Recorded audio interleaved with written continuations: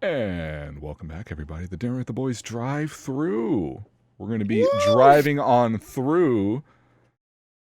I'm not your house. I don't have anywhere to go with that. Yeah, there you go. Right to your living room. Shouldn't do that. Right in there. And we're not paying for the wall either. You ever see a McDonald's and you're like, I could go to the window, or I could just go through this giant glass plane. This looks great. What the hell? Yeah, this slaps. What? This looks sick. It's a little layout there. Oh, thank you. Yeah, damn, dude, you kind of nice at this, bro. Thank you. I try. Kind of nice, bro. We gotta do plugs before we get it because we didn't plug before. Well, if you are enjoying what you are watching and if you would like to see more of it, please follow the Twitch for us going live every Monday at 8 p.m. Eastern, 5 p.m. Pacific. We go live on here on Twitch. We have the whole cast, hopefully archived for those who want to see the whole thing in full with the video and everything. We save it on Twitch. Hopefully it saves it. I don't guarantee it. But in spite of that, we are also going to be uploading the clips as we've been doing to YouTube. You can go to our YouTube as well. Either scroll down below if you are on the Twitch currently, or search Dinner with the Boys on YouTube. We do not have a custom link. I am sorry. We will get to that. I might as well not even bring it up until we do. So we're just going to, this is going to be the last time we're going to say it. So we'll just leave it at that. No, that's not true. It's not true, but I'm going to say it as if it is. I'm going to say it very defiantly while Aceuhh silently shakes his head in the distance. You can, and we're also going to be getting everything on Spotify soon as well. So please follow the Twitter at DinnerWTB. That's DinnerWTB for any updates regarding clips that are going on YouTube, casts that are going live, any other casts that happen to go live on different days, such as this Thursday when we are going to be having our Final Fantasy VII Remake spoiler discussion, which we will be saying, when that's going to be pretty soon. So again, follow the Twitter to know when that's going on. And also be able to check out when casts go live in their on things like Spotify and whatnot. We'll have the full cast, audio only, being available through there. So if you prefer that as far as the accessibility, that will be available to you very soon. And hit up the Discord, please. We are in there right now. You can hit it up right this second. You've never been in here before? You want to talk to us? We're at the table. We're at the table right now. And look around, Dax. Look at the people behind the rope. And we have many gentlemen behind the velvet rope, and ladies behind the velvet rope. And we are going to pull you one at a time in here. We are going to talk some mad shit. We're gonna roast your Jordans, and we're gonna boot you out. Oh, now. What? If you want to, like, a nice conversation, like I'm also chilling. By the way, Michael has not been a part of this. So yeah, but what are they called? Jordans. Jordan's true. Look, if I make fun of a Band-Aid, I'm not making fun of the guy who was named Band-Aid or whatever it fucking was. I think his name was Band-Aid or some shit. There's a surprising amount of products that I'll hear where it's like, oh no, that's just the name of the product. Then you find out, oh no, that person was named that. I'm like, why would you name yourself that? Yeah. Why would your parents name you that? It's fucking weird. Anyway, so we're gonna start pulling some people in here one at a time and having a little chat, having a little discussion, bring you in here, see what you've been snacking on, see what you've been doing with your day. Have a good little time. If you want to come in and just chat for a couple minutes with the boys, you can do that too. If you come in and you have a question, cool. If you come in and you want to talk shit about Shib's Jordans or Michael's Jordans. That sounded really funny. Then you absolutely can. You absolutely can. And he can't do anything about it because he's in Canada and is too far away from you to hurt you. I mean, he also would would my never. band button still works in Canada. I'm not gonna lie. He would also never hurt anybody. You can do it, but all actions have consequences. Some better than others. Look, they say that in movies. Okay, it's not actually a thing. Don't worry about it. We are going to start with our favorites. What? Huh? What? Thank the subs. Right. Thank you so much. We would also like to thank these subs. I apologize. I missed some of these. So we had a sub from Sake with the tier 1 for 7 months. It says Pog Boys. Thank you, sweetheart. Poggers. Thank you. Let me see. Fuck. I need to see. Where are my notifications? Because I'm not seeing all of them. What the fuck? Oh, right. Pedro subscribed for 10 months with Prime. Thank you very much, sir. And we also have Fillin88 gave a tier 1 sub to Stickman Sham. That was a very nice gift. And my lovely girlfriend April Cake also gave a tier 1 sub to the VashTSB, Michael Goldfish, Shib, and Aceuhh, because I'm the only person that subscribed to our own channel. What did this get do? We're all sub now. Thank you. What did this get do? Sub for 14 months. What do you mean? But I saw... wait, did I misread that? No, you're absolutely right. Never mind, BB. I'm sorry. I thought I was scrolling through the thing in the little box, and I thought I saw it. I thought I saw BB's name in the list. It was not my mistake. BB's cool too. Even though it's like orange is a favorite. This is weird, but you know, whatever. Orange is good. Cool. He's got the golden D, dude. He does have the golden D. What the fuck am I on? I don't even know what it's talking about. Anyway, I got that.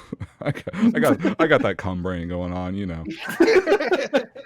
Been looking at too many armpits, you know. That's how it is. That's how it be. It's for anatomy research. It's for the, it's for drawing. It's not for, anything else. Anything weird. Anyway, speaking of good fucking pits, you know who likes to post some good fucking pits? Acid Fire Boom, our resident porn enthusiast. That's our man's. He's gonna be out. Yo, if we ever get Discord sponsored, he's gonna be out of a job. He's absolutely out of a job. He's absolutely done.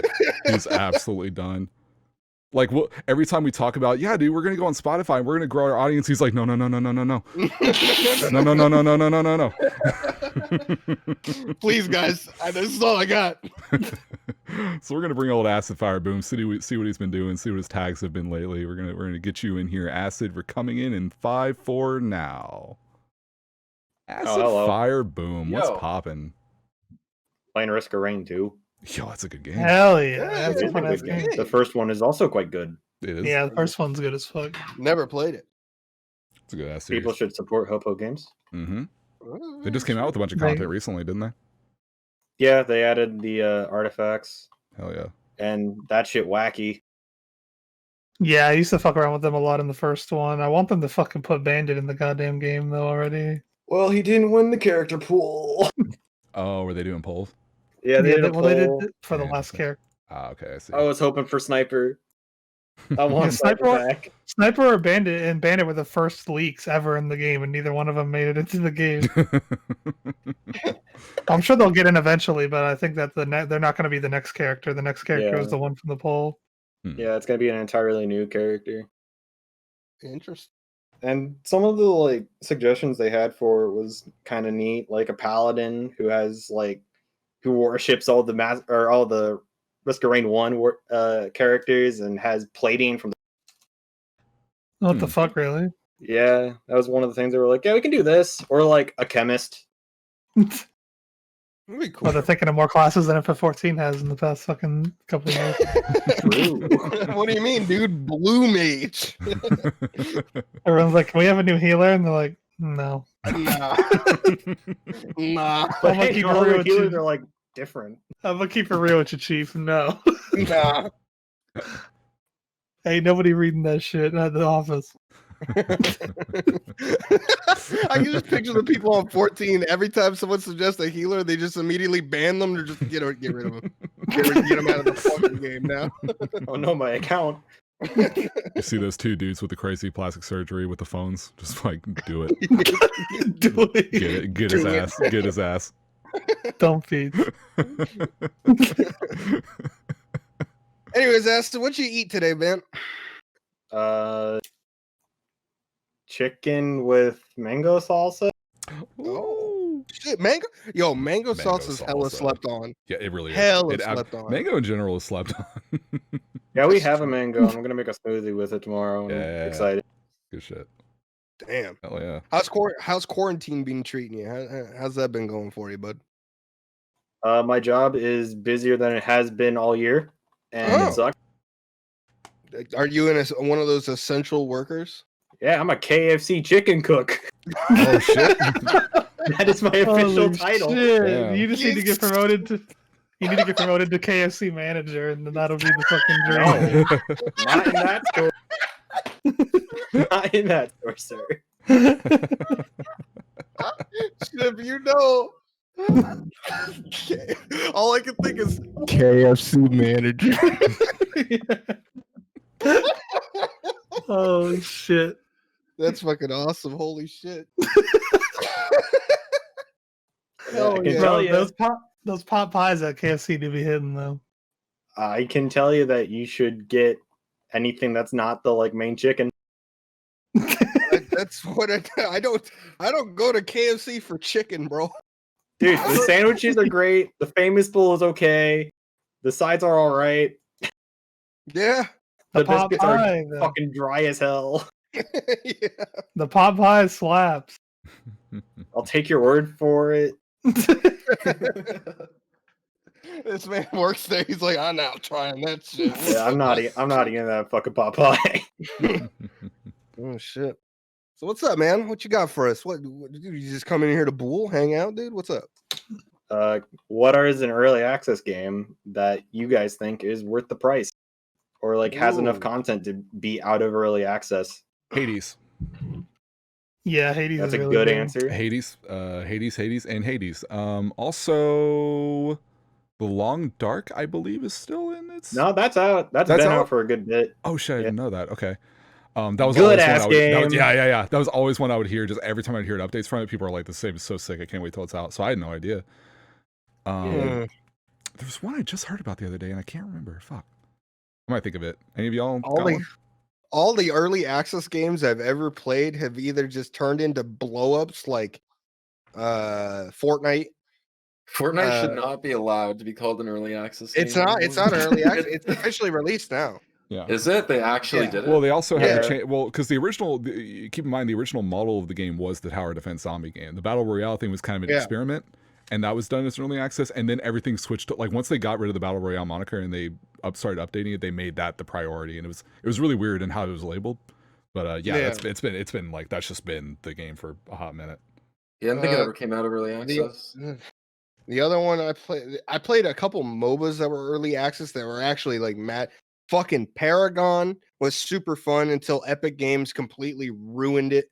There was another one I can't remember the name of, but the soundtrack really bumped, and everything about that game was actually super fun. And I'll cry to this day for Ghost in the Shell First Assault Online. What a good fucking game. It was such a good shooter. Such a good fucking shooter. And you know who ruined it? Nexon ruined it. Anything that Nexon touches dies. That sounds like me and Dawngate. Oh, that's the game. I fucking missed Dawngate so much. Dawngate was so good, dude. Holy shit. I still listen to the soundtrack on YouTube. The collection, the song that when you click the collection in Dawngate, so fucking good. Just scrapped, gone forever. Now like half the devs are with Riot, and Yumi is just one of the characters from Dawngate. So there's that. 100%. I'm happy for that. That's interesting. God damn it, the bastards! Fucking EA, dude. Fucking EA, dude. And now they got Apex Legends. Fuck. At least they don't touch that. Yeah. They've thankfully left Respawn pretty much alone. Yeah. So just like make things, and it's been really refreshing between that and Fallen Order. It's like, okay, cool. They just actually didn't fuck with them. But a lot of the only early access game I'm playing right now is Valorant, and that game does not have enough shit in there for me to be like, yeah, fucking release it now. And so put that shit out. I'm waiting for the Riot fighting game. Give me that. And in the meantime, you have early access games such as Risk of Rain, fucking Mountain Blade 2, and Factorio, which all have way too much content for being early access. Yeah.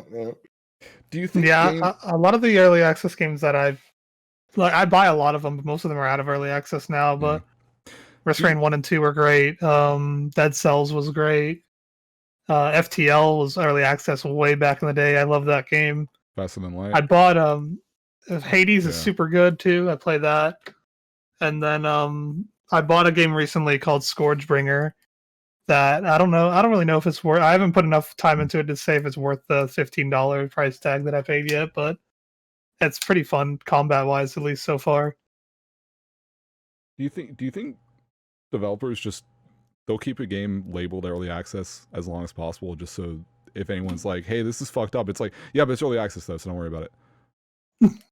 That's kind Maybe, of how I am probably. with the Factorio Like, keep that dev, term, but keep- at the same time, Hmm? Factorio has been in early access for like 10 years Jesus. or something. It was on its own site for like 5 or 10 years before it went on to Steam. Wow. And that shit has been going strong forever. We all forgot about our favorite early access game, dude, Star Citizen. That game doesn't exist. What are you talking about, dude? There's pieces of it scattered about. No. There's that first person mode that the guy woke up in the middle of the night and was like, yeah, dude, we should add that in. That just sounds like Star Citizen's Kickstarter. That game, I think it's up to 360 mil or something like that. It's still getting money. Probably. It's still getting money, and it's nowhere near done. Darius Sim's never leaving early access. Oh, that's not God. The best part about Star Citizen is Mandalore's video on it. Yeah. There's also a really good. Well, it's actually it's from 2016 now. I would love Frederick to do a new one, but he did a Down the Rabbit Hole video on Star Citizen back then. And it kind of ended on a more like kind of hopeful note. And I'm like, oh man. Here we are. But I would love him to do an update one. It's been like 4 years since he put that out. So, but yeah, that shit's really funny. Which is a shame because like there's so much about it that's just like little bits and pieces that are like really solid and promising. It's just the guy who's leading this thing is a fucking hack, and just that project is the definition of future creep, and it's just it's fucking crazy. But at least that's an actual game compared to the other future creep situation, which is a Yandere Sim, which is less future creep and more of like that guy's a fucking asshole. Every time I hear more about Yandere dev, I just kind of look at it and go, "Yep."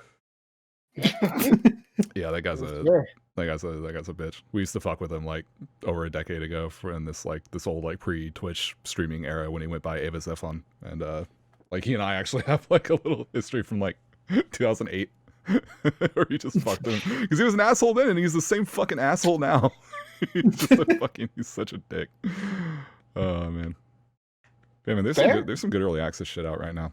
It's pretty cool. Now that early access isn't just fucking release shovelware. Yeah, it hasn't had that like advantage of it. Well, there were a few like a couple years ago. If you had said early access, I mean that was just like you were just condemning your fucking game to the grave early at that point. Amongst survival. Yeah, that was early access survival crafting permadeath sim, and it's like, and you have the Long Dark who's like, yeah, we're like a good game, and then you have everyone else who's like, we don't know what we're doing. Yeah, the early days of early access where you had Prison Architect and Long Dark. Yeah, and that was about it. The people that made 20XX are making a game called 30XX as well. It's sequel. 20XX was pretty fun, like Mega Man X, the roguelike kind of. That's cool. Heard about that. Oh, fucking hell yeah! I got some cool stuff. So once again for me, real quick, Acid, like those the main games you listed off for me to try because I'm gonna actually write this down. Mountain Blade 2 Bannerlord. It looks like shit, but it looks like Mountain Blade. Yeah, it was the best way to. I'm familiar with it visually. I just never touched it, but I'll look into that. Oh, there's a reason why stuff gets called Mountain Blade jank. Okay. Oh, I'm all about it, dude. Look, I speedran Sonic Boom. Like I'm fine with jank. Let's go. And then you have Risk of Rain 2. I know that. Yeah. And Factorio is a nice little factory building game that has way too much content for only $20 flat. Ooh, that sounds cool. Shit. Yeah. My favorite part of the reviews is just people who have thousands of hours in it and go, yeah, it's $20 flat. It's not $19.99 bullshit. And you're just like, yeah. About I don't go Fish or BB have any games. I never really got into the early access scene. Like I pretty much only buy games if they're complete. There is one exception. It's like the early access game before early access games are even a thing, and that was Minecraft. When it was still in alpha. Yeah. I think that was a lot of our first. That was incredible. And so when you had a strip of 9 blocks with different colors, and you just went around and placed them, and that was the game, and it was the best. that was it. In my day, there was no hunger meter. Yeah. By that time, survival mode had actually been released, so it wasn't just build mode. Yeah, it was actually like it was a thing, but it didn't have like the weird health meter that I see nowadays, or like weird little experience orbs or whatever the heck, like this little green meter, like whatever the hell that is. It was literally just heal and then go explore, and there are some enemies out there. Like the Enderman probably didn't even exist by that point. Like that when that thing came out, that was huge. That was like, what the heck is this weird new thing? What the heck? I started playing. I don't even think there were full maps yet. I don't think there. It was literally just you're just in this like decently sized space, and you would just kind of free build with like 11 textured blocks. You had your glass and your stone and your all that, and then you just go on there, and then people would just be building shit, and you would go over and you'd start like breaking blocks, and people would freak out, and then you would find something where they like, I think the only thing unique, I think you could place water. Oh god, it was so, it's I mean, I'd have to go back and look at it, try to remember to piece it together, because I'm sure I played that game off and on so many years where it's all jumbled together. But like that was that was the build well before anything regarding like fucking weapons and health and enemies and all that shit was a thing. Like it was a completely, like that was early. Yeah, I remember playing when survival was in, but like they didn't have like fucking the Nether or any of that shit. I don't think yet. No, yeah, that was all well before that. I would like to actually look back at the timeline. What was that? I got Minecraft when it was 1.3 because I'm fucking young. I'm gonna tell you this legitimately. I have never played Minecraft. Fair That's enough. a lie. You should. Yo, I game days? legitimately never did. Game days? Minecraft game days? Minecraft Yeah, I game haven't days? played Minecraft either. When Minecraft, what year did Minecraft come out? 09? 09? Yeah. 09. Halo 3. I respect that. That just reminded me. I did play Terraria though, so. Fucking Terraria update in like a week. No, The last update. Ooh, The shit. final So excited. The final update? Oh, The fuck. final update. They're adding like full town building and shit. I haven't played it since like 2013. Let's go. What do you Hey, think? fucking A. Well, 1.3 doubled the content. So if you haven't played it for that long, you have a lot of shit. Well, I mean, every time I mention it, everyone goes, "Ugh, what?" I've never played Terraria. Terraria is mad fun. I think Terraria is my favorite game, flat out. Oh, Like I have more hours than Smite, but Terraria has about 1,000. God damn. Okay, never shit. Yeah. I have 24 hours because I played for 13 hours straight on like 2 days over a span of 2 days. That was super fun. I played through that game to completion every update with like 2 or 3 friends. I want to do that. That sounds like game night, boys. Game night. Game. Terraria is only like $20 or like $10, and is the best $10 you will spend on Steam. Yeah, that's pretty true. More or less guarantee that. That's pretty true. Well, hell yeah. All right, Acid. Once again, thanks for giving us all the not safe for work content. Post more Tifa. I'm sick of you. All right, dude. Control pops up on my timeline. That doesn't mean you can't fucking find it, dude. Go look it up. Pixiv? Yeah, dude, start doing that. I already do that. I don't. Every time I do it, I go, why am I doing this? For me. It is a pain to go through a lot of those. Fucking diapers, no. Oh, okay.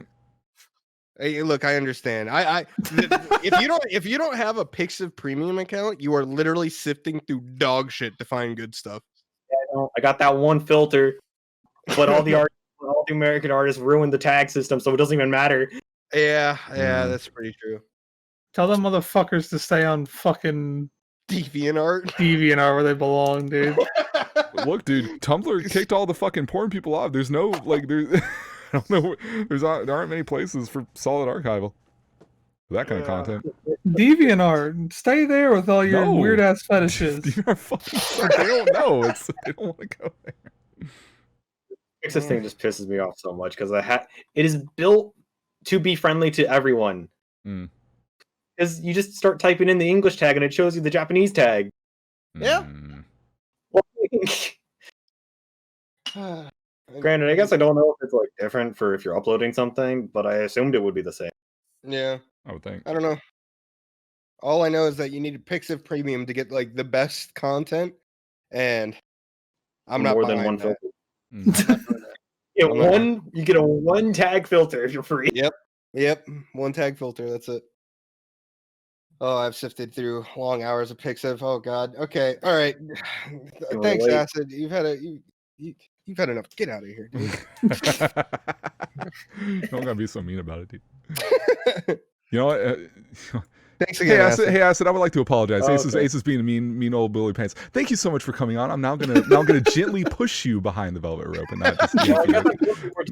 Someone else requested it in a different Discord. Oh, there you go. Oh, so there you go. Like, anyway. Hell yeah. Who do we want to bring down next? Get our artist. What am I brain The guy that for a second? The guy that draws us all the time and animates us. That hasn't actually completed anything. Wow. That's kind of fucked up. He's completed Is that some just like an drawings, excuse too. to call him out? Like, what the hell? It's a little mean, What? dude. Why are you like? Some Why drawings. Austin, do you want to like talk about it before we like bring the next guest over? Look Like, at him. holy shit. Go on. What? No, Be, I ni- just dude, wanted be nice to our fucking artists, dude. Artists Yeah, are fuck that. like. I know. All the stuff that he makes is fucking awesome. I just want to see something done. wow. Give him some fucking time, dude. Jesus I Christ. will. You I know what? have. You know, I'm pull him going to continue. down. No, pull him down and say that. Come on, pull it down. Pull him down and say that to him. Hey, dude. Dude, when are you gonna get done? Hello. That's fucked up. Welcome to the drive-thru. Mayonnaise, you there? Might be away. What? He was here a second ago. This son of a bitch. Oh, he's muted. Wait, Wait. is he force muted? Hold on, let me check the fucking. There's no way he should be. Ace is scared him away. I don't believe No, you. no, there's no way. I think you did. That's definitely. Oh, he's force muted. highly likely. He's force muted. Yep, Okay, apparently. let me figure What let does me that figure mean? that out. I don't know why he's force muted. What does We that had this mean? happen before. Yeah. Can't talk in this voice channel. Well, I mean, I fucking got acid fire booming here. You can fucking talk. We had this at one Yeah, but point. he's got a Oh, great okay. name. There we go. Yo. Hey, there he is. Hey, dude, when are you gonna get done? Oh shit! What you're asking, man? It's fucked up. Y'all got any tips for procrastination? Fucking do it, dude. I don't know. I don't know what to tell you. Actually, I'm basically done with the groundwork and everything for future episodes as well. I just need to animate actual shit. Oh, my man. Oh shit. All right. See, he's almost done. Look, it just takes a little bit of motivation. Yeah. Me going, hey, dude. The Technically, I'm almost done, you know. But right now, I have to do some university work, and you know, sometimes I'm like, I want to draw some. Yeah, he's more got uni, scenes dude. again. Like, chill out. Then it's like, I understand. I get it. Do you? I mean, Are you say sure? that, but and then I'm like, you know, I want to replay Final Fantasy 12 for the 10th time, you know. Sometimes like you just that. gotta. Get lost in the sauce. That's a good game. Mm? It really is good. I love it. It's my favorite. Oh yeah. So what's A up? lot, man? a lot of people. FF12 is definitely underrated. Yeah, it's so I good. had a lot. I still have to finish it now. I have 20 hours and I want to finish it. I've been enjoying the fuck out of that game. Every time I fucking play it, I'm like, damn, it's been 9 hours. Holy shit, I need to stop playing. But Yeah, man, it's so good. So what's been going on with you, man? How have you been doing? What you What you eating? What you snacking on? 2 slices of bread because it's 4 a.m. Okay. Hell yeah. fair, I respect 100% it. fair. Mayonnaise, you're a man of fitness. I Yes. literally look at your picture and Jesus Christ, your arms are massive. Yes, I'm a fitness trainer. Also. He's a fitness trainer, dude. When are you gonna work us all out and get us fit as shit? And Yeah, once real though. Corona's- Dude, once my Corona dick's getting starts- smaller by the day. I need to fix this fucking pouch that's like overtaking it. So if you can help me Oh out. yeah, right. I missed the big dick. I forgot. Yeah, yeah, yeah. Sometimes I forget my power. Hey, for the longest time of my life, I thought, yeah, you know, it's average, and then it turns out no, No, we slanging. it's actually pretty big for what the fuck. That's most people like spend their whole life like, yeah, it's pretty small, and then they find out it's average. But then he's like, no, I think it's average, and it turns out to be big, dude. Yeah. That's the opposite. wolf. That's what Hey, happened with my first girlfriend in high school. She looked at it and she was like, "Wow, that's pretty big." I'm like, "What are you talking about?" Because my whole experience was like looking at random, like seeing random porn images on Google, and of course that's like blown out of proportion. I was like, "What do you mean?" What do you mean? She was like, "No, the average is like 5." I was hands, like, "What are you talking about? You're lying." I like didn't believe her. No, but last week I was going around town like, I need condoms, man. And, He was saying that. I need He some was motherfucking flexing, dude. and then every fucking store is selling the same fucking Durex condoms that don't fit. Yeah. Those bastards. Yeah, nothing's worse than a condom like really cutting off that fucking circulation. Like it already cuts it off a little bit, but then having it go more extreme where it's like it's just gonna fucking cut this thing off, dude. Like if I leave this shit on, it's gonna be gone. and it fucking numbs. It your sucks. pieces. Yeah, it sucks. It sucks ass. Yeah, you don't feel anything. It's like, Jesus fucking Christ, what am I doing it right? I don't know. Oh hell yeah, dude. So the 2 slices of bread, sure, but what'd you have for dinner earlier today? Pizza burgers. Oh, Oh, okay, that dude. sounds God pretty damn. good. Let's go. Yeah, man, that's such trash food, but I love it, man. Hey, hey, you know what? We're under I need- quarantine. You can do whatever the hell you want. Get fat, man. Yeah, every time I have to do shit for university, like right now, I'm like, okay, I just get all the trash food. I need burgers, I need pizzas, I need fucking chips. I don't know. I need it all. Need to Give it stock to me. up. Get it down the gullet. Fucking McDonald's is closed, Burger King is closed. I don't know what to do. Shit.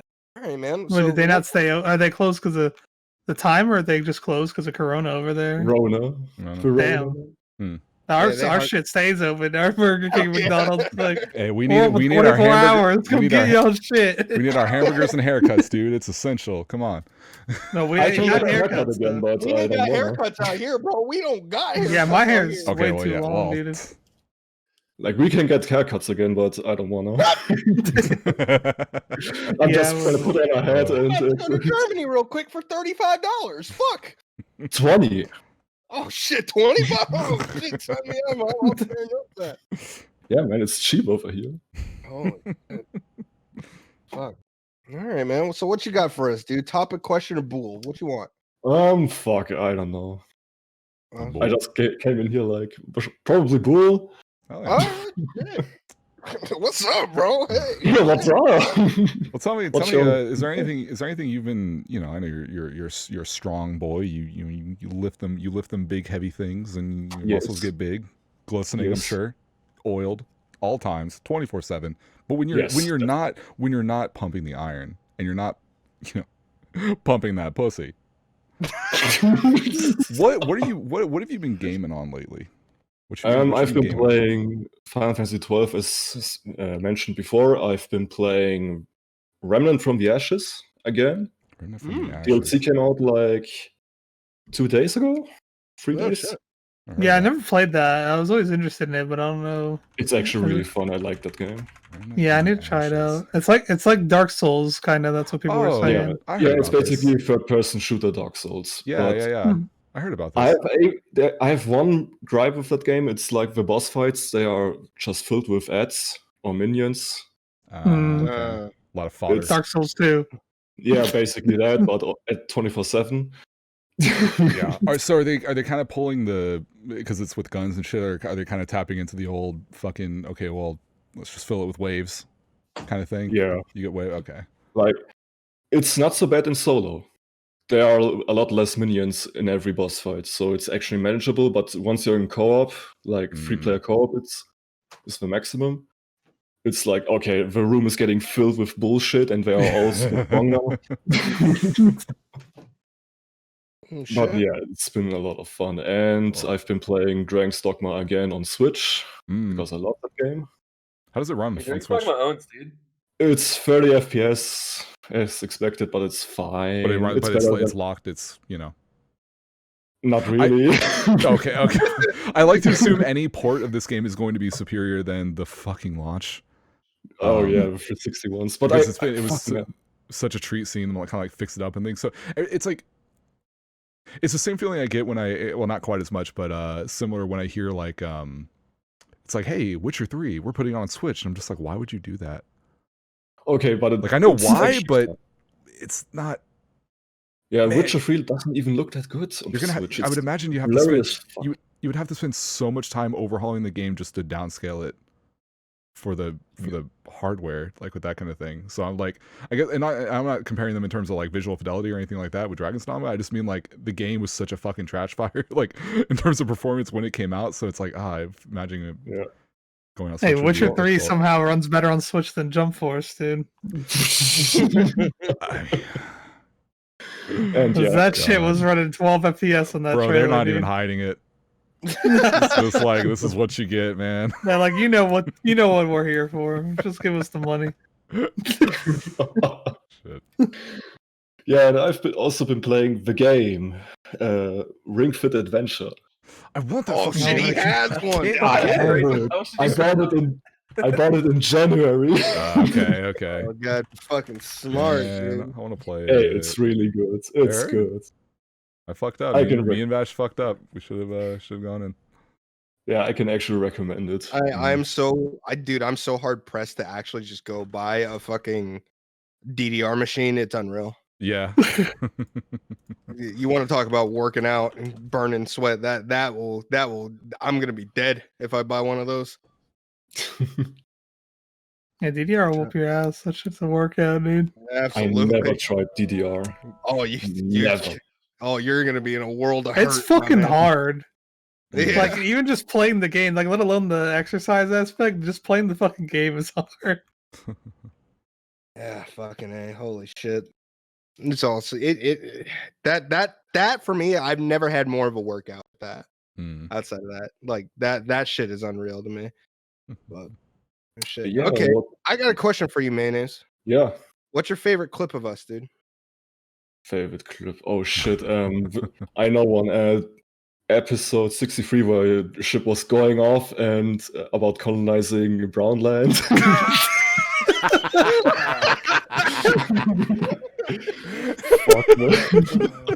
That never happened. You sure? No. This man has an episode time. He's just like, yeah, man. Around 4 hours because I loved that clip so much. I just opened up Notepad, write it down. Well, funny you say that, Mayonnaise, because if you would like another funny clip of Shib talking about some bullshit, one of the clips that we have uploaded recently from episode 69 that's on the YouTube right now features a 5-minute clip of Shib talking about some bullshit. Oh shit! So you can go subscribe to the YouTube. Go enjoy some shit. I'm so excited for like all the I don't know what kind of because you've only shown us a couple animated things like that you've done.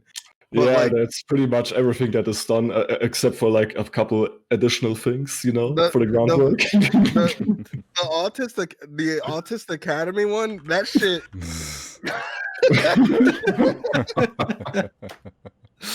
That's pretty good. Really fun. Yeah, I have another clip in the works of the same episode. The curly nudes.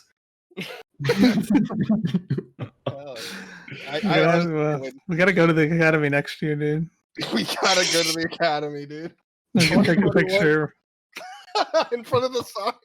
Yeah, we can pull it. It's literally right on the side of the road. Like we can actually pull over and take a picture with the sign.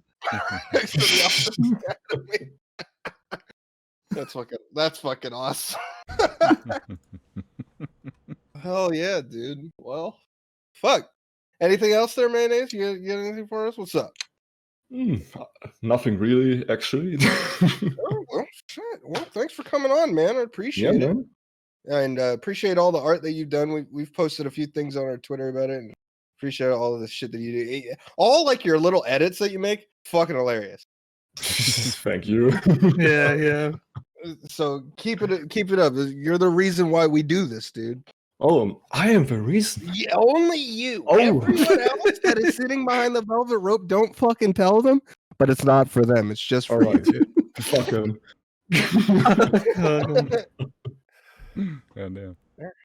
All right, now I'm gonna take your big body and push you. Ace has to insult somebody at the end of every conversation, dude. But this time he insulted everyone. They assert your dominance somehow. I'm gonna be the reason why everyone runs from us. Everyone's just gonna be like, just cancel. That Ace guy, he's just such a dick. Well, He made fun of Facebook Tekken players. And they can't run away if we're dragging their names in, such as this next person we're going to be dragging in, which is... Let's get Pedro. What's going on, Pedro? He's going to talk about some good-ass Mexican food. Hell yeah. Hungry, make us hungry, bitch. All right, you coming in 3, 2 now. What's up, Pedro? Oh, shit, I actually got pulled in earlier. Holy, I wasn't expecting that. What's up? Hey, we want to hear about that good-ass Mexican food. Ah, shit, it wasn't really Mexican. Hold on, where's my phone's over here? I never sent a picture, did I? Oh my god, dude! We pulled you in. You had to be ready. At least he's not auto-muted. Could be worse. Hold on, in my defense, I'm used to being the last one getting pulled in. We're mixing it up this time, hey gamer. You gotta be on your toes. Well, Delta had beef and pork chop suey, dude. Ooh. Hold up, where is it? Oh, and wait, that was the wrong picture. I was about to send Lewis. Okay, that's Did you see what Hake posted? Dude? Yeah, Hake always eating like a king, dude. Hake always eating like a king. Literally always eating like a king, dude. What is that? Oh, shit. What the fuck is that? That's a bro. What is? Are you okay? Why don't we talk about it for a little bit? Let's talk about it. What is it? What is it? What is it? Just tell us. What is it? Oh, that's some pork loin, okay, ribs, and I'm like, you know what? I'm gonna just chuck in a hot pocket. Why not?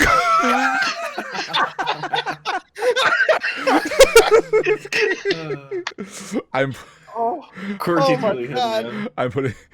putting this on the stream. Oh shit! I didn't drop Eatski in there. I forgot to drop Eatski. Hold up, I'll drop it. There she is. There she is. That's how I'm looking at my plate. You're looking at that like that. So, hold on. Oh god. So.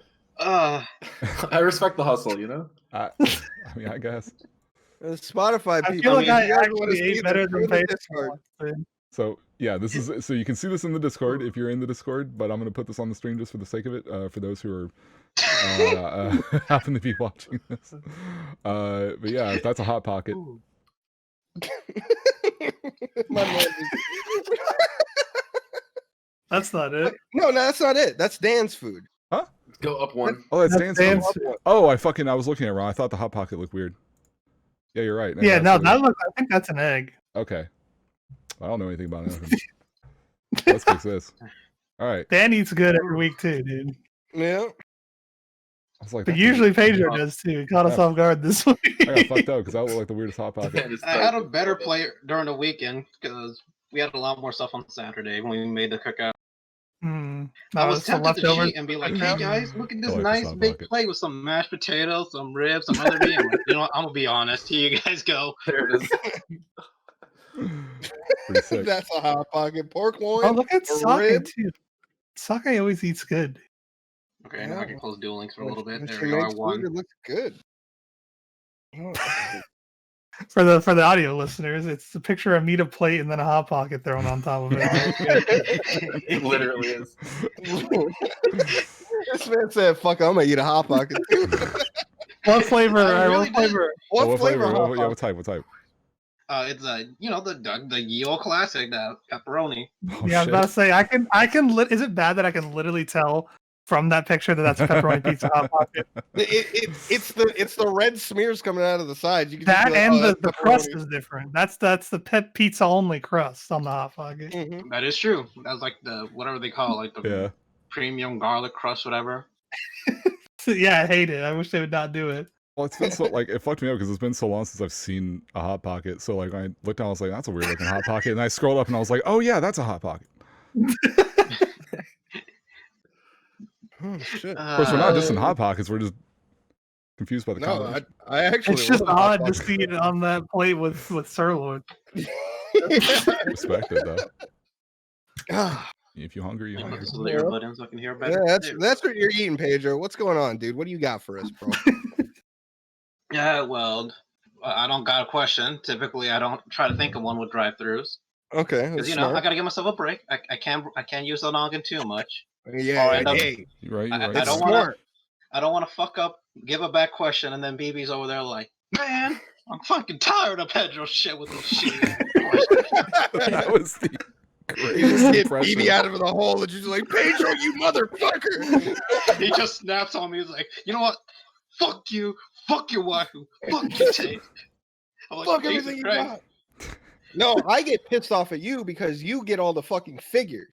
You have all these cool fucking figures that I want, all these Nendos, and it makes me pissed off, dude. There's one in the box right here. She's just chilling. I haven't taken her out yet. Little for me, no. You son of a... You see the Chica one? No, I've seen it. I'm waiting for it. Did you pre-order it? I don't think his pre-orders are up yet. Yeah, it is. Is it? For the bunny Chica? Oh, not that Chica. Oh. I thought talking about Nendo Chica. No. I'm talking about the bunny one.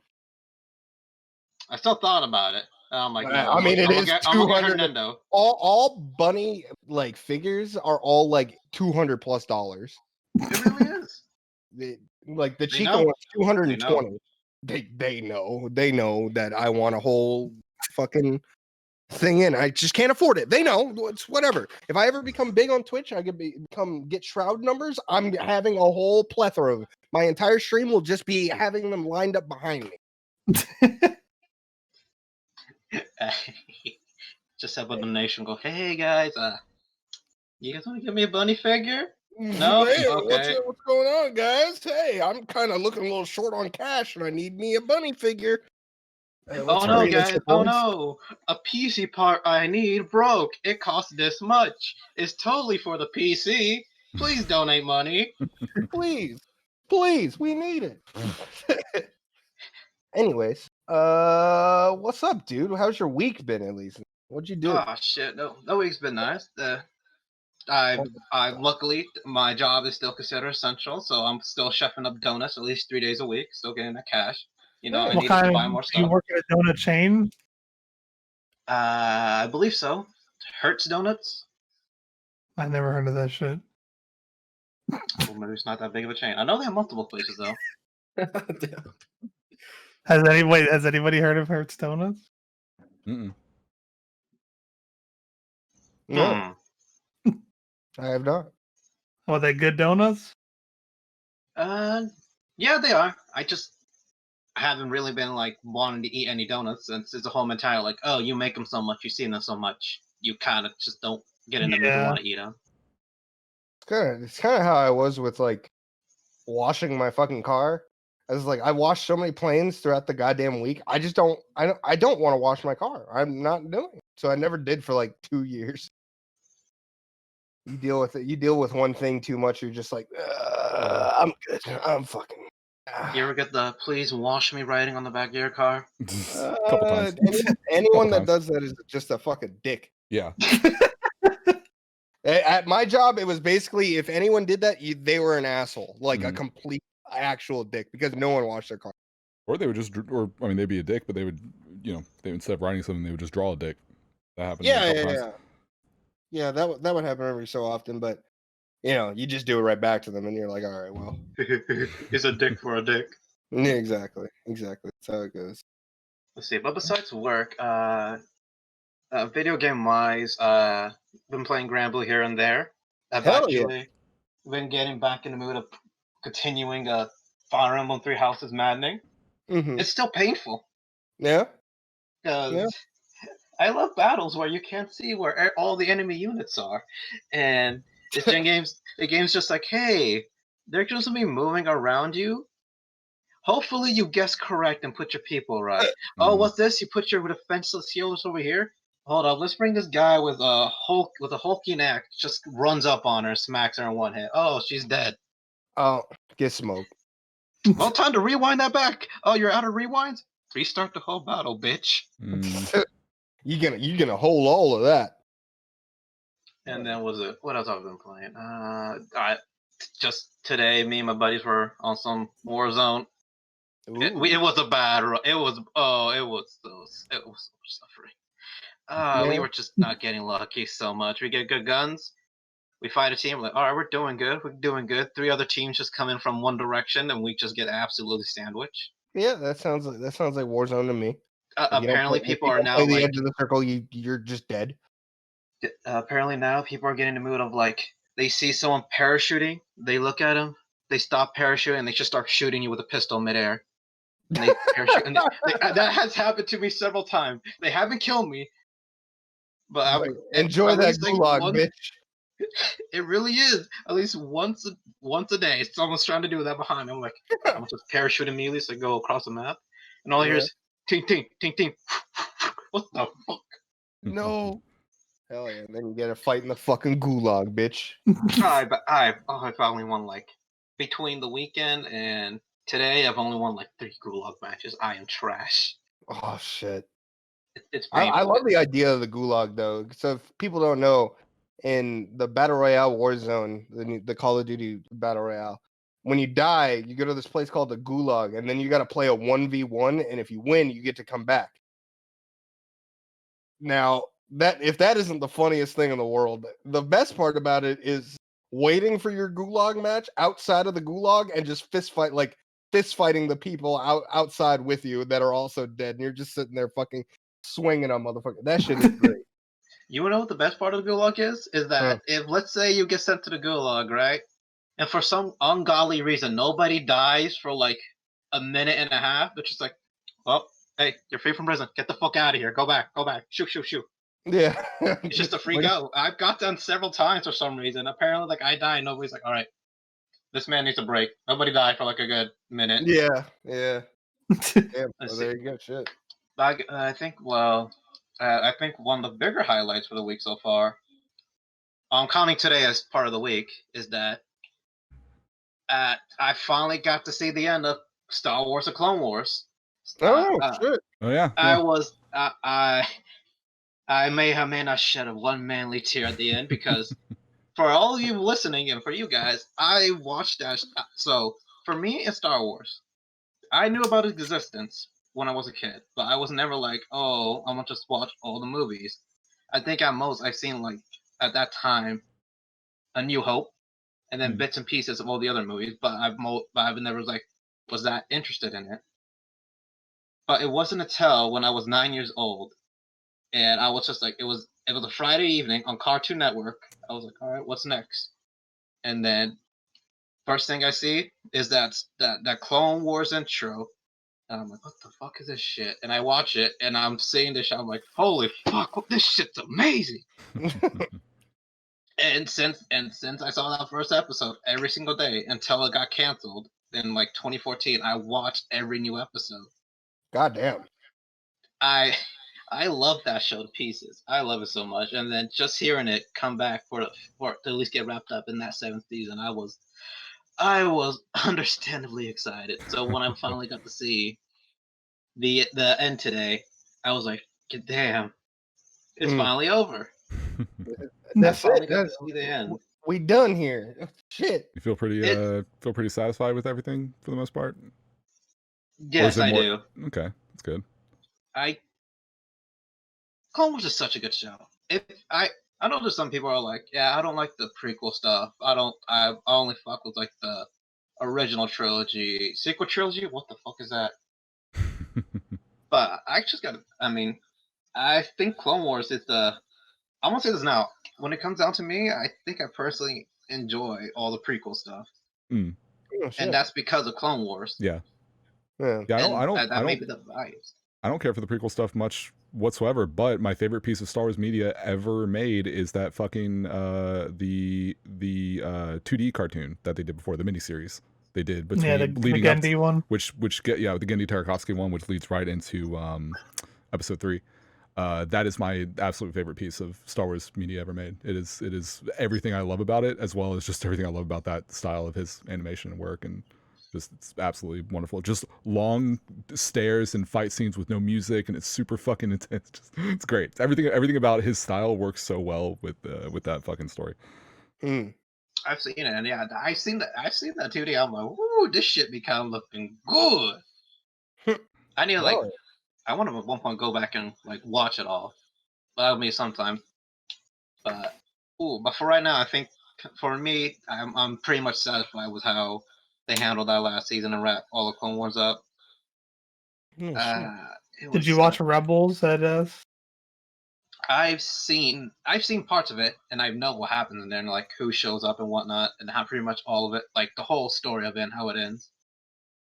But I haven't like gone through and like in a while and like watched every single episode. I just know like the more important story beats of it.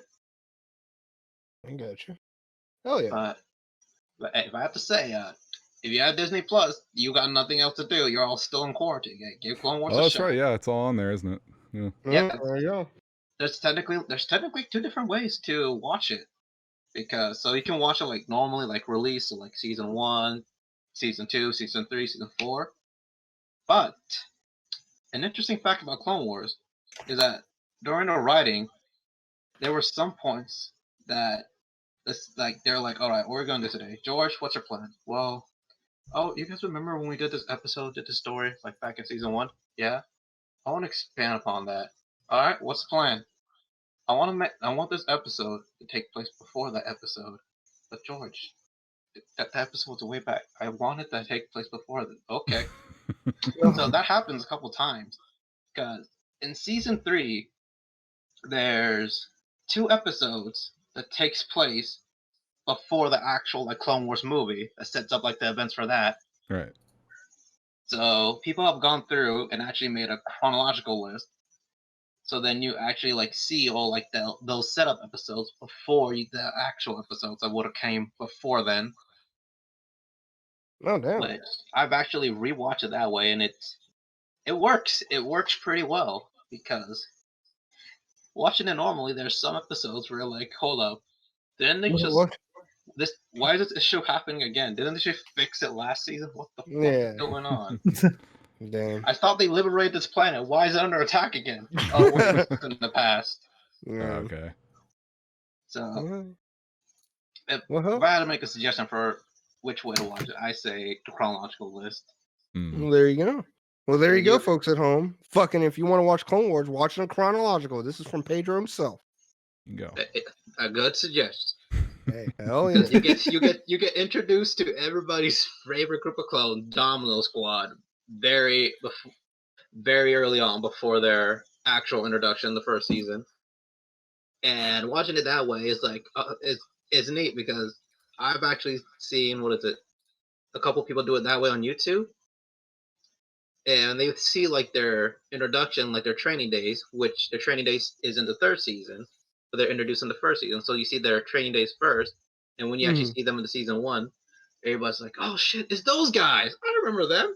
Is that dude? Is that dude? Is that dude? Oh shit, I wonder what happens with them." Because I think one of the bigger appeals with Clone Wars is that obviously you got your standard, you got your Obi-Wan, you got your Anakin, all these characters you see in the movies, and you know what happens to them, so you know nothing bad or too bad can happen to them in this series. So what they like to do, what fucking Dave Filoni likes to do, he's like, "Oh hey, look, I'm gonna introduce this new character into the canon, and by the way, they never appeared in any other movie, so we can just do whatever the fuck we want with them." So hey, you end up liking them. Oh, what's it? Is that an axe coming towards him? Oh shit! Is it actually gonna get him? And that's what I kind of like about it, because there were a lot of times, different variety. Yeah, because there were a lot of times like, "Oh, I like this character. Oh shit! Wait, he's in any other movie. Oh, this looks like a very bad situation right now. Dave, please don't do this to me. Please, I'll do anything." Please, not him. Please. This guy doesn't die, right? He just fucks off to a different quadrant, right? He doesn't. That's why we never see him again, right? He doesn't actually die, right? Huh? Right. Please say he's not so. Please say psych. Please say psych. I'm glad, man. I'm glad that you were able to get a satisfying ending out of all that. I forget how long it was running, but it's really cool to hear that people, and generally people sound pretty positive when it comes to the ending. So the whole series in general. So that's cool. So I would highly recommend as you said, chronological order. Yes. Hit up that Disney Plus.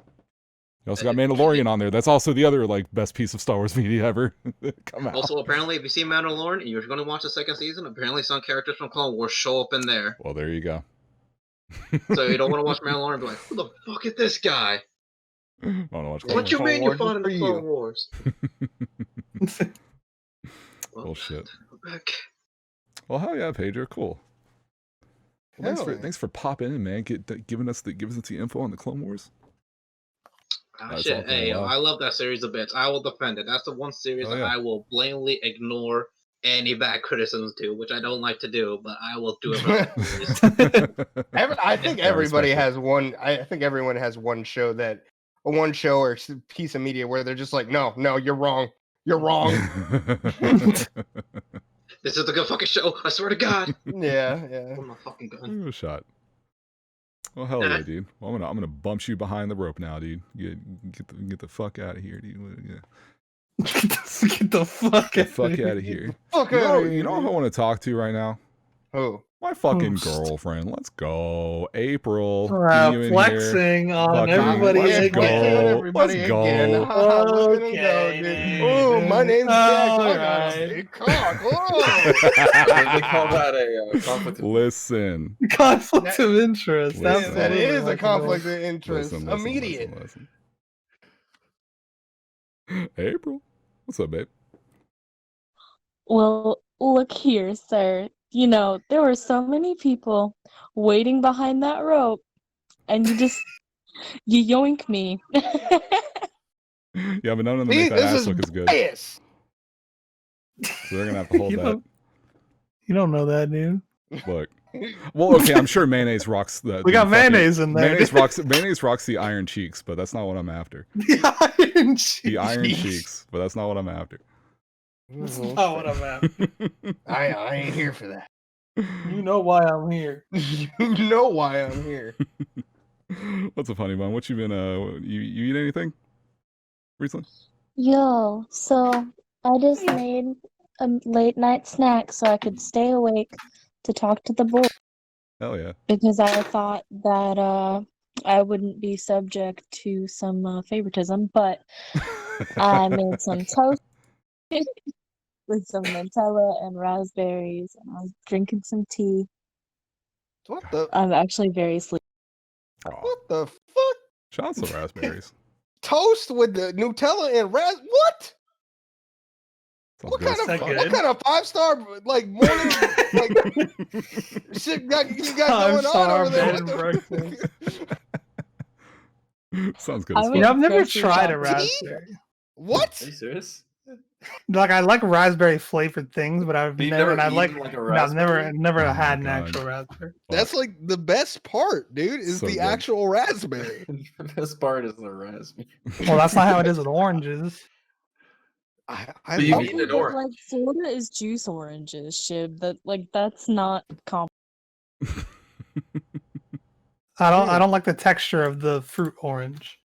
You don't like the You don't like the stringy bits and all that? No, you feel like you're fucking eating plastic.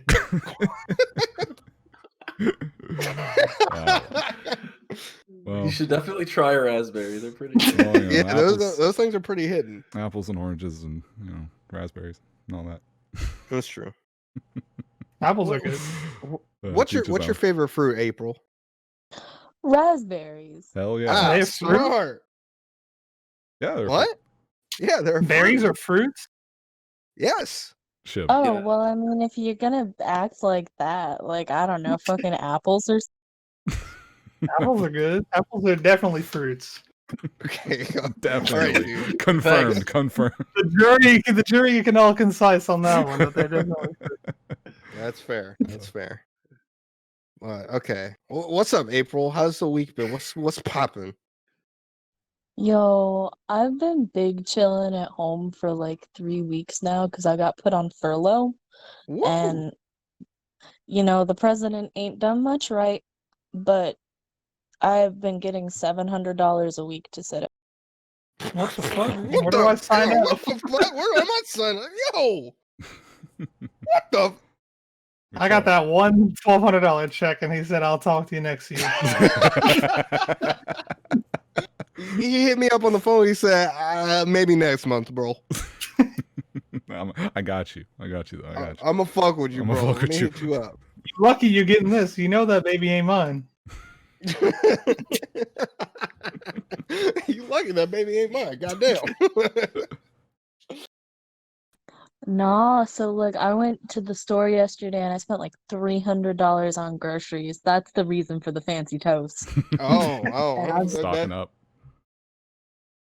Yeah, I spent all this money on groceries. Yeah, you want to go to the grocery store as little as possible. Yeah, exactly. Fully hazmated out if I'm going. Just got the whole suit. I got some fucking. I sound like Darth Maul when I walk out. I'll be sounding like Darth Vader and shit. It'd be tight. Ace has to keep the hair contained, so he's like that dude who just put the giant water cooler on top of his head, just the whole thing. Bro, I'm literally like, I still can't get any stomach acid medicine because people think it cures corona. Oh god. So they bought it all, and now it's gone off Amazon and all the stores. So, and I'm literally have like 3 left. This is so annoying. Yeah. That reminds me. Harris Teeter. I went into Harris Teeter, which is equivalent to a Publix. Mm-hmm. They had cold medicine. They did not have household cleaner, except for like the organic. Oh God. All the rednecks gonna go drink this fucking household cleaner, and you know I'm gonna have a better. Hey, weed them out. Weed them out. It's like, because on one day it's like, man, Trump, can you not say that shit? And the next day it's like, well, the data's coming back. The numbers don't lie. The numbers don't lie. It's just so annoying. It's like I need that medicine, dude. You know how awful it is to just live with like heartburn 24/7 if I don't take it, and now these motherfuckers are buying it because they think it's gonna cure the goddamn virus. Well, I'm finally seeing toilet paper come back, so I mean maybe it'll be just cycles, I guess. Yeah, we got the actual toilet. Like at my place, we actually got the toilet paper that we use normally. I'm so happy. Hey. Now I don't have to take like 3 trips to the bathroom to just be like, did I get everything? I don't know. Babe, was that bad at the store? Yeah, actually, it's weird. I went 3 weeks ago, and I got toilet paper, and then this time they didn't have any. They only had wet. Oh yeah, that's right. You told me about the wet wipes. I keep forgetting. We just got, I don't know if we got lucky, but we just got, like, they had a fuck ton of toilet paper and paper towels when we went to the store. Lucky bastard. Holy shit. We didn't have shit when it came to ours. I literally, like, the last time I was in the store, because, like, it finally came back yesterday when I went, but, like, a couple weeks ago, I just went down there, and there was nothing, but there's nothing in the entire fucking aisle except for one tiny little display box with some dude wipes. And I just grabbed one. I was like, fuck it, I guess this is what I can. Just fucking grabbed one. It's like, all right, cool. You're a dude. I am a dude, and I do wipe. So really, it's a perfect combination. You heard it here first, y'all. What? Dax, aren't you one of those ones that sit and wipe? What? Do you sit and wipe your ass? I can't. You have to move up to reach back there. You can't. You'd be surprised. Okay, well, people are getting a little too close to the fucking danger zone. That being the water. I'm not gonna like risk my fucking fingertips touching the turd that's sitting. Motherfuckers really be sitting and wiping their ass after taking a shit. I stand up relatively, like maybe a little past halfway. You get gamer squat position. Yeah, the gamer squat, the mid squat.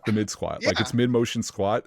And you pose there, and yeah, you wipe, you do your business, whatever, and then you flush. Yeah, like a normal person. So I have to ask. Dax, have you ever had? I know you do the squatty potty. Yeah. Have you ever had like a horrible accident happen relating to the squatty potty in the? You would think at some point I would just like stand up too quickly and forget it was under me and like trip. No, it's actually been very natural. I would legitimately recommend every single person use one.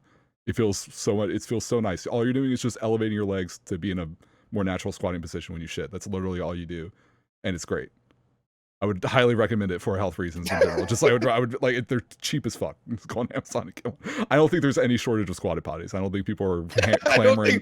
I don't think people aren't clamoring for the squatty. I need a squatty potty now. Yeah, no, people can shit with or without it. It's just you shit better with it. Oh, that's great. It's understandable. I think I used it at your place when I had to take a shit. Yo, I did too. I moved that shit so I could. I had to. I was like, this thing, and to be fair, hey, the shit just came out. It was just simple. I was like, damn, this is crazy. Like, whoop. No, I was stressed out because like I got the squatty potty set up and I look up and Maru is just staring at me like, I heard the sounds you made last night. Yeah, she always follows me into the fucking bathroom. We'll like I'll have the squatty potty set up and she'll like try to climb up top of it to sit between like my legs and the seat. And I'm just like, Maru, this isn't gonna work out. She's looking at me like, dude, I love you. I'm like, that's cool, but I'm trying to shit. You please go. Shit. Oh fuck! What'd you do, Shib? I hit my finger. Ow. You okay? It's smoke. Yeah, chill. Talk about it. Okay, nice. I didn't fall out of my chair yet. That's good. Oh, that's plus. Well, April, what the hell do you have for us? All right, question, topic, or do you want to bull? What's up? It's been hanging out. I'm here to bull because I thought I'd wait longer and come up with a good topic. Oh, too bad. So sad. Thanks, Dax. Look, dude, I want to talk to my fucking girl. I don't know what to tell you. Just wanted to say hi. Okay, dude. Yeah, the second Neen gets in here, Vash will be in here. Hey guys, and I would what's going on? Don't even act like you wouldn't respect. I 100% respect it. It's true. If he was like, get her in ASAP, I don't care. Like, hey, fair, understandable. Whatever. I get it. April's been hanging out with me more than you. Haha, get on. Wow, dude. You're in Fortnite duos or like what? Sometimes. No, I stream. No, dude, I stream super late at night because I'm a degenerate, and she wakes up and watches me play Valorant or RuneScape. It's true. Because you're like, oh, I'm tired. Because you're like, oh, I'm tired. I gotta sleep. Aha! My name's Dax. I got a big fucking cock. That's also true. There you go. And I'm like, haha, Mesa, I've got a larger than average cock, but I play Valorant late at night. Let's go, baby. Can't verify that. Like how we're steadily getting into the specifics. Tier list of DWTB boys by dick size, I guess. All right, everyone. No, like, high key, I just feel like Michael Goldfish has just got a 12-inch schlong, and he's oh, Goldfish is completely packing. He is hiding it. Absolutely. He would take a picture of his. He would take a picture of his like 12-incher and then Photoshop it down to be like, oh, dude, look, it's like 6, right? It's like modest. It's like I can see the I can see the pixels around your nuts, dude. Don't even fucking trip. That's normal, like the rest of you guys. What do you mean?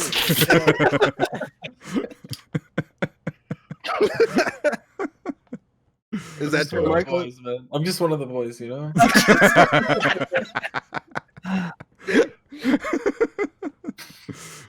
I don't know, man. Goldfish plays Donkey Kong, so you already know.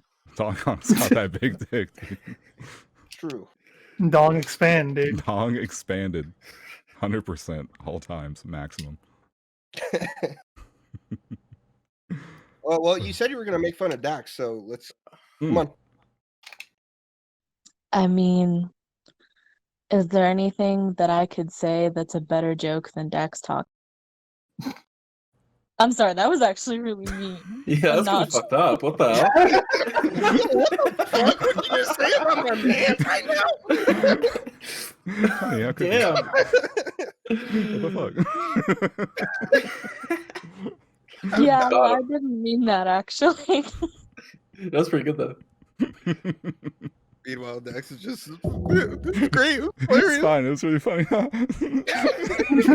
It's 11:57. Time for your dick flat. Yes, honey. It's that time already. Damn, does time fly? The fucking one. The 4 p.m. time for your pegging session is let's fucking go! Oh man, that was pretty fucking epic. Well, baby, anything on your mind before we get you behind the rope? Oh, did y'all hear that I Want to See What's Inside Your Butthole song? It's great. It's a banger. I cannot wait to see. I saw it on Twitter. I didn't listen to it though. I can't wait to see this girl put out more content. Please. Truly the new Walmart kid. I'm gonna find it and link it in the chat. Actually, it's great. Let's see. This is a risky Google. What's inside? That is a risky Google. Twitter. No, it worked out. It worked out. What is inside your butthole? Yeah, I found it. Yeah, here you go. I'm just gonna post this in the stream chat and in here actually. But for the record, I do in fact love this man and don't actually hate him already. Even though I said some mean shit. What? You should be meaner. Damn, you're right. I want to This hear is him why I'm cry. not talking. You'll have to work on it for next time. What is this? I'll practice Aceuhh. Thanks. I'll workshop it with her to make sure that it's as insulting as possible, and then I'll pretend like we never did that. Be like, oh my god, so mean. Oh my god, what? What the fuck would you say that? You know, maybe I just need some coaching. We'll workshop it. Oh, babe, thanks for coming on. I'm gonna get you behind the rope. I'm gonna get you. I'm pushing you. Hey, whoa, hey. Perfect. Hey, I love you. Honey. Wow, that's the meanest Wow, thing. I got smoked. I got smoked. I'm gonna put her back. Oh, shit. I think she stepped away. I hope she did. Yeah. Anyway. That's what you want. Maybe she stepped away or something. Maybe she just stepped away and then she didn't hear. Damn. Hey man, it's all right. Shady brings up a good point, dude. I'm pretty sure once you have a kid, your dick grows like 3 or 4 inches for you. Right? Because all dads have big dicks. That's true. My dad's dick was literally ginormous. This isn't a stat I'm familiar with. What? It's called the dad dick, dude. Yeah. I've never heard of dad dick. I've heard of dad bod.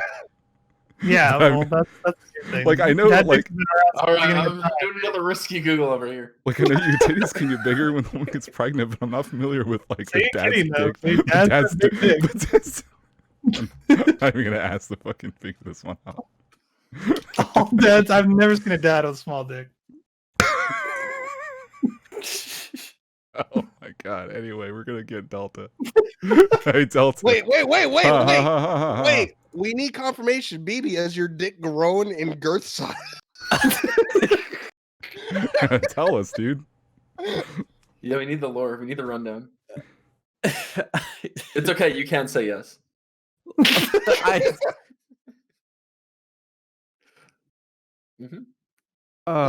What's up? Look, guys, you guys are just gonna have to have a kid for yourself and find out, all right? This is some shit.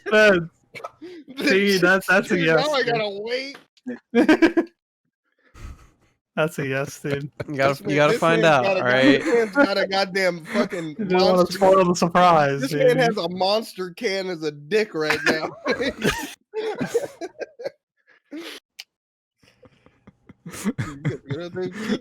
I can imagine like Chech is in the background mouthing to BB. She's like, "Don't tell them they're not ready. They're not ready. Don't tell them." They don't know what's gonna happen. They don't know what they're in for, dude. Don't tell them. They don't know about the growth only a pains. monster can. They don't know about they don't know about the growth pains. Okay, just let them find out. All right, we're gonna keep this moving here. We're gonna get Delta in. Delta, come say hi to your boys. Come here, bitch. What's going on? Hello. What's popping, gamer? Oh man, the world is in shambles, but my life is pretty all right. Hey. Damn right. That's all that matters. Fuck all them other people. Dude, right happened to me. Right when quarantine dropped, 2 games came out: Animal Crossing and Persona 5, and that kept me happy for quite a while. I think I beat Persona 5 in like, I want to say like 2 weeks or something, and then I was kind of in a drought. I was like, well, I got Animal Crossing, but that only keeps me occupied for a couple, like maybe 2 hours or so. But then PlayStation had the biggest sale I've ever seen ever, and I picked up Final Fantasy 8, Final Fantasy 12, and World of Final Fantasy. Hell yeah. And I've only started on Final Fantasy 12 right now, but it is so good. It is amazing. Yeah, it's a good ass game. World of Final Fantasy is fucking great too. I've been kind of wanting to replay that too. I never played the maximum version. I got the maximum DLC with it as well. Shit. Nice. Well, Delta, when you're out of those games, you're going to be left with nothing but RuneScape. What? You're just going to be playing RuneScape for the rest of your life, dude. Are you ready? No, I don't want to play that game. That's fair. It's understandable. The only reason I mentioned it is because you've been watching me play the goddamn game, and you can see the hell that I've been going through. I'm gonna watch you play anything. Oh, okay, okay, dude. Whatever, man. Whatever. Sub for 14 months, 300 channel points. I get it. 300 channel points. Closing in on another VIP work points. Wait, 125? I upped it. It's 125k now. I know. I'm at like almost at 100 right now. Oh, Jesus Christ. Okay. God damn it. I'm going to have to up it again. You motherfuckers just be sitting there watching me fucking slave away, and you're just like, give me the fucking points, buddy. Give me all those Sableye gems. 2 VIPs equal a mod. Yeah, right? Jesus, I don't know. Look. Anyways, what you got for us there, Delta? What you eat? It's in the channel. I ate beef and pork chop suey. Speaking of food, my family just got a pressure cooker. Oh, I haven't used it yet, but I looked at it, and it's got a lot of functions. It's kind of weird. Yeah, we made ribs in that yesterday. So, okay, so for the people who do have a pressure cooker, I saw on mine, I don't know what it is. It's a button that says yogurt. I don't know nothing about that. You marked up the wrong ass tree. I don't press that. I don't fuck with you. Yeah, I might have to read a manual on that. I just saw the picture of Vash and Neen at their anniversary dinner or whatever they had. Look at, he's happy for once. Look, he's so cute. He's not angry. He's not screaming about dick pics. His eyebrows look like a normal size. He's just a happy fella. And he's got a bunch of hair on his head, dude. It's fucking boggling. We all got too much hair on our head. Yeah, fucking tell me about it, dude. Barbers are essential workers, motherfuckers. Oh, but I'm not. Trust me. Apparently not. I'm gonna be real with you. I'm gonna let you in on something. I have not left my house. End of sentence. Oh. Wait, but aren't you an essential worker? Oh no, I'm not. Oh. I work at a restaurant, but not essential. Get smoked. The quarantine started. I think it was March 20th. Have not left the house. Oh, have you not once? Nope. Oh my god.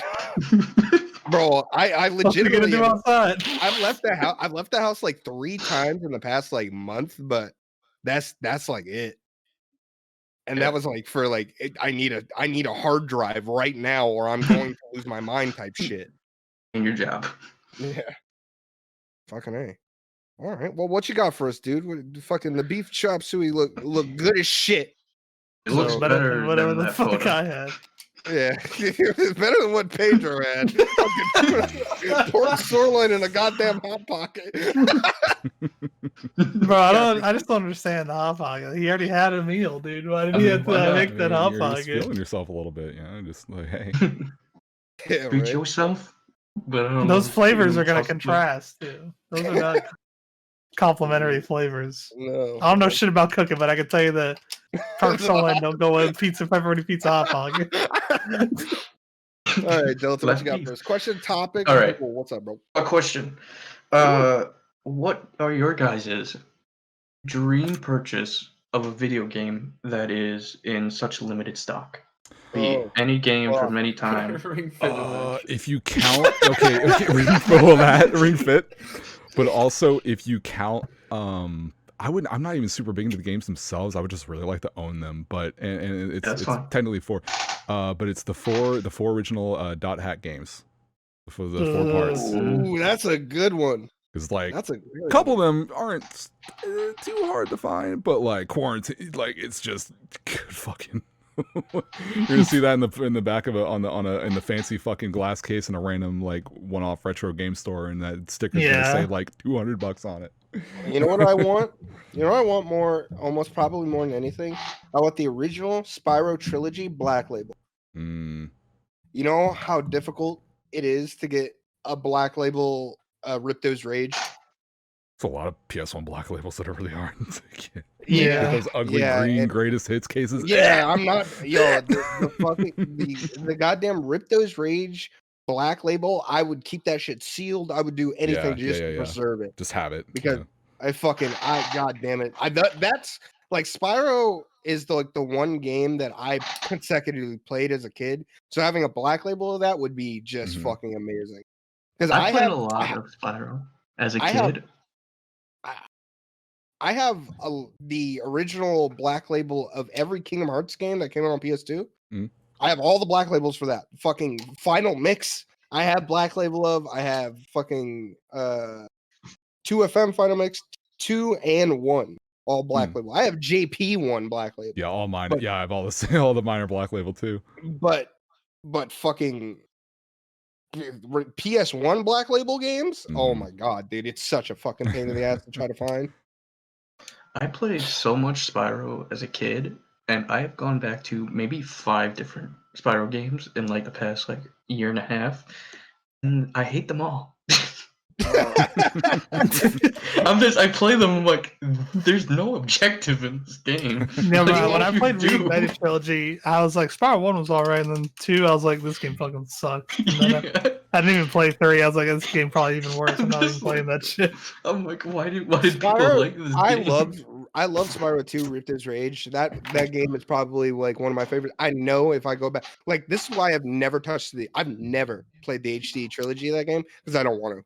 It's like one of those things I don't want to ruin what I know of that game. But I mean, I still like the Crash Bandicoot HD trilogy. Well, I mean, but those are games like with objectives. I was like, play the level. Yeah. This is just like, here's a world, collect gems. Yeah, collect gems. Talk to this guy. That's crazy. Yeah, something on the about, skateboard. Like something about those two franchises have aged very differently because you have one that's very focused in like in constructed courses that are. Well, you know what's a perfect example? Look at the 2 ukulele games. The first one, and people were like so excited for it because it was like Banjo-Kazooie, and then it came out and people were like, it's whatever. And then apparently the second one came out under the radar, and it's like a Donkey Kong game. Yeah, people love it. The people who played it loved it. Yeah, I think with the thing with Spyro is that a lot of the charm for the time, and I still appreciate a lot of this in terms of the original version, but a lot of the stuff that really stood out, not just the designs, the animation, the music as well, but also the technology behind it was really crazy because they developed ways to where, they were some of the early pioneers when it came to, hey, this tree this tree that's really far away, you can see it simply because we created a lower poly version that spawns in far away. Then as you get closer, it spawns in the better model. Then as you get as close up to it, it's the full model. Like that was a really, really unique thing. So the idea of like when you play the HD version, you kind of see the world sort of laid out, and you're like, okay. But then like having, there was some fog wall in the original, but like there was a good balance of like, ooh, what's over there, but also being able to see like, wow, there's some shit in the distance. That's fucking insane. And that was, I remember even being really young and I was so used to like kind of the closed in courses of Crash and things like that. I was like, that's really, like, that was really crazy to me. So I think like that translation to the modern shit, I think definitely, like for me especially, leans towards Crash as far as stuff that I want to return to, because I'm thinking more about like those constructed, like the way those courses are constructed and the way those things are done, and more about the challenge of the timing and the platforming, and like I think Shib and I are kind of the same plane for that, because I know Crash 1 is our favorite out of the 3. Yeah. So whereas with Spyro, it's like I played it, and again, I was the same thing. I played through the first one. I was like, I remember this. I never played 2 and 3. Got halfway through 2, and it just wasn't really like, I appreciated it, but it just wasn't really doing it for me. But I think I would have loved it if I played it more so as a kid. I just think the I'm not even gonna say novelty, because I feel like that undermines the quality of the game, but the aspects that really made it impressive and stand out for the time, the things that really make me remember it fondly from that period, doesn't. You know, it's like, oh yeah, it's a big map. I can see the whole thing, just like any other game nowadays. It's just, you don't really quite have that. And then after that, it's like, yeah, I'm running around and I'm blowing my fire and it's cute. But wasn't a whole lot of, like, I wasn't really being, I don't know, like quite as challenged, I guess, or quite as, it wasn't, I would tune out a lot. My brain would kind of turn off after a while. I would beat like 3 levels in a row and be like, what did I just do? Also, as a kid, most people, they have like that one game. And so it's whether you like it or not, you're going to play it. And so with Spyro, you're just going to keep playing Spyro. Yeah. A game that I'd want to own.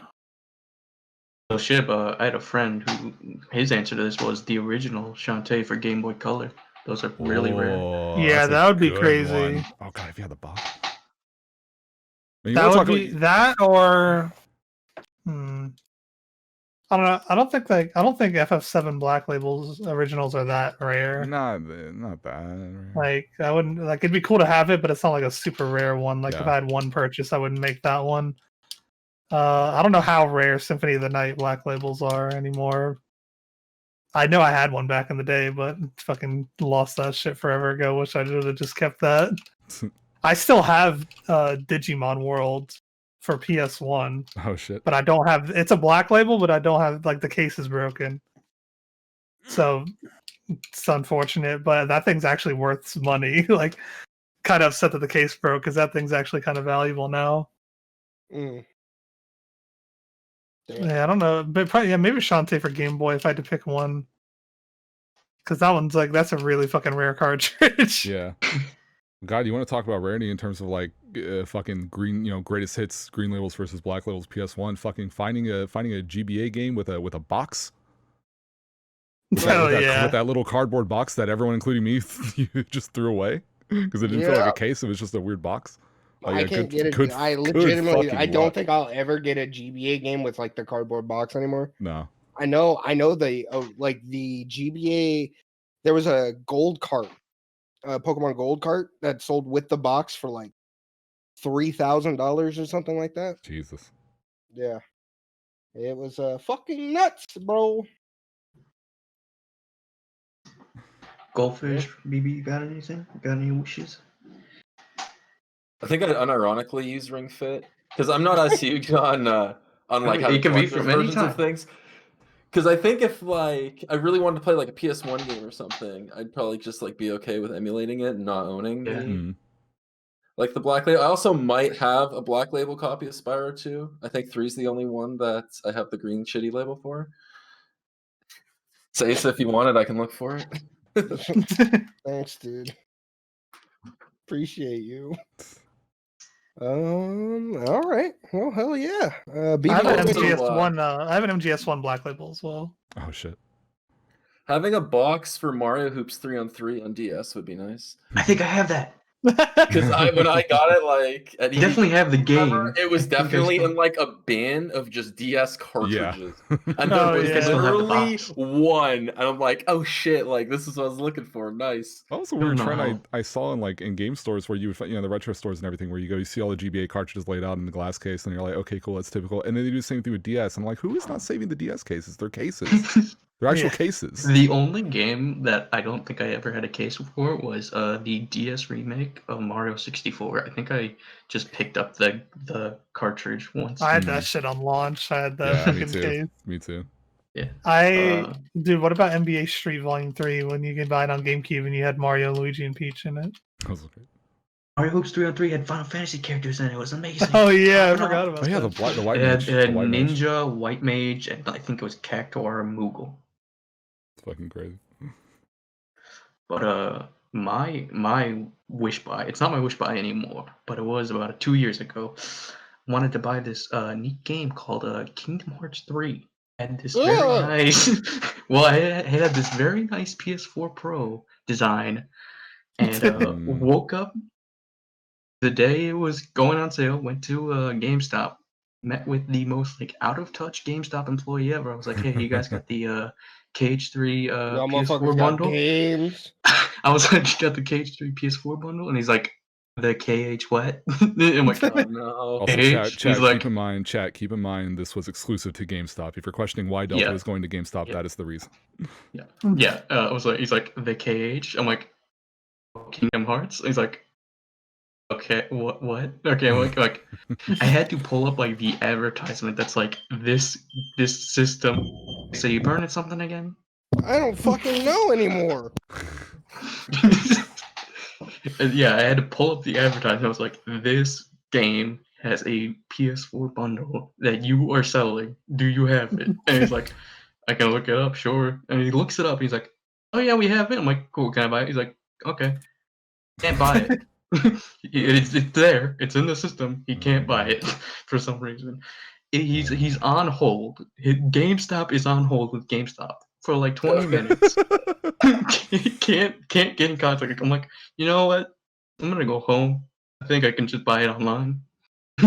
I go home. I'm able to buy it online. The guy calls me back and he's like, hey, we can't really get in touch. I'm like, it's fine. I bought it already. 2 weeks later, I get an email. Hey, you bought it, but you didn't. Too bad.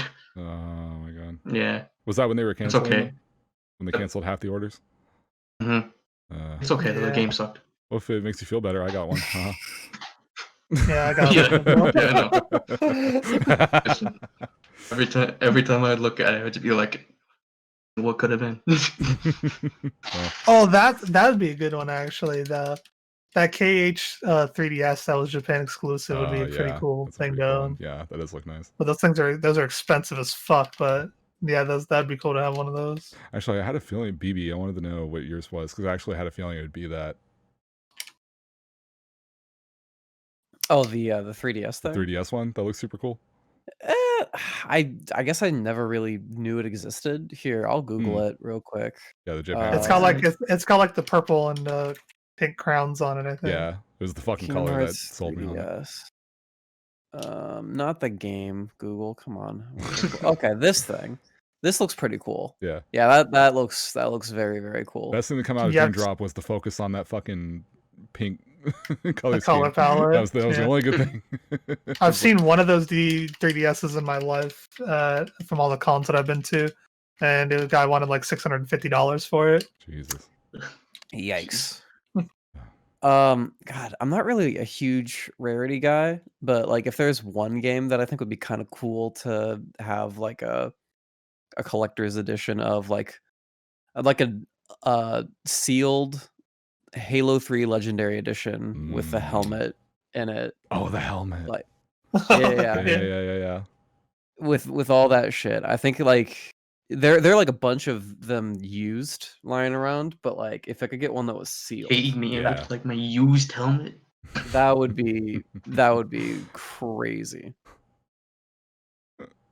I remember everybody thought you could wear the helmets. Yeah, but people were very disappointed when they got the collectors and they couldn't wear it. Hey, you know what helmet you can wear?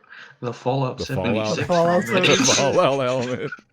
Shar had one of those before he had to return it because of the mold shit and got all his money back. Yeah, it's a shame they couldn't get all that canvas for the bags, but canvas is that rare material canvas. ever hard to find. We got the canvas for Fallout New Vegas though. Good shit, Delta. That was a good one. I'm gonna be God fucking dot hack Fine. The only one I've ever owned was Infection. Oh, before things, DAX, please play Xenoblade. Please play them, all of them, please. I want to play the first one a lot. I may or may not play the second one, but Pirates Titties are they're making me so lean more good. towards They look, the scenery is amazing, and the gameplay is just so much fun. It's kind of like Final Fantasy 12. I feel like Final Fantasy 12. You're gonna like Xenoblade. Yeah. The soundtrack's also dope as hell. Yeah. Oh, I know from playing Smash. I know. The soundtrack's fucking slaps. This shit's great. Good shit, Delta. I'll play some Xenoblade. Gonna be hitting that Xenogears first though. Thanks for popping in, dude. I'm gonna push you back behind that fucking rope. Get out of here. Ace isn't here to throw his ass back. Hey, whatever, dude. Let's grab someone. Who we got? Hey, how about? Let's see. Who's been waiting? Let's start. Like, who's been waiting longer? Who's been in here for a minute? Hake, Dan. Sham's been here for a while. Sham was literally one of the first one. Tom Shark. Well, let's get Sham, because I can never keep up with all that, but we're gonna run with it. Sham, come here, fool. Wake up! Unmute. Unmute. Hey. What's up? Hey. Hey man, hey, what's going on, dude? What's popping? What's up, dude? What's up? Hey. What's up, Stickman Sham? What's up, bro? Hold on. Let me find a way to mute the Twitch. Hold on. Well, you click the big speaker button. Okay, here we go. There you go. You good? Fucking the youngest boomer, dude.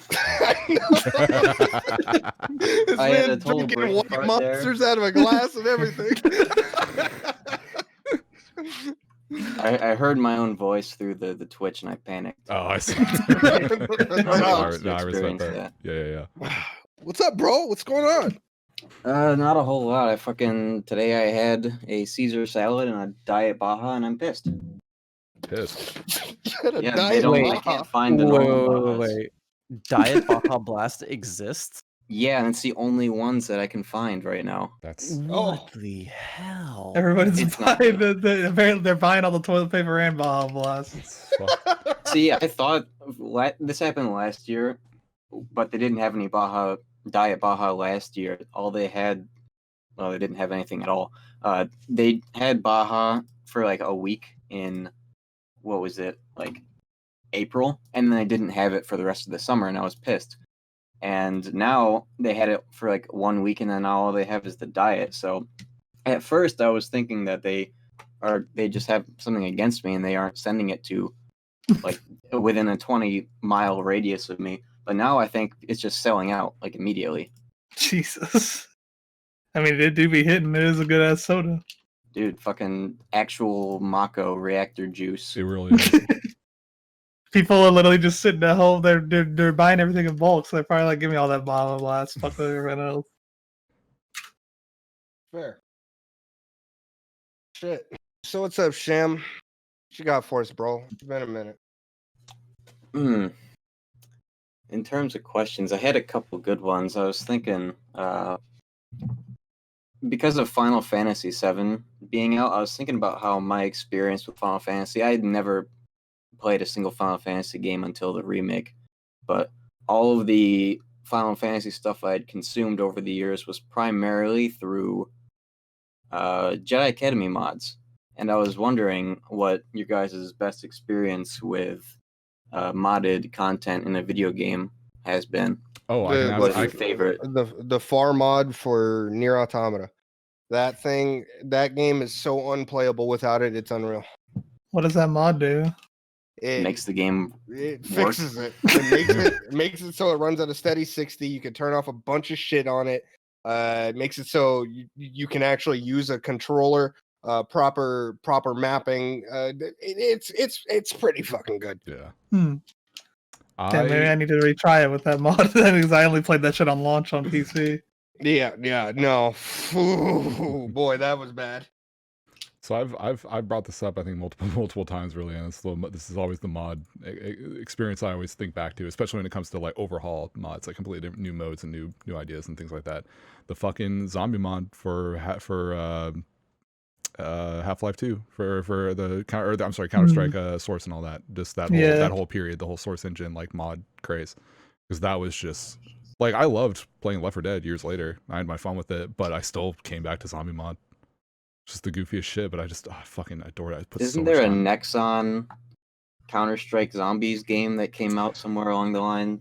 Who cares? It's Nexon. I don't know. That's just what I thought of immediately. But I just remember that being a really simple, fun mod. The idea being, you load up in your thing, and you're all just your normal fucking Counter-Strike models and all that shit. You're just running around, getting your gear, setting up, and you have this big map with a bunch of areas that you can kind of hide out in. And it's super jank, where you basically just manipulate the physics by like, oh, we need to barricade this door. Okay, we'll keep shooting this fucking bookshelf enough until like it maybe knocks over here, and then we can push it in place. And then at a certain part of the game before it starts, one random person in the map will just turn into a zombie. So you can be in a room with like 8 people barricading yourself, and someone will just explode and turn into a zombie. And then the moment they stab you with the knife, you just immediately turn into one. So it's just like bam, bam, bam, bam, bam. So it spreads like immediately. And then, out of that room comes like 12 dudes just, just fucking running after everybody when everyone else is trying to barricade. And it's so simple, but it was so much fun. That's like favorite fucking experience, like just playing a mod actively. So like Infection from Halo, except with a bunch of extra steps. Yeah, I mean, it was a pretty simple thing. That's pretty cool. No, was Infection like when you turn into the zombie? Was it instantaneous? Like the moment you get touched? No, you respawn and then you're on the other team. No, okay, this is literally like if I'm next to you and I hit you, you turn into a zombie right in front of me, and then that guy can turn to the guy next to him and hit him and turn him into a zombie. Oh, so it's like cool. rounds can go very, very fast depending on where you're barricaded and who happens to turn into one. Like it's meant to go like rapid fire, so I would just play. That game mode was fun as fuck in Time Splitters too as well. Oh, they did. I never. Fuck. Yeah, they had Infection in Time Splitters too. That's cool. So you set up this huge ass like team setup, and then the second you get touched, you immediately. It's not a team. Everyone's on the same shit. Everyone's just like you're all the same shit. You just randomly section yourselves off in different parts of the map, and you hope to God that the room that you barricade yourself in didn't end up with a zombie. And if it did, you just turn into a zombie, and then you start chasing everyone else around, and it's fun. You just go fucking crazy. Yeah, that shit was fun. And if you were the guy who managed to find the perfect hiding spot and is able to last through the whole thing and make it out, which I did multiple times, that shit was great because you see everyone like around you through peeking through the models and all that, where you're hiding and just like hearing like everyone run around and just get really fucking frustrated. That was funny. I don't know. I use like some quality of life mods for like Isaac, Binding of Isaac and shit. But for like actual playing mods, like those mods are always super helpful. Like Don't Starve Together and Isaac has like a bunch of mod people that make the game a lot better with quality of life shit. Mm-hmm. For playing mods, Trouble in Terrorist Town and like Left 4 Dead 2 mods are like the funnest shit that I've ever done with mods. Trouble in Terrorist Town's fun as fuck. That's just a fun ass game to play with a bunch of friends. And then like Left 4 Dead 2, I have just had like a bunch of dumbass mods for like model replacement or like sound replacement. So like the smokers are like fucking Squidward in my game. And he like says like "not the Navy" when you kill him and shit, and like you can hear him do like the Squidward laugh, and then like the Charger is like the chocolate guy, and he like screams when he's like coming at you. I forget. I have like the Hunter talks like Rolf from Ed, Edd n Eddy for some fucking reason. Like I have a bunch of dumbass mods in that game, and then I played some modded levels as well, like some like fan created levels. So there's like some fucking Crash Bandicoot and like Mario like campaigns out there that you can play in Left 4 Dead 2 that are kind of shitty, but like they're kind of fun at the same time if you're just fucking around with your friends. And then I used to play a bunch of like it wasn't like Warcraft where people had like actually modded the game and like made Dota and shit, but like I used to do a fuck ton of custom maps on StarCraft Brood War back in the day. Mm. Oh yeah. But for me, I don't really play with much mods or anything that helps with games much really at all. I dabbled a little bit in Street Fighter 5 because that was kind of fun, but Other than that, bro, that not mysterious really. mod looks fun as fuck for Street Fighter Dude, 5. it really does. It Yeah. actually makes the game look fun as shit. So Has like actual like Marvel combos in it. It looks fucking. I Dude, don't how play about Street Fighter that? 5. I should just install that shit and just play around with that. How about that Yeah. Kunimitsu mod for Tekken? Oh my god, dude. It's so sick. And they could like the thing is though, the guy's fucking up frame data, and I'm like, stop, knock it off, dude. What are you doing? Get it right. Her 444 is goddamn -8. You bastard. It's not -9. But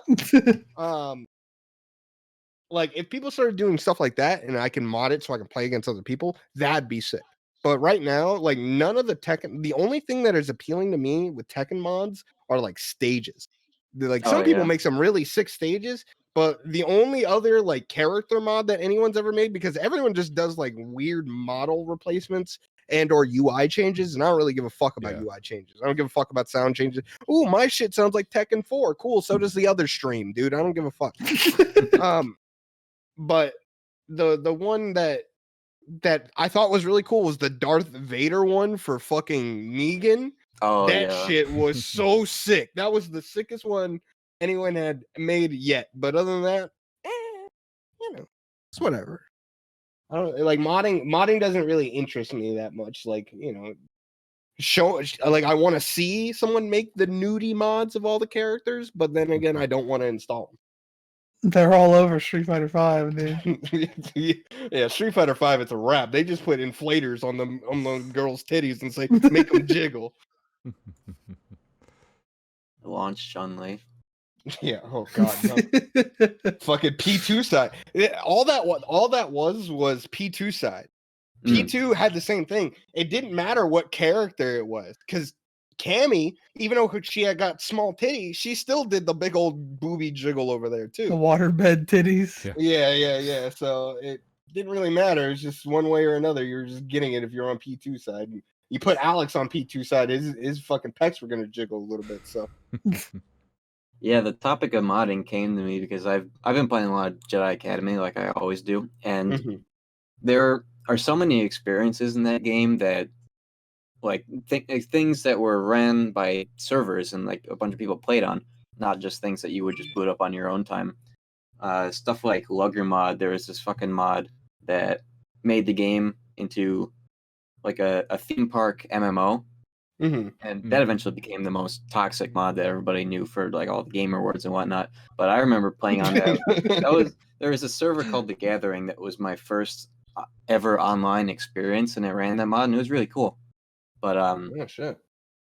Another thing that I had been just doing with Jedi Academy was the Midgar mod for that game that was made in like 2005. Yeah, I did a speed run of all the there are a bunch of locks, 12 locks around the map that unlock the Golden Chocobo, and me and my brother spent like 2 hours trying to find all of them because we didn't know where all of them were. There are some of them in like the stupidest locations. Like one of them that we couldn't find was in a tree. But that game just has absolutely absurd mods and like really cool maps that you can just explore on your own. Yeah, it's fucking sick. Yeah, a lot of the mods I use, seen you post on Twitter and shit, look really fucking interesting for Jedi Academy. Was that the Midgar one, or was that something else? Yeah, I saw some of the Midgar one, and then I was seeing you just post like models and shit too on there before. Yeah, that mod is really unique because Quake 3 maps only when you have music, custom music, you only get to choose like one song to play for a map, but that map had 7 different songs for all the areas because it had the Highwind, it had the Highway, Sector 7, and like a Chocobo Ranch, and all of those places had their own custom music because they scripted in this thing where I think the way it works is a little entity follows you around the map playing the music. It's really nuts. So when you play online with somebody and you walk close to them, you can hear their music. It's really absurd. But yeah, Jedi Academy modding is something that when I think back on growing up, it's very important to me because it's really where all of my tech literacy comes from, because I used to open up the assets and fuck around all the time because all you have to do is have WinRAR and you open up the assets, and you have folders that say models, music, textures, and you open that shot. This is JPEGs. You can edit it however you want. And the stickman that I always use was I changed the colors myself, because all you have to do is open up a text editor and change the colors. Really? Yeah. This is the stickman I use is from a Jedi Academy mod. Stickman. There you go. There you go. Stickman Sham, dude. The lore. I have a playlist that is called Stickman Sham Lore. It's where I post all my Jedi Academy videos. Oh shit. There you go. Dude. Oh yeah. Does BB and Might and Goldfish have any mods? Shit. Any mods, dude? I haven't played like content mods. The only mods I fucked with are like quality of life stuff for Dragon's Dogma and Monster Hunter. Just to like make menus actually like explain what's going on. With Monster Hunter, I have the ponytail is longer, so I actually look like Yorichi. And I made my own mods. Ooh, I made a couple audio mods to play like Dragon's Dogma music during like some of the monster fights. Okay. Fancy. Yeah, man, hex editing, it's dope. Yeah, I haven't done any crazy mods that actually add new gameplay or anything though. Nobody here has done a Skyrim modded playthrough? I played Skyrim for 10 minutes. Wow. I played it before the mods were out. Played it on fucking console way back in the day. I haven't played it on PC ever. Yeah, I own it though. I've been thinking about shit that you can do. I remember my favorite Skyrim playthrough was just getting a bunch of companion mods that like actually let you like give orders and have them learn specific spells to use on you. It's really cool when you can have a healer in that game. So that sounds fucking sick, actually. Dude, yeah.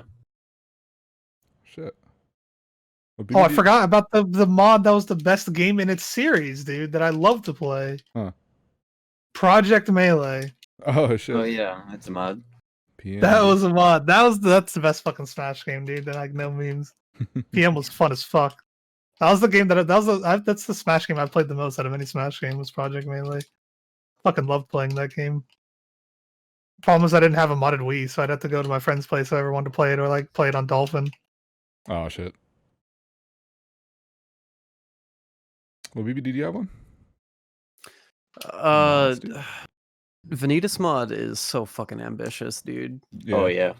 That shit is wacky. And I don't 100% agree with all of the like there are particular decisions that Zad made that I wasn't like 100% on board with. And what is it? He also made 3 of his own actual bosses and inserted them into the game.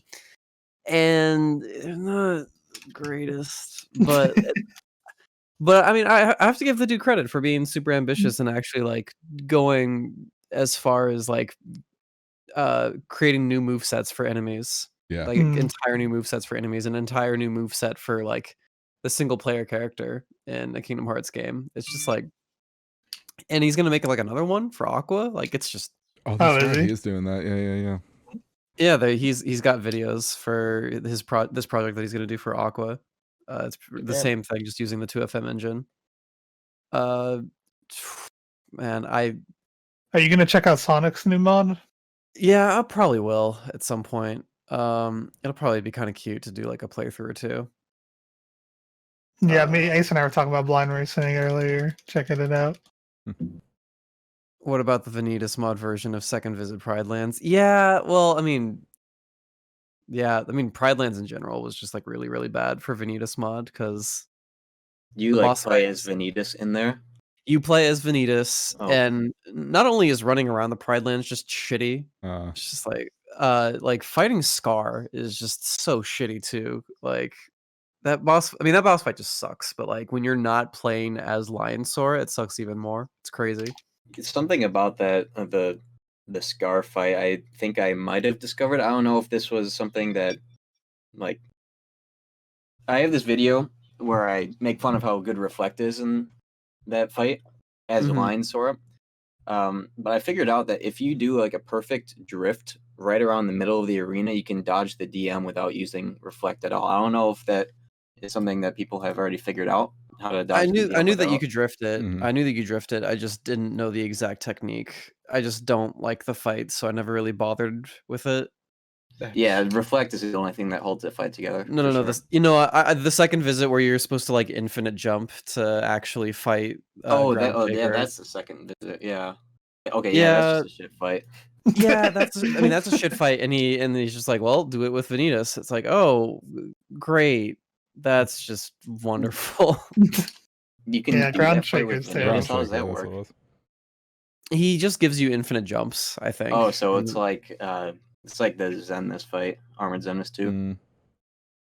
Yeah, and I guess you use Cure to do the Helmbreaker to get up on the platform. It's well, jank. Yeah, I would just straight up skip that world if I were playing a mod. Yeah, Yeah, it's ambitious. It's just like there are parts of it that I'm just like not 100% okay with.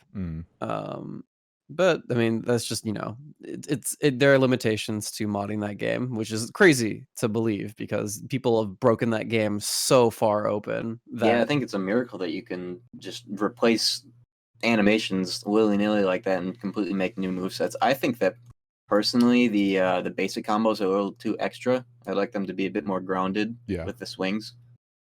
I don't like that he incorporated or he designed the moveset with the 60 FPS mod in mind, with just that's gravity. That is how that is. Like, I don't know what it is about the modding scene, but for some reason they love the 60 FPS mod and they love like widescreen and all this other shit, and it's like widescreen I can roll with, but 60 FPS is like, it's pretty obvious that the game sort of falls apart when you are running it at 60 FPS. But people just love it, or the modders love it for some strange reason. It's like, this sucks, dude. It sucks so bad. I see the impulse because of how spoiled we are with PS4 collections and whatnot, but yeah, I wouldn't go that far. Well, I don't even think it's a matter of that. I think it's just a matter of going on YouTube and seeing all these people post like, oh, dude, ultimate Naruto fight compilation with this thing, 60 FPS. Oh my god. I am so tired of that shit. Any one of you motherfuckers that sit down and think to yourself, you know what? I think this video should be in 60 FPS. This animated video that was made directly for 24 FPS. You know what? Let's make it 60. I think I really just think seeing 60 on the video just gets people fucking hyped up, and it's like so like moderate just like, yeah, dude, it's got Naruto. Mod seems like, yeah, dude, this thing has got to be in 60, dude, 60 widescreen hack, huh? It's just you know what that reminds me of? Gemini Man in 120 FPS. Will Smith movie where Will Smith tries to kill Will Smith. That movie, that wasn't shot in 120 FPS, was it? It was shot in 120 FPS, and they showed it in 4 theaters, and you can't get it anymore. And the movie already I wanted to download it. I would love to see what it looks like. Oh my god, that'd be a fucking. But they don't. They filmed it in 120, but they didn't release it outside of theaters, outside of the 4 theaters that they did. It really pisses me off because I have a 144 gamer monitor right here. So weird. He's out here gaming. That'd be wacky to watch a 120 FPS movie. People couldn't even stand So watching weird. The Hobbit at 40 or whatever it was. That weird shit. Oh god. I don't know. I just couldn't stand watching The Hobbit in general. Yeah, well, I can't. First movie's too long. Yeah. Well, Sham, thanks for popping in, dude. Yeah, no problem. Talking about mods. Thanks for having me. I want to play some Again. Jedi Academy. Dude, you should get on the Strafing server. There's a speedrun server that has all these map packs that you can. I don't know if you've ever heard of Quake 3 Defrag. Yeah. But it's that, but for Jedi Academy, and it has 10 different movement modes. So like you have Quake 3 movement, copy paste into Jedi Academy, Jedi Academy movement, Jedi Academy movement, but with air turning. It's really cool. They have everything. And Cool. leaderboards. Oh yeah, I want to look into that. Fuck. Yeah, I have a starter pack on my Discord that has an enhanced version of the game because the game is open source. People gave it like native widescreen and a bunch of nice stuff. Discord integration somehow. It's really cool. Fucking A. Damn. Yeah, dude. Okay, Come on out thanks there. for having me. Play Jedi, regardless of what version you play Jedi Academy. It's a good game. That's pretty. Yeah. All right, Sham, I'm gonna bump you on back there, dude. You take it easy, man. Have a good night. Get out of here. Who's next, dude? Let's get Booty Juice Jenkins. He's been waiting. Booty Juice. Booty Juice Jenkins. You're getting moved. Booty Juice Jenkins. Hey, man. It's an abrupt switch, dude. Calling a Booty Juice Jenkins. Are you there, my friend? Jenkins, are you there? Are you gonna get skipped? You might get skipped. Oh no! Damn. We'll try again later. Yeah. I'm grabbing Hake. Hate to see Hake. Come here, you motherfucker. Hake. Yo, Why you always eating so good? One more time. Why are you always eating so good, dude? I'm sick of this. So good. Yeah, man, I like making good food. You keep Feels one, good. you keep one up the rest of us, dude. Stop it. What's up, How you bro? doing, dude? What's What's going? What'd you eat? You gotta tell the people.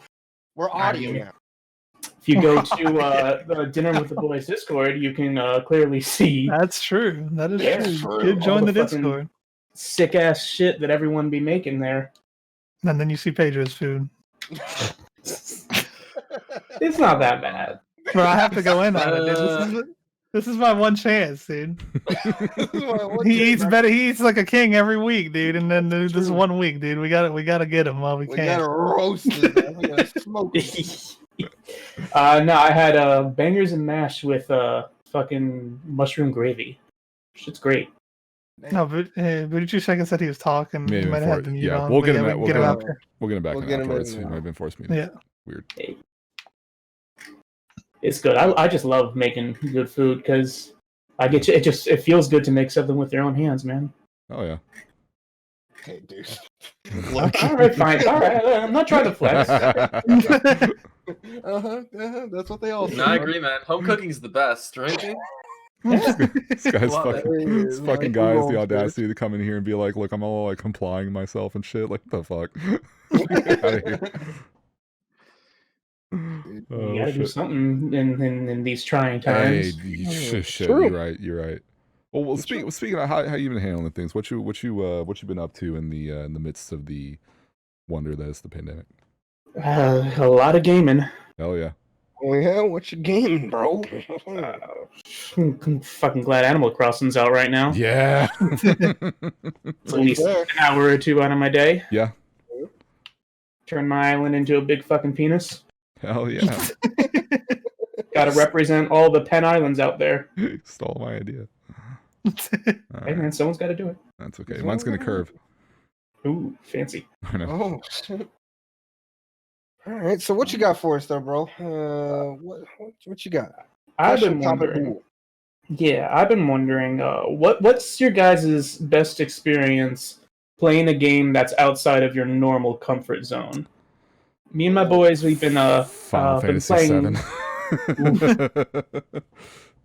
We've been playing Stellaris lately, and I'm like the last person who would ever play like an RTS or a Grand Strategy. But it's been fun, like learning a new game with everyone at the same time. It's cool with friends. That's cool. Yeah, strategy has never been a thing I touched heavily. And again, I like, other than fucking Paper Mario and other games, I wouldn't say I played that many, or I would consider myself like that familiar directly with a lot of RPGs just from a distance. So like playing 7, it's like that's one of my favorite games fucking ever. It's so good. I don't know. I play. There's a lot of I play almost every fucking genre of games. I feel. So it's such a loaded question because it's like Shib, I've dabbled in a lot of stuff. But well, think back to try to think back to a point where you like there was a genre that you kind of put off messing with for a long time, and finally you found something where it's like, oh shit, that kind of like got you in.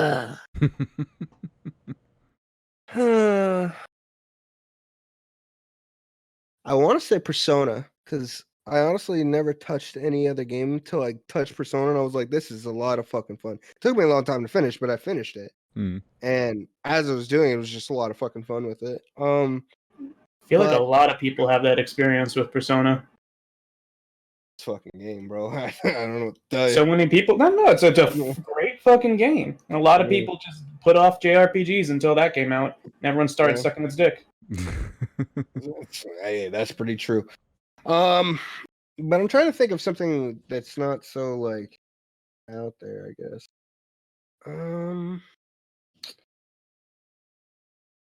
Oh, like the shitty dungeon crawler that is Sword Art Online Lost Song.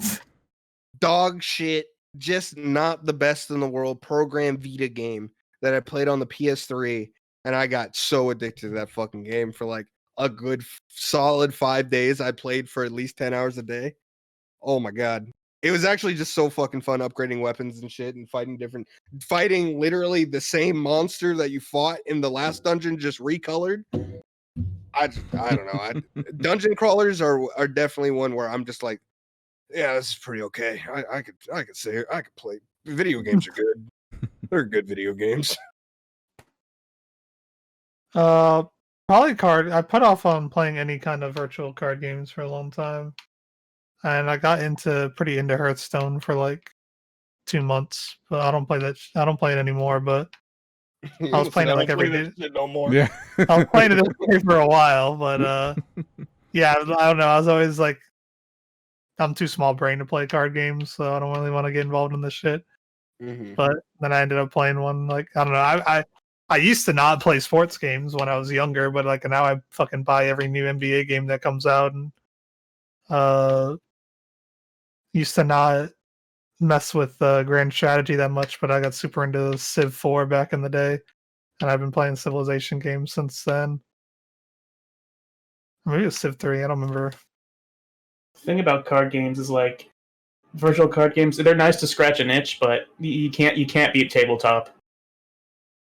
Yeah, I haven't collected any trading cards since fucking like Yu-Gi-Oh! In elementary school, but it's always interested me, but I've just like never gotten back into it. Oh, actually, I'm going to change my answer. The most like this fucking game is the maximum distance out of my fucking comfort zone, but I still gave it a shot and I loved it. Silent Hill 2. Ooh. I played that. It was 2009. I did that, and fucking very glad I played it. Probably never gonna play it again. But like I'm very glad I did. It was a tiring experience, but it was a really wonderful fucking game. I'm really glad I played it, and I didn't touch another fucking horror game until RE2. Really. Fair. Yeah, I don't know. That's for me. What about you, Michael Goldfish? I'm definitely on the Persona train. Branching outside my genre. Because I was so close not to buying Persona. Oh yeah, so close, and it was on sale before, like a few days before it came out. And I'm like, oh my god, Persona 5 got a lot of people into that game. Yeah, and I was thinking over, like hardcore thinking it for like a week whether I should do it for now. I'm like, fuck it, $60. Yeah. And Persona 5 is legit, like top 3 or like my favorite game of all time. No shit. Game's doing wonderful things. Yeah, Persona counts as cheating. Then BioShock 1 was super different from any like other games I played at the time. So it was mostly just like Nintendo and cutesy stuff. Yeah. I wasn't like really into shooters or anything. But I bought BioShock 1 anyway. I think I just gave in to everyone saying, oh my god, 10 out of 10 reviews. I'm like, oh, okay. Did it I like that it was horror without actually being that scary. Like as far as a horror game goes, it's not really like terrifying or anything, you know? Yeah. Yeah. It's just like more there's spooky atmosphere. there's a lot of really disturbing elements and wacky it's more shit, disturbing, but it's not trying to it's more intimidating than it is and setting an atmosphere and a tone than it is like trying to and the atmosphere really and the tone, it's all great in they're BioShock 1, bro. yeah, absolutely fucking great. Yeah, and, and all the weapon systems did it for me. That it's just like here's like 8 different weapons. You can switch them whenever you want, kill these dudes however you want. And you get the plasmids and you can level design and kind of gets you to explore and kind of do things in different ways. And and like the amount of freedom you have with how you get to go about fighting things. And then you play Infinite. Yeah. And all of that is gone. Every cool aspect is gone. Even BioShock 2 has turned a lot of people off. BioShock 2 started to do it, but at least BioShock 2 was like, oh my god, this is the weirdest take I think I've ever fucking made, because no one wants to believe me, but BioShock 2 is legitimately the best game in that series. I've heard that a lot. I've heard a lot of people go back to it. I didn't hate BioShock 2. I just think a lot of people. I don't know if I'd say it's better than 1, but I definitely didn't hate it. I think a lot of people. It's definitely not like super special by today's standards, but like it's I don't know what it was. It felt like a genuine improvement over the first game when it came out, and everyone else was just shitting on it because they didn't have the fucking great twist at the end, and it didn't have a good final boss. But none of the fucking games did. That's fair. Yeah, I definitely felt like things were being overblown because I would kind of look at the game from a distance and be like, it looks like BioShock. I don't know what the fucking problem is. What's y'all's fucking problem? I think my hot take for that is I love the shit out of BioShock 2's multiplayer. I thought it was phenomenal. I didn't know I never tried the multiplayer. The BioShock 2's multiplayer, holy shit! I loved the hell out of it. I love, you know what I love? So good, dude. I love the Assassin's Creed multiplayer. Yeah, Assassin's Creed multiplayer was good. It was fun. When they first introduced it in Brotherhood, I think. Brotherhood, yeah. That shit was fun as fuck, dude. And they kept fucking with it. Yeah, I haven't tried any of the ones past that, but I had a lot of fun playing Brotherhood online. I remember watching someone play. I think it was 3 online or whatever, or Black. I went one of those, and it was just like it was falling apart. Quick side tangent. While we're talking about like tacked on multiplayer that didn't need to be in the game, any of y'all play Mass Effect 3's multiplayer? Yes. That shit was better than it had any right to be. It was very good. It was extremely good. It was better than the actual game. It's fucking stupid. How fun that fucking multiplayer was. Like something came out of it. That and that fucking DLC campaign, which is basically just all the fucking characters hanging out. That was like the best part, but yeah. As far as like a game that got me out of my genre, it took me like a long time to think about it. I hate virtual novels with a burning passion so much. So Doki Doki Literature Club was awesome. That was an awesome introduction into virtual novels. I still haven't gone with another one because I feel like Doki Doki is kind of like the exception. It's its own thing. Yeah. Well, you look at a lot of the other ones, and it's like, how long is this? Like 180 times longer than Doki. Okay, well, I did Doki in a sitting, and it was fun. But I'm not like trying. And then people are like, dude, you should get into like Human Echo and Fate and stuff. I'm like, no, I'm not. I'm trying to like. But you do not need. Yeah, there's no. You can watch. There's good Fate anime now, dude. You don't need to read the individual novel anymore. There's so much. It's all over the place. I don't even know where to start. But I don't know. But like, just the reason why it's so lengthy. The reason why Doki was so great is because it was basically like a dissection of that genre. Yeah. Like it didn't actually try to be a visual novel. No one actually everyone who liked Doki was like, "Oh man, this is so funny." It's like a parody of it. It's kind of like it's a similar thing to, not exactly the same, but it's a similar way to like why Undertale got so big. Like, not a lot of people who are into RPGs fucking love that shit, just because it was something different.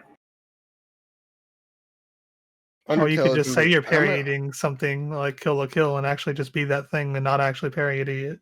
I'm just gonna tell you guys, Undertale is not the greatest game on earth. It's a good game. It's not the greatest game on earth. Anyone that tells you that is just objectively wrong. Dare you? They got some slapping music though, dude. Oh, absolutely. Yes. And the Deltarune tracks, fucking oof. The first time I played Deltarune and I listened to that music, I was like, God damn, dude. Bro, if that motherfucker does not come out with a full game, I'm gonna be so upset. Like, and I respect him for being open about it and just saying like, look, I made this chapter just as like a test for myself to make sure I could do it. I have no idea when the rest is gonna come out. Just and people are like, oh, we respect it. But I'm like, dude, this shit's so good. I love every fucking thing about this shit. Oh man, shouts to Toby. Not the greatest game in the world though. It's a good ass game. Hey, he don't whiff, dude. Hey, he don't miss when he comes out. I never said it was a bad game. I know. It's just not the greatest game in the world. Yeah, no one else said that. I like. Honestly, a lot of people do. I like Deltarune more than Undertale. No, I do too. It doesn't overstay its welcome. Yeah, well, and it's like the combat. I like the combat a lot more in Deltarune. Yeah. Good shit. All right, that was satisfying. Yeah. Thanks for popping in, Hockey. Yeah. Appreciate it. Keep on posting good food, dude. Hell yeah, dude. Keep on cooking. Keep on cooking.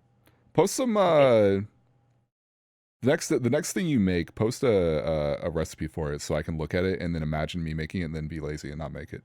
You can vicariously make it. I'm not gonna lie, like most of the shit that I make is just get meat and make it hot. Listen, I need every little individual. Here's the thing. Here's the thing. Here's the thing. When I look at recipe and they say, "Hey, for the salt, just eyeball it," I start to spasm. I need numbers. I need. Is it a teaspoon or a tablespoon? I'm not a goddamn geographist. Fuck it up. I am so paranoid about fucking up food. So, I'm not a geographist. Because if you're really worried about it, you can measure it. You can do like quarter teaspoons of salt and just take out the quarter teaspoon every time it says like a dash, you know? Or like you're asking a lot of me. I mean, yeah, I'll do my best. Hell yeah, man. All right, man. Well, we'll catch you later, dude. Gonna put you back behind the rope. He got a nice exit. I already pushed him. I already pushed him. Cool. Oh. All right, who's next? Let's grab someone. We got Booty Juice Jenkins. Okay. Yeah. So yeah, try it again. We see you. Booty. We see you. Yo. Hello. Hello? There we go. There we go. go. All right, there we go. Hey. How's it going? It's Poppin' Gamer. Chilling, man. Wow. Hanging out. What's going on with Wishing you? I was eating good food like Drinking everyone the else. booty juice from the booty tree. Oh, from the booty tree? The booty tree? The booty fruit. Have you ever had it? Yes. Is it a peach? Oh. Something way better. Oh. You know that forbidden fruit? Oh. Yeah. Those. Oh. Know everything now. Oh shit. Oh hell yeah. What'd you eat today there, Booty Juice Jenkins, besides the booty juice fruit? Well, I had like a mango and like 4 oranges the other like a few moments ago. And like a lot of fruit. Eating the whole goddamn fruit store. Damn. Oh hell yeah. I had like two whole mangoes just a few seconds ago. Mango's popping off today. Yeah, that's like the third They person said that that's had mangoes mango. and like fruit make you healthy, so I ate all of it. I don't think I've ever had a mango. Missing out. Dude, I just fucking like cut up a big ass mango and ate it the other day. So good. Did you? Yeah, it's mango, dude. Mango's so good. Theory, dude. Everyone's eating mango. Mango's super Peel good. properly. I just kind of like make like light slices across the like surface. Mangoes be curing the corona. Why is everyone eating mangoes all of a sudden? Oh shit! Hey man, no, they're all gonna buy my mangoes, dude. I need them. Stop, dude. I don't want to. Dude, you gotta hold that too, dude. I can't have my stomach medicine. You can't have dude, mango. I don't want to have to get little plastic containers with them already cut up. I want to cut up my own. Fuck. Fuck. Oh hell yeah! All right, so what you got for us, Booty Juice Jenkins? Fucking question topic or fuck? You just trying to bull? What's up? Well, I have multiple. Well, I have like one main question. Mm-hmm. I was wondering if y'all thought that like drama on the internet was like at an all-time high. Like, notice that whenever I look on the internet or YouTube, I see someone trying to instigate or start an argument about something. This is like especially true with like games journalism and clickbait due to like algorithms rewarding negativity. It's like if I look at my recommended, I'm going to see like the rise and fall of blank. Yeah. And why it sucks.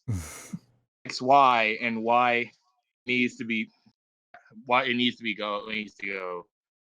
Like blank is no master. Those same videos.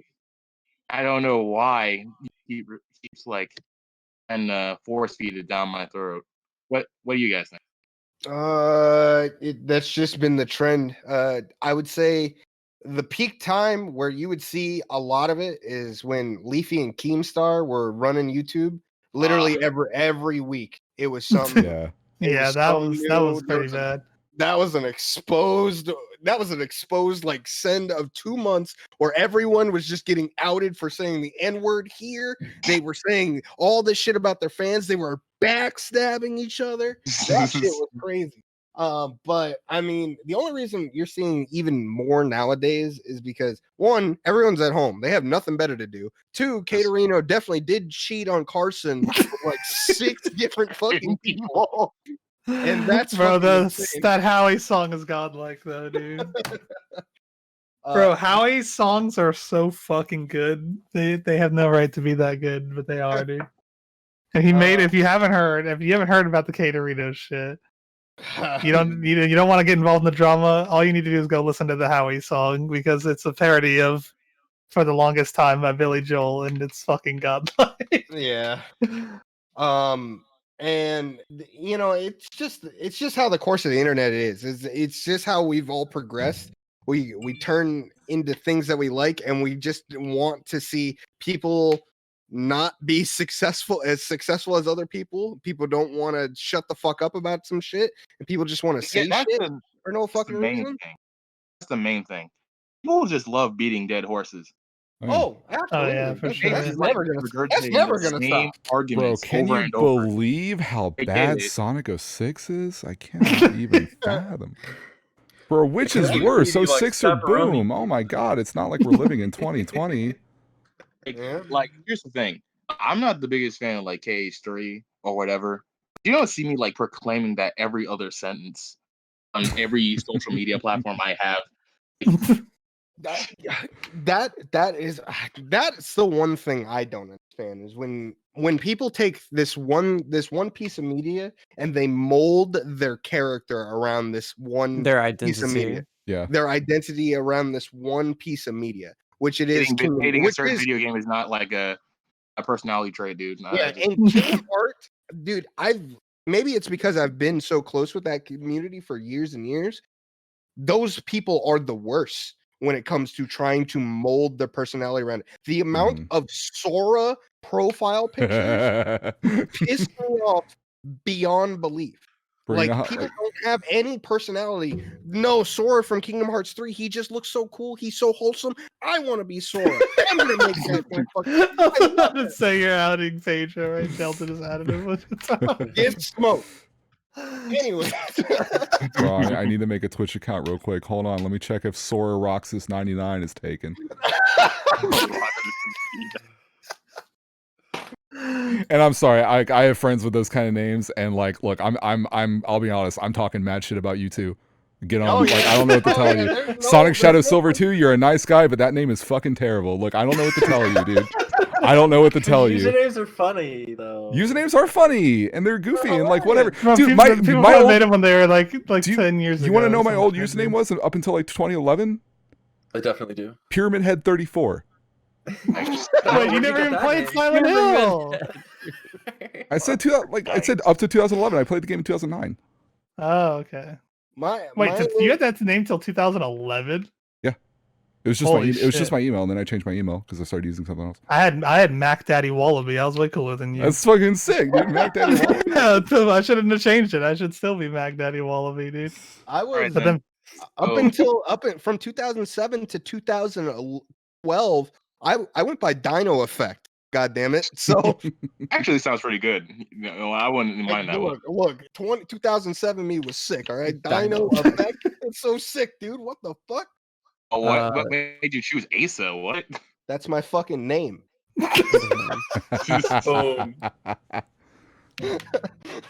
I had the Aceuhh UHH was a second account, a 1 month I made for Halo. Oh. And I over time, that was always my second account. That was like my main second account I played on whenever I just didn't want to talk to people or whatever.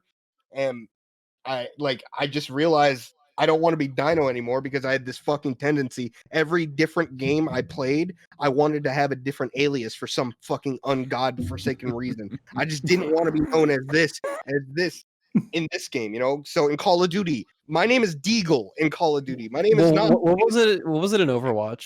Horizon, dude. Oh my god, that's right. Dino in Halo. I also went by Horizon in COD 4 Pro Mod. I went by Suzuka in some other game. I don't know, dude. I just named myself a bunch of different shit. I didn't care. It was fucking great. Anyway, so, I never thought to myself, you know what? My name is Sora. Just Sora. No Sora. So anyway, the next thing I was gonna say, it was, what do you guys think about like the modern gaming scape? Because I think I've said it before in like DWT questions and whatnot. I was talking about like, is like cinematic, walkie-talkie, emotional experiences over like. You're lagging up a little bit for us. Give it. Turn into a bit of a robot. Hold on. Give it a second. Try talk again. Hello. Okay, you're good now. So repeat that. Anyway, so I was talking about like, what do you guys think of the modern gaming scape?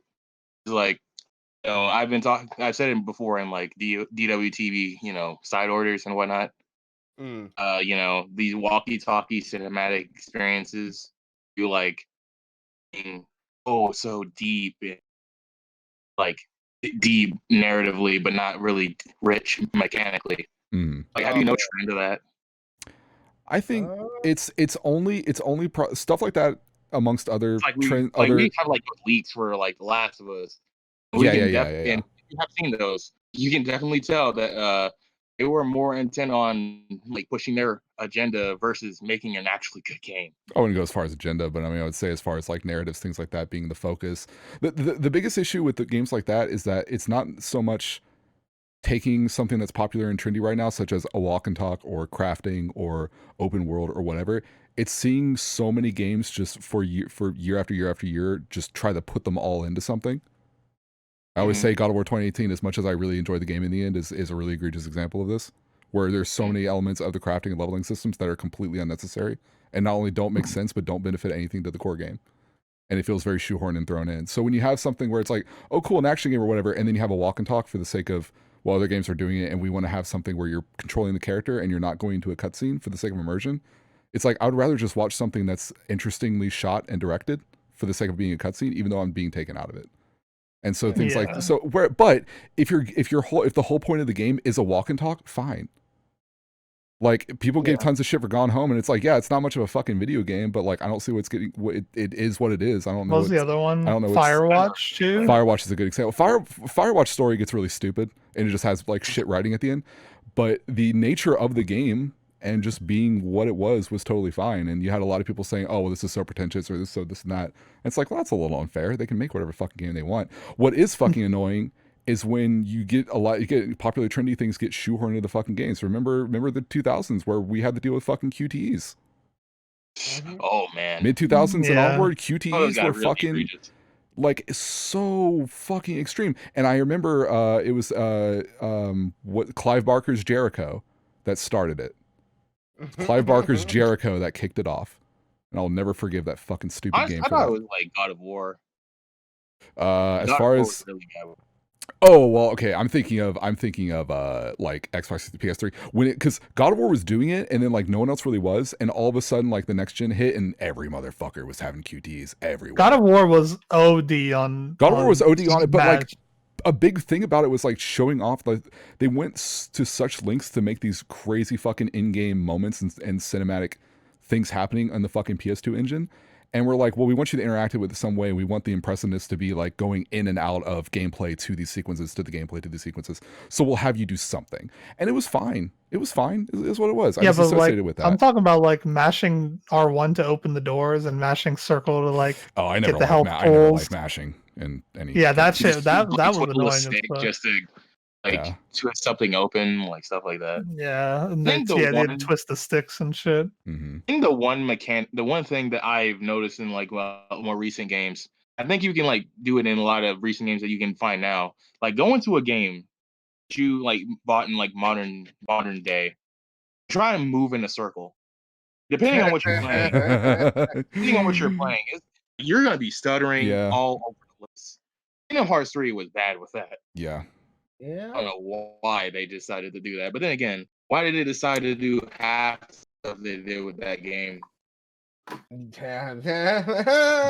You're asking too many fucking questions, dude. Might get my head knocked off by the soccer team. They're too floaty, so they might take a while. Hey, it's alright. Once it comes to PC, it'll have sick mods. Kingdom Hearts PC. Speaking of which, when does the Kingdom Hearts collection come to Switch? I would like that. Yeah, you can have the rest of it. I just want Kingdom Hearts 2 FM for the first time. Yeah, well, you're not getting it. Stop asking questions, dude. You get like you think Nintendo gives a fuck about Sword? They would have already put them in Smash if they gave a fuck. Man, you think they're willing to wrestle with Square Enix like a third time? like Like Cloud out here with like 2 whole songs, and Shoko Shimomura is out here making masterpieces. Wait, was it like Nobuo Uematsu or something? Nobuo. Yeah, He's Nobuo making remixes of like Sephiroth's theme are like 10 minutes long. But like, oh, we can have the original rip of the battle theme from Final Fantasy VII. A remix, not a remake, not a reorchestration. Even the Kingdom Hearts version. Just a straight rip. Goodbye. Ask me for anything ever again. Later, man. Rip it and be done, dude. Well, that's low-key why I think they had like different characters hero, because like Square Enix probably only allowed them to have 2 songs per person. I wouldn't doubt that. Yeah, they're worried about They that shit. they definitely limited a lot of the music on outside, not non-first party representation.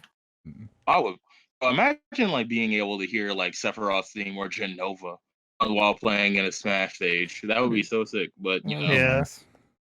Ah, well. Yeah, except for Persona. Then Persona came and they like just put it all on there. But no, Terry came in and he had like Oh yeah, the King of Fighters, they put a bunch in there too. and all the songs, all the sauce. Fair. All right. Hell yeah. All right. Thanks, producers. Appreciate that, man. Likewise. Talking to you guys. Hey, thanks, Yeah, man. thanks for coming by. Get the fuck out of here, dude. All right. Damn, Metal Force left. I was gonna move him in next. Okay. Tom Shark! Oh, did Metal Force leave now? He said he was hungover earlier. He might have gone to bed or some shit. Tommy boy. A lot of people tonight, though. Hey, Wow. Hey, Hello. Tom Shark, what's up, man? It's good. Hey. What's up, Give me like 1 second. I just want to plug in my headset really quick. Oh shit. Okay, shit. This guy was listening to us on the surround sound. Bro, he's got the RuneScape guy. Alright, there dude. we go. I What's also up, haven't Tom muted the stream. Is that RuneScape? It is a RuneScape, yeah. character.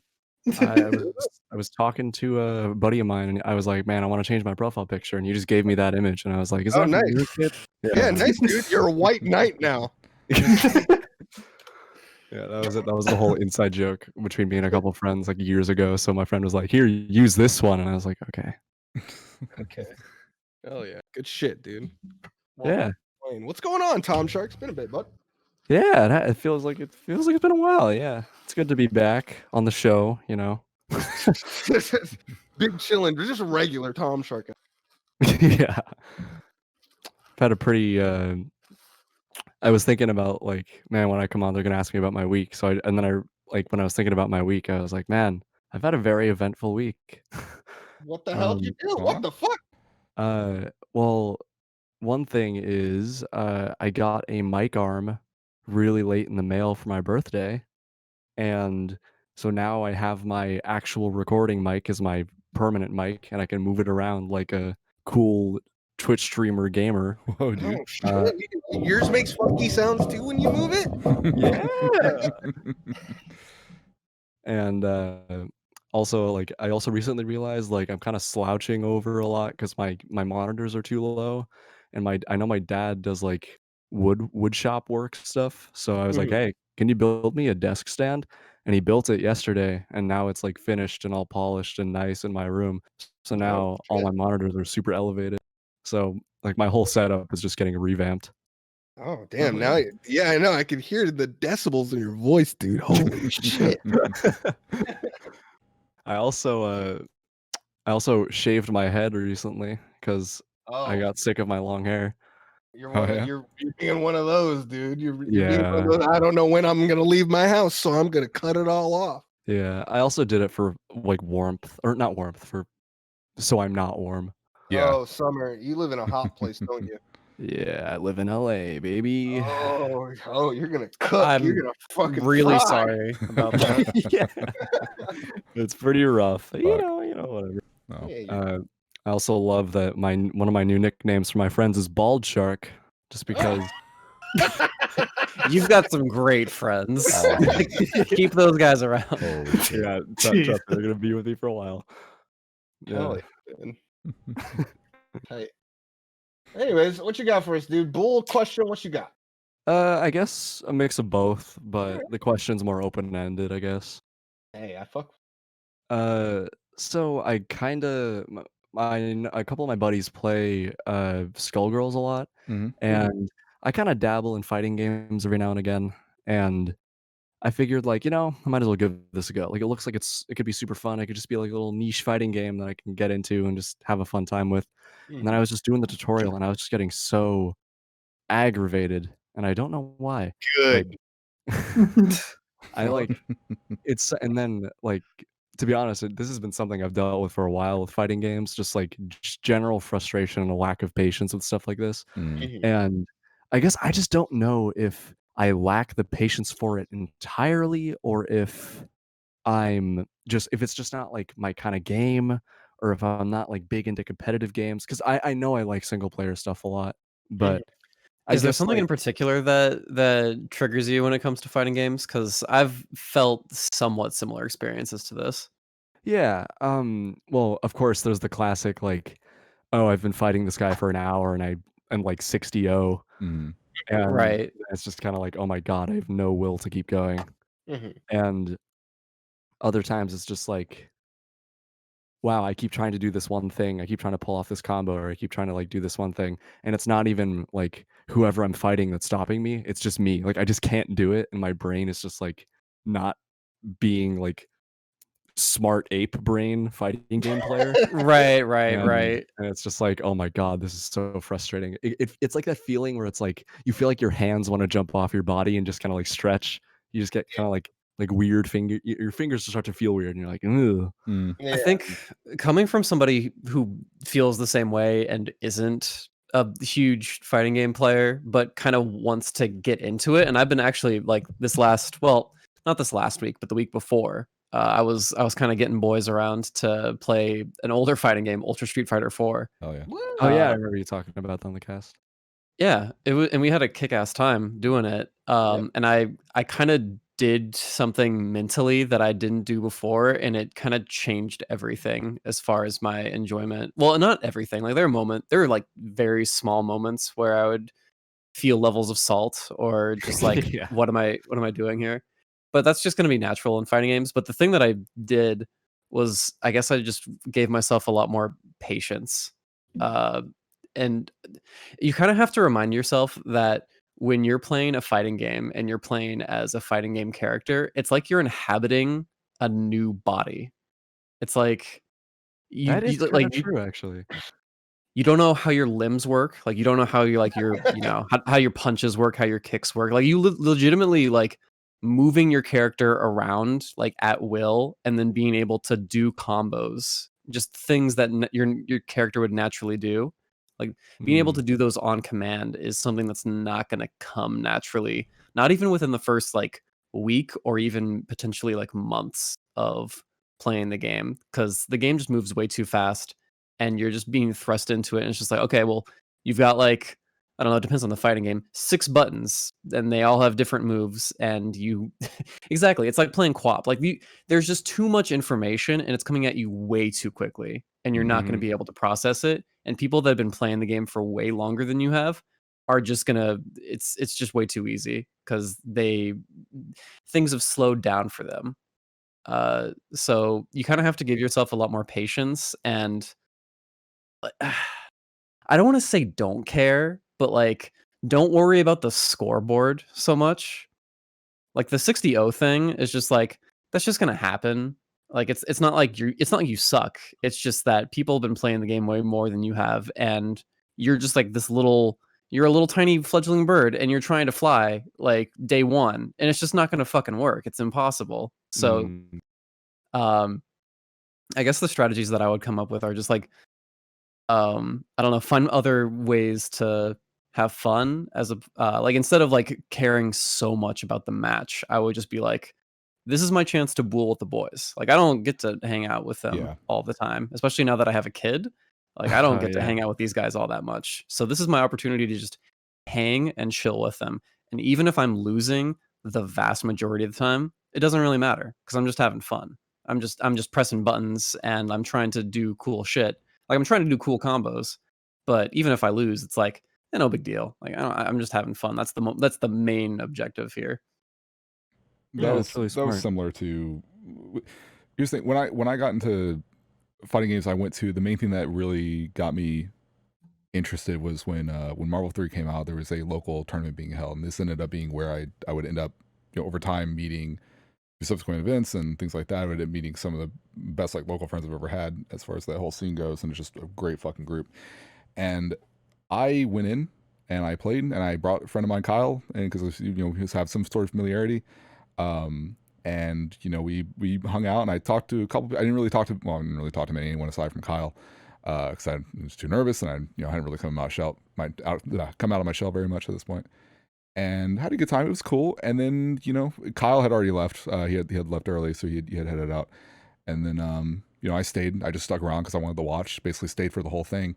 Even though a lot of the other people, like I said already, people who came and they lost, and they're like, okay, they left, and then pretty much everyone who was left are people from the scene. I didn't know at the time, but I ended up walking out when everything was wrapping up, and I'm like, okay, cool, I'm gonna get in my car, I'm gonna go home. It's like this was beginning of 2011, and this dude Abe starts running after me. He's like, hey, dude.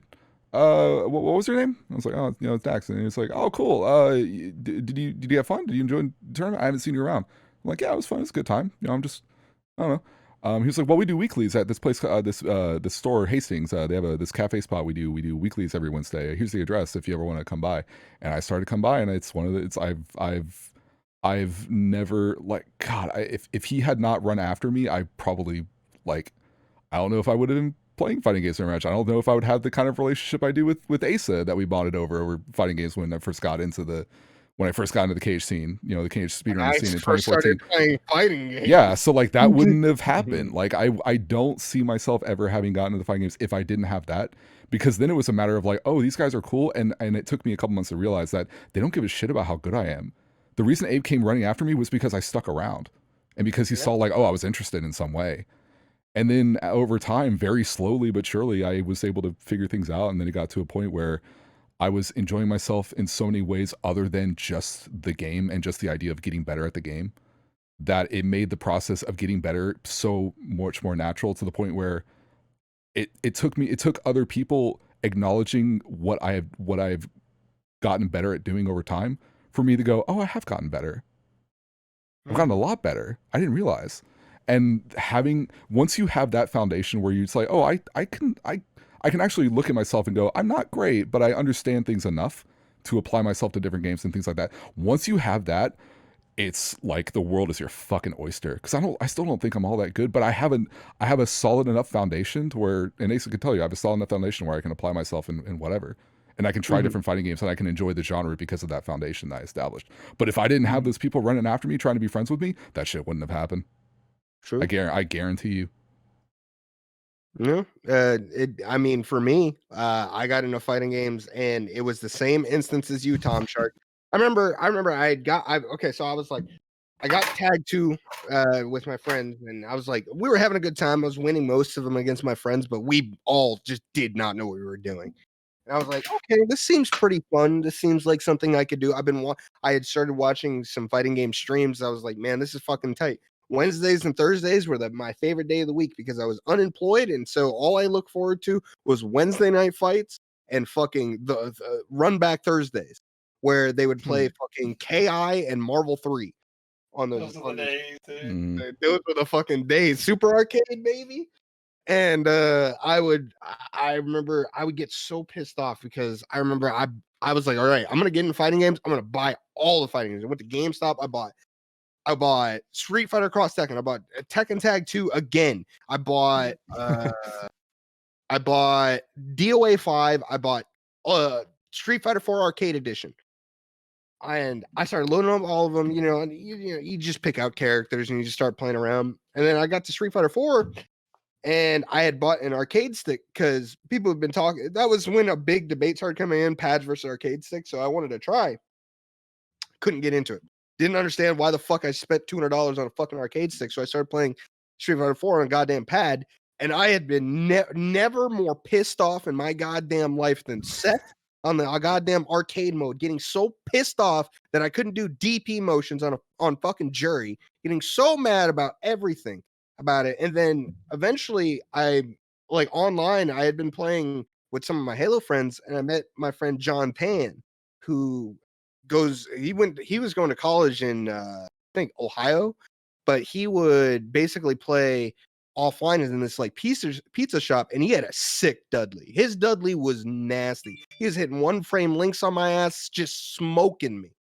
And we would play for hours. He did not care how shit I was, because he was like, sweet, I got to practice one frames all day on this kid. Sick. And I got to just kind of learn how to block and defend and try to. And we play like, this is when Street Fighter 4 had Windows Light Arcade on there. So the net code was amazing, and it was actually tolerable to play until they got rid of Windows Live, and it was really shitty for a long time. And then I played, then I started playing, like I was telling people that I'm starting to really enjoy fighting games a lot in like the Cage Discord and stuff. Dax is like, oh yeah, I play. I was like, oh, what do you play? He was like, oh, Street Fighter. I was like, oh, cool. You want to play? And he goes, sure. Whoa, boy, I've never been more pissed off in my life going against somebody, just learning how to play, because I'd re-picked up stick at the time, so I was learning how to play on stick. I couldn't do DPs very well. I couldn't do, like, if I was on P2 side, I was fucked. Like, quarter circles, what the fuck? I was cooked. Like, and Dax could tell you, I went through games of literally we would play for hours, like 100 sets in one day, and I would win maybe one. And I would get so mad, like after 10 games, and mute my mic, just turn off everything, wouldn't say a word to Dax, but you know what I kept on doing? Kept playing. Play again. Kept playing. Yep. Run it fucking back, dude. Run it. We'd have to go through the loading menus, load up our characters every fucking time. It did not matter. There was not a set option. It was just, come on. Just load it up, dude. Come on. What are you doing? Unmute, Dax. Are you here? Yeah, I'm just taking a shit. Hold on. Okay, all right, fine. And I'm just sitting there. Where the fuck is he, dude? Come on, bro. The mashing the start button on the top of the TE, on top of the tournament edition stick. Yep, that's the reflexive. Like you move it up and it come on. There we go. Let's go. I just want to get back in the game, and then over time that just kind of worked out. But that just comes from my competitive aspect, where I know if I like. No matter what you do, no matter what game you play, you will not get better without getting your ass shoved in at least fucking 500 to 1,000, like 3,000 times. You will lose tons of fucking games. And when I just kept on realizing that and just kept on playing, it helped me like form basic fundamentals now. And like I can actually go into Street Fighter 4 a lot better player than I was before and do okay. Do fine. Like I'm still not hitting fucking fancy combos or anything like that, but I never really did back in the fucking hoot. Now, if Street Fighter 4 was like still the main game, Street Fighter 5 never came out, I'd be fucking Gucci. I'd be fine. I'd be able to figure everything out. But as time progresses and more fighting games come out, I'm much more open, and I don't get pissed off as often because now I'm more of a higher tier player when it comes to Tekken. And like, you know, it's like that basic recognition stuff. It's not like my locals are saying you were getting better, because my locals will always just tell me I suck, and that's fine with me. I'm okay with that. But it's more or less like I can look at my own gameplay. Like when I got top 8 at Northwest Majors, that was one of the few things where I was like, fuck, when did I get good? Holy shit. Damn, am I gimmicking people? No, I'm just out fundamentally. Like I'm playing the wall a lot better. I'm playing spacing a lot better. Like, and something clicks when you start playing and things start to slow down. You can start to understand when you watch, like when I watch Tekken, I don't see it like your standard viewer. I don't see it at all. What I'm seeing is, why are they like, I start to question a lot, like why things are happening on the screen. Why did they tech roll this way? What are they trying to avoid? What made it so he could step that? Oh, it's a small micro step left that he did there to dodge the down forward one so he can get a full on punish. It's that kind of stuff like that starts to click in your head the more you play. And that's where BB's analogy comes in. You start to just embody the character that you're playing, and it just it's just a long process. Getting good at fighting games fucking sucks. It's not fun, but it does help a lot if you enjoy watching them. Yeah, it cannot be understated. And if you how have much good friends to play with and yes. joke around with, but it cannot be understated how important it was for me to just be like actively watching, even long periods of time early on where I wasn't playing. I was actively watching things enough where like just keeping it on the brain in that way. It's surprising how much that helps. Oh, even if it's not your own match footage, even just being exposed to it. Yeah, I would literally just. Sometimes I would just tell Dax, turn on your stream. I want to watch you play Street Fighter and shit like that. You know, like it's just that kind of small stuff where I wanted to consume all of it as it came in, and like, you know, trying to embody like the full thing, like, oh, you know, change your Twitch or your Twitter profile picture to Kazuya because you want to embody Tekken more. That's not it. What you need to do is just kind of just try to understand more of how the game works and just try to fill in that void that is your character and just learn how to move a little bit more properly. Skullgirls, you're dabbling in a hard ass fighting game. You have fun with that, my man. You have fun with that. It's probably got like one of the best tutorial systems though as well. That's true. Yeah, it is pretty extensive.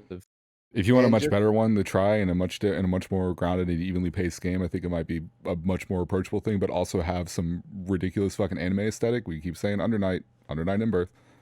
Yeah. It's a fantastic fucking set of tutorials. It's a great feeling game. I recommend that one. Hell yeah. Yeah, it's like I went through Skullgirls tutorial a couple months ago and I was like, bro, what is all this? They have infinite protection, but it's like you have to actually like know when to burst out of infinite. You can punish the infinite. They can bait that and then punish you with that as well. I was like, this shit's wild, dude. What the fuck? Yeah, it's Skullgirls and Guilty Gear Xrd do a really good job at explaining like their specific mechanics and the broader sense of fighting game mechanics and things like that. Under Night goes into the like the most nitty gritty of like just foundational things, and and uses a lot of terminology that's like I didn't expect y'all to say that shit. Thought that was like a FGC scene thing. I didn't think I was going to see this term in the game, but yeah. And and like overall, just watch how you progress and stuff like that as you play, and just set yourself like minor goals. Like when I used to play DAX, it wouldn't be so much like I want to hit this combo. It's like I want to hit this small little link once in the match when the given time comes, and if I can hit that, fucking let's go. I want to hit this one fat anti-air. I want to hit this fucking anti-air when he jumps on my dumbass. I'm gonna do this cross up empty jump low, and I'm gonna get a low short jab confirm into an uppercut. Yeah, and it's gonna take me like 3 months. I'm gonna do it, and then I did it. And I was Kuman, dude. It was everywhere. I was like, come on, I was Kuman. I'm trying to think of like one instant. Oh, leg loops on Gohan. I spent months on that. I just couldn't get the timing down. It was really, really difficult. But now I can do it pretty consistently, and it feels so good to hit one of those. And it's just one of those things where over time, like you just keep working at it. You like what was it? Tokido back in Street Fighter 4. Literally, he used to practice just DP uppercut FADCs. That's all he would do for hours. What does FADC stand for? Focus attack, dash cancel. Dash cancel, yeah. So basically all he would do is DP, hit the opponent, and then cancel it with the focus attack, and then just dash. He would do that over and over and over again. And I think that like he said he did it for at least 5 hours a day just so he can get the timing down. It's just one of those things. All block and just do it across the stage, and then do it the other way across the stage, and you just do that for hours and hours and hours. That's what I do. Yep. It's a fun time. Let me practice this mid-screen combo. Okay, I'm going to start in the corner, and I'm going to do it 5 times going from one side to the other as much as like the length of the stage allows, and then I'm going to swap. And if I fuck it up, I start over. And one thing I will say, try your best to enjoy practice mode. And just find the small little thing you want to work on, you want to do, and just do it. It's one of those things where I don't do practice mode as often in Tekken like I used to, but whenever I do want to practice something, I'm in there for fucking hours, just being like, oh man, I just want to get this sidestep combo on with Noctis. This would be sick. Fuck it. Right. And how many times have I used it in a match? Legitimately once. How long did I spend doing it in practice mode? Oh fuck, like at least 7 hours. Wow. It's just one of those things where persistence in fighting games get you a long way, and your results, like Tom Shark, you go against your friends a lot. Like no matter what it is, if you get one game on them, be like, oh fuck, get smoked, bitch. Let's go. I got that fucking one game, and then soon enough, that one game will start turning into 5 games, and that will turn into 10 games. Soon enough, your friends are just gonna be like, whoa, when did you get so good? This literally Michael Goldfish equivalent. So, you don't understand. You don't even have to take a game. Just like if you do like a link or an anti-air, like other people that have played the game will call that shit out and they'll notice it. Like you won't win, but like at the end of the round they'll be like, dude, your neutral's good, or like your anti-airs are on point, and that's something that they'll call out and be like, dude, good shit, because that shit BB plays takes on effort. Your ass hitbox, and this bitch always blocks my cross up. This motherfucker, well, dude. I'll do the most basic shit. I'll put BB in the corner and I'll just do the usual thing. If it's someone I don't play with as much, or if I'm like testing things out, it's like, okay, I'm gonna do some very basic things, just trying to like bait a button out. Just think I'm not going for any major things. I'm just gonna walk up, do a short, I'm gonna back up a little bit, maybe do a stand forward to kind of get down short. I'm gonna go for a throw, something like that. And he just blocks for an hour. I'm like, what the fuck is Press a button. It's like press something. What the fuck? You're supposed to be like everyone else. It's like, oh fuck, you actually like think. Fuck. Yeah. Like, cause Dax, when we used to play, what was it? It used to be one game out of 100, and then it started turning into 2, and then it started turning into like 5, and then we were trading games sometimes. I was like, what the fuck is going on? Yeah. But to be fair, DiCaprio's fucking cheap, and that DP is broke. Oh, stop! If I got body by her, I got body by her. Don't even act. If I get body by Gohan, let's Gohan. I mean, we know that. Now I want to play some fucking fighting games, but it's way too late. It's way too late now. Yo, Gohan, like you said, Dax, it's always fun to watch Gohan, but to play against him, it's a different story. But yeah. All right, Tom Shark. I hope you take all of our advice into account, my man. Yeah, absolutely. I appreciate it a lot. It'll help me out. And if you ever want to play some fighting games, bro, hit me up. Got it for sure, yeah, dude. I mean, we're gonna put you back behind the rope. Thanks for coming in. Out of here, dude. let me. My damn sentence. I was gonna call him our biggest fan and everything. You're over here like a fuck. There you go. You get another chance. Hey, Tom Shark, thanks for coming in. Biggest fan of the show, Tom Shark. Biggest fan of the show, Tom Shark. Thanks. Hey, guys. thank you. Appreciate Sorry about Aceuhh it. being a big bully. Much Okay, support. get out of here. All right, cool.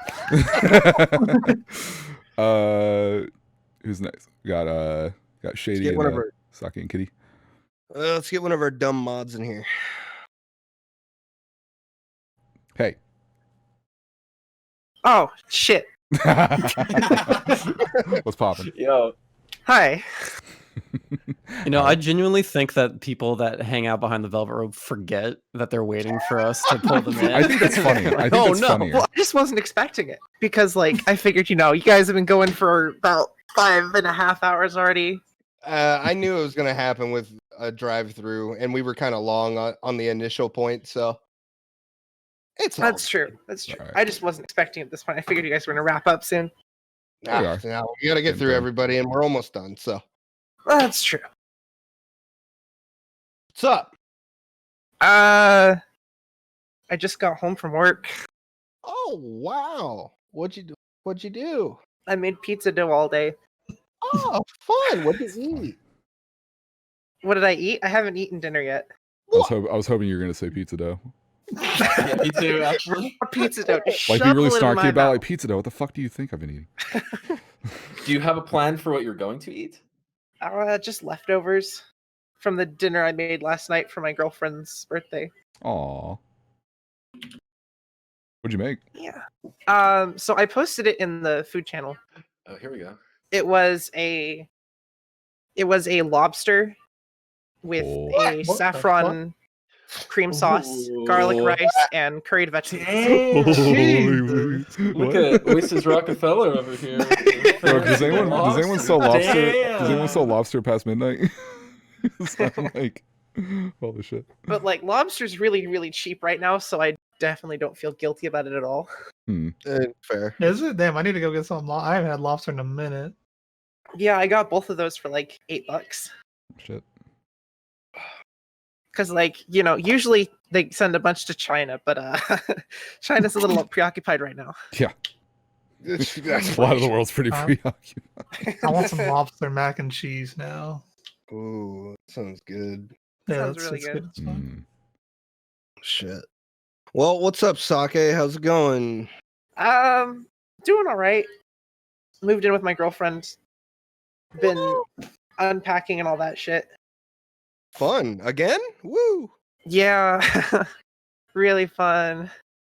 Having the best time, aren't you? Yeah, I've been playing a lot of shooters recently, which for me is something new and unprecedented. Which one? What are you playing?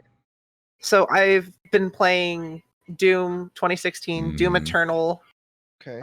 Dusk, which is really good. Yeah. I've been playing Quake 1 and 2. Ooh, shit, okay. And I played Titanfall 2. Yes. Yes, that's a good idea. Yes. It was pretty good. Oh yeah, good shit. Fucking A, you're gonna pop in some Unreal Tournament 2K4? Fuck. I don't know. I don't know. Good ass game. Hey, Hey, if you're gonna be hitting the classics. Might as Fuck well. yeah. It's okay. Yeah, you hit every True, other I might as goddamn well just hit classic. everything on my way out. You hit all the other classics. Fuck. Shit. Well, hell yeah. You've been. Which one stands out? Which one have you been enjoying the most? I really like Doom Eternal. Okay. I really like Quake 1. Okay. And I really like Dusk. Titanfall 2 was really good in terms of movement. I didn't really like the Titans very much. That's fair. They were really boring. Yeah. But in terms of movement and overall mechanics, I really enjoyed Titanfall 2. Innovation with that. Yeah, the movement looks sick. I don't care about fucking mechs much, but that movement looks fun in those games. One of my favorite speedruns. Oh, absolutely. It's super fun. Fair. It's fair. It's good. I need to do a stream of that actually. Titanfall 2. So good. That's a good ass. That's just a good ass game. It's one of those games that literally just with it's literal timing with that game. When it came out, it just got overshadowed completely. Yeah. Well, first game It was did marketing, help that the it was second like game was $3. yeah. Damn, it's fucking $3. I'm gonna Oh, buy it. it's been for the longest time. You could they have so many sales to get it super cheap. And then people would still skip out on it because people were like, "Well, I don't want Origin." I'm like, "Well, fuck, man." Like, I get it, but it's like it's Titanfall, dude. I don't. Come on, all you fuckers ended up installing Fallen Order. Well, to be fair, yeah, but you can buy that on Steam. Yeah, but it still loads. But you still have to have Origin it still installed loads to through play Origin. Yeah. So, So like, at that yeah. point, like So I you still already have had to use Fallen Origin Order anyway. installed, and at that point, I might as well just buy Titanfall 2. Yeah, at that point. Yeah. If you, I can understand not wanting to install Origin at all, but yeah, if you already got Fallen Order running that shit, then you may as well just get Titanfall. Titanfall's just worth it. To be fair, I hella re-downloaded Origin just so I can play Catalyst. So makes sense. Fucking sucks, but yeah. All right. Well, what do you got for us, Sake? Fuck. Kind of scream. You know, in terms of games, what are your favorite parts about them? Because I know personally, I really enjoy movement mechanics and real-time combat systems. Mm-hmm. That's something that gives me something to, I guess, learn and master. But I understand that it's different for everyone. So just curious, what do you enjoy most about a game, and what specific game design things make you tick? Fucking a good sense of speed. Yeah. That requires like some really solid Twitch reactions. Fucking Burnout. Like Burnout and Sonic Unleashed are two of the, like Burnout 3 Revenge and Sonic Unleashed are some of my favorite games in terms of giving me like just that fucking, well, Burnout especially because it's constant. Sonic gets interspersed in the day stages, but like just that fucking sense of speed and just the grinding of fucking stage over and over and over and over and over again. Yeah. And just like that combination in those specific games are just like, it's pure fucking crack to me. I don't know. For me, it depends on the type of game, but like for shooters, I want skill to I want skill to be able to trump over just pure the to be able to use like the mechanics of the game to be able to be translated per person. If someone is better than you, they should never lose. Like they'll lose a fight every once in a while. That's whatever, right? But if they're better at aiming than you, they should 100% win and be better than you. I feel like that's just like one of those things where Halo 3 did it perfectly. You transition to Halo Reach and you've got guns like the DMR that doesn't work when the DMR is an unbalanced weapon and the game mechanics doesn't call for the DMR to work. So no matter what it is, if I get shot in the back and no matter how bad their aim is, a random bullet spray can just dink me in the face when I turn around, pace my shots, and hit them directly in the head 4 times just because they sat there and just went on the trigger and a bullet randomly hit me in the shoulder for the 7th time and I died. That doesn't make that player a better person. They got lucky, and I don't like that. I like skill to be prominent when it comes to shooters. Now, when it comes to games like, you know, more combat based, like just fucking beat 'em ups and shit like that, I just want to be able to move, man. I like being able. I like stuff that like where if I'm fighting someone on the ground, I want to be able to lift them up to the fucking sky. I want to be able to like do this cool thing that will fucking shoot them down. I just want like full freedom when I fight somebody, like when I'm fighting like a monster or some shit. And you know what's funny? What's been doing that lately for me is fucking Honkai. They came out with a new mode of the game where there's actual air combos now and shit, and you can actually like do different combos with different characters. It's actually mad fun, and I've been enjoying that a lot. But yeah, I just like freedom. I like freedom when I like in those kind of games and stuff like that. And I don't know. I haven't played enough like RPGs to say like what I want, like what's my favorite aspect on those games or anything like that. But I guess it's just more or less like the time spent in menus is like a big thing for me, where I'm just like trying to devise in my head like the perfect character to go against this X enemy. Like in Final Fantasy, where you know you get this materia system. I'm like, bro, I don't know if I could do this. Hopefully this will work with this. Let's try it out. Okay, didn't beat it with that one. Let's try something different, you know. I like that type of shit when it comes to like RPGs and stuff like that. What about you, Michael Goldfish? I like mechanics that make me feel like I'm in control. So my example will be the hammer in Monster Hunter. If you charge the hammer a bunch and then you hold forward and let go, you do this like spin to win thing. Yeah. And you do like 4 big horizontal spins. And if you press nothing afterwards, your character like fumbles over and they're like, oh fuck, it's too heavy. And you look like a bumbling idiot. But if you left click during the last spin before you fumble and tumble, your character does this big badass golf swing. And I like that if you do the left click, it's not just the game. I don't feel like I just did the left click. I feel like I controlled the hammer, you know? Yeah. Because if I didn't because my character didn't fumble anymore, I did the cool swing. And I feel like I myself, Michael Goldfish, did the cool swing. Like, I like when games can translate the controls to your character doing the thing properly. You just know? having those little touches in there to where it's like, yeah, you have to time that to make sure it comes out Yeah, right. because they could have made it because the fumble sucks. You obviously never want to do it, and they could have made it so that it automatically goes into the golf swing when it ends. But I like that touch of you feel like you're in control. You feel like you're learning how to use the weapon, right? Yeah. Or in Crash Team Racing, the 3 boosts. I like that you get to input the boost itself instead of something like Mario Kart where you just let go. Oh, where you just release it and it goes. Yeah. Like, it's cool that I feel like I'm controlling the car, that I'm willing the car to do the boosts because I'm pressing the freaking button when I want it to happen instead of the game just taking control as soon as I do the drift. I guess that's a little weird, but well, no, that makes sense. I mean, like a really precise mechanics example. making it feel like I'm having the controls translate to what's happening. Is like a cool video game thing that I enjoy. Well, a little like example of something that's like it's like that for me that I really enjoy, but it's like of course it's very very precise and kind of subtle.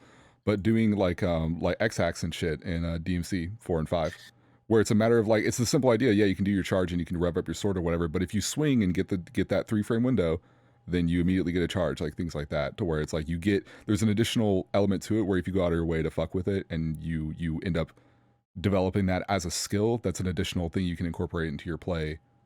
And it makes you like it's a really rewarding thing when you're able to do that, and adds a sense of depth there when it's not something you necessarily need, but it's a cool bonus to be able to do like fucking riding high and you just like get the timing down to where it's like, oh, that's every time I do that, that's a free charge now because I figured it out. I love the Nero taunt, man. It's just actually so fun to just riding high. Riding high. And in DMC4 at least, each exceeded version also offers a different output. Like if you jump cancel an exceeded caliber, the enemy stays in place where they don't in a normal one. And there's just a bunch of different variations between the exceeded ones and the other. So it encourages more to learn that. And I think that's really well designed. Fair. Bloody biscuits. I like games with meaningful decision making. True, smart. It's a really general term. So like I guess the example that I like to use is like so like you're in a fighting game and you lost round 1.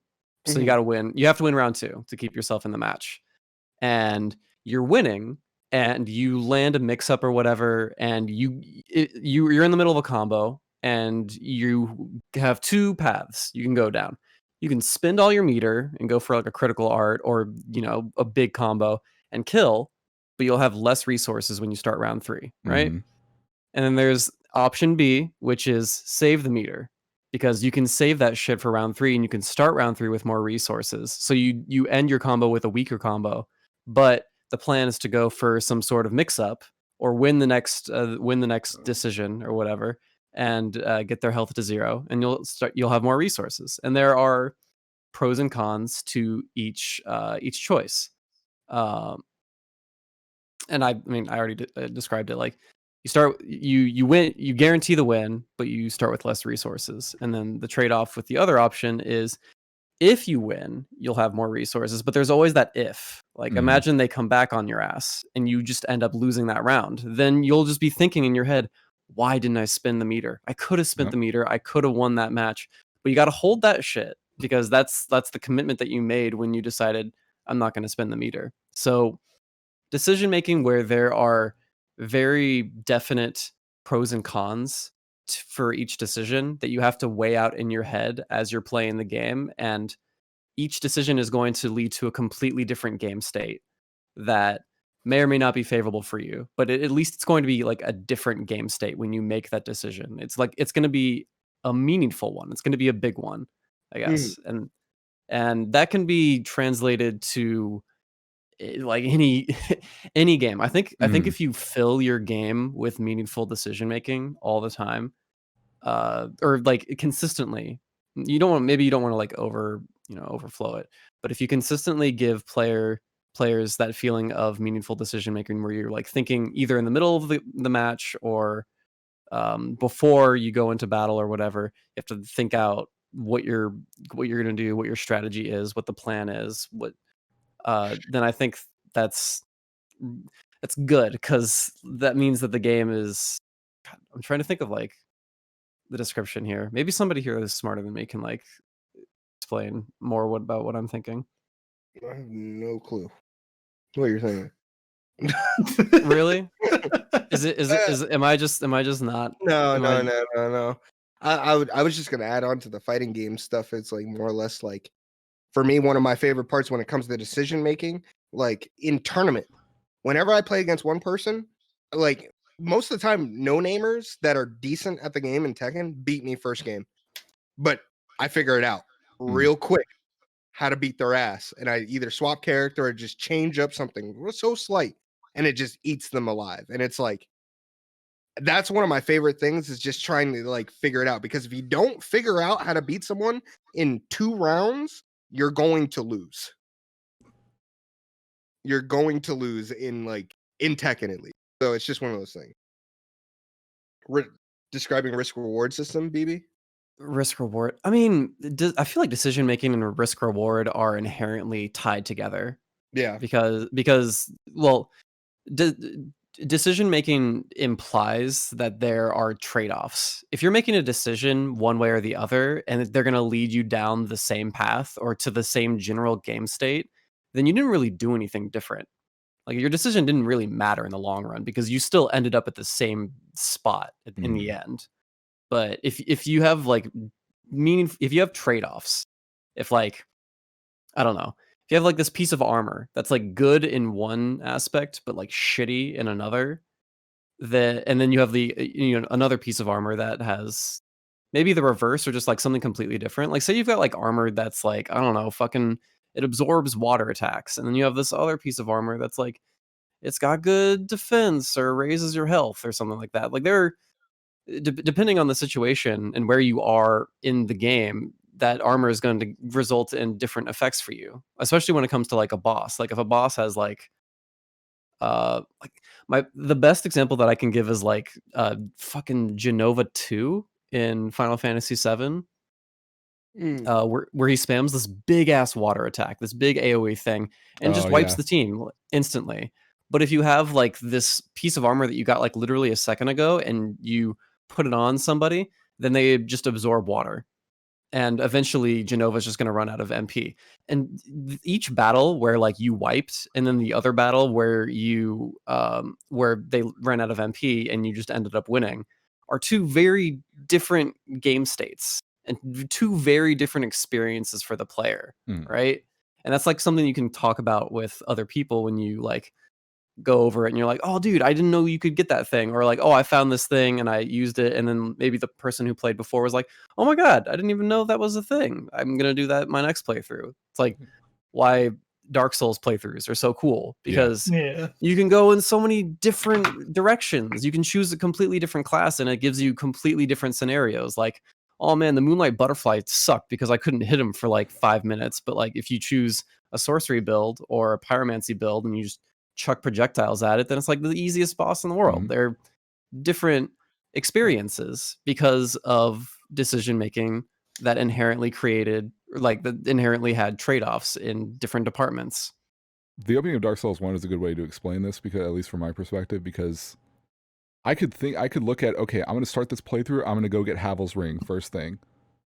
It could be that if the game was designed in a different way, it'd be like, okay, I get it, and it makes me wear more things, and it doesn't matter because it like I could just play however the fuck in the game is, you know, it doesn't matter. In the case of Dark Souls, not only is it a matter of, okay, like what am I going to be fighting or how am I going to be like treating certain things, and it ends up like what I plan out in that way ends up impacting my decision making, but it's also a matter of, okay, I'm going to get Havel's Ring not just so I can wear more things, but because I'm going to plan out a much higher strength build that I need all that fucking poise for, and I need all that space for, and I'm going to start planning a build based on this thing I can get really early, and then going through there and then applying a certain skill set or certain idea of how I want to play based on those decisions that are being made and going about it. And there's different rewards that you're getting depending on what you want and what you get from the game and like what challenges are there and things like that. And it ends up being there's different layers to how it can be rewarding compared to something like as simple as, you know, you're plowing through fucking a serious same game, which is super simple and very specific, but it's incredibly cathartic and satisfying in just a really dumb action way.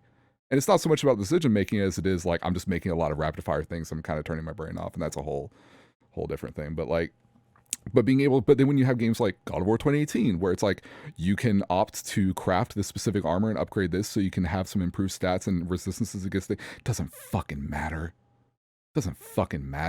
Yeah, because it's even little things that it does affect, it's not going to be in your face enough or constant enough or be built into the design of the game enough or the level design or the enemy placement or the enemy waves or anything enough to make it feel like, oh, I have to change my build, or oh, I should grind this up to make sure I can be resistant to that. Never fucking happens.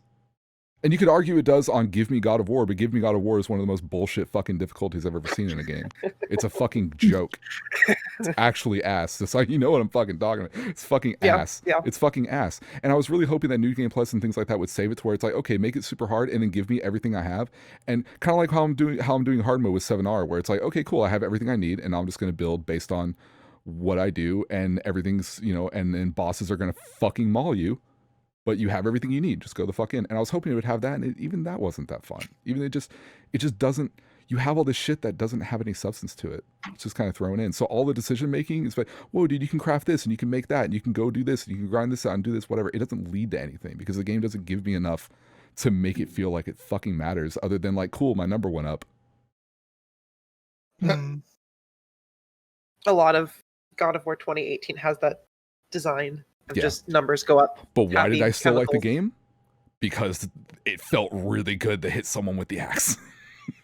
It felt really good and really dumb to just hit the fucking dude. All that other shit got in the way, but at the core of it, at least like the foundation of it was still fun. I just wish the rest of the stuff could just go away.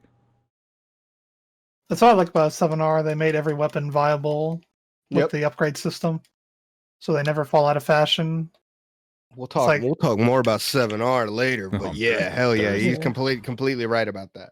And some of them have cool abilities that you can utilize with different armor, and you can make a specific build and strategy around that, and that can be really good in certain situations. And if you think about it and you get rewarded for it, that's like really cool experience. All this video game moment. Decision making is meaningful. Decision making is cool. Decision making where you just like the game presents you with cool thing and you do it, but it doesn't do anything different for you. It makes me very sad on the inside because it's almost as if they're just trying to distract the player or like lie to them and say like, oh dude, this game is actually really cool. It like interact with this cool crafting thing or this cool battle system, and it just doesn't meld all these cool abilities, dude. Use all these cool abilities that don't change shit. You're gonna have to manage and craft your resources so specifically and like so carefully in The Last of Us, dude. The combat's gonna be so no. Oh my god, it's the easiest fucking game.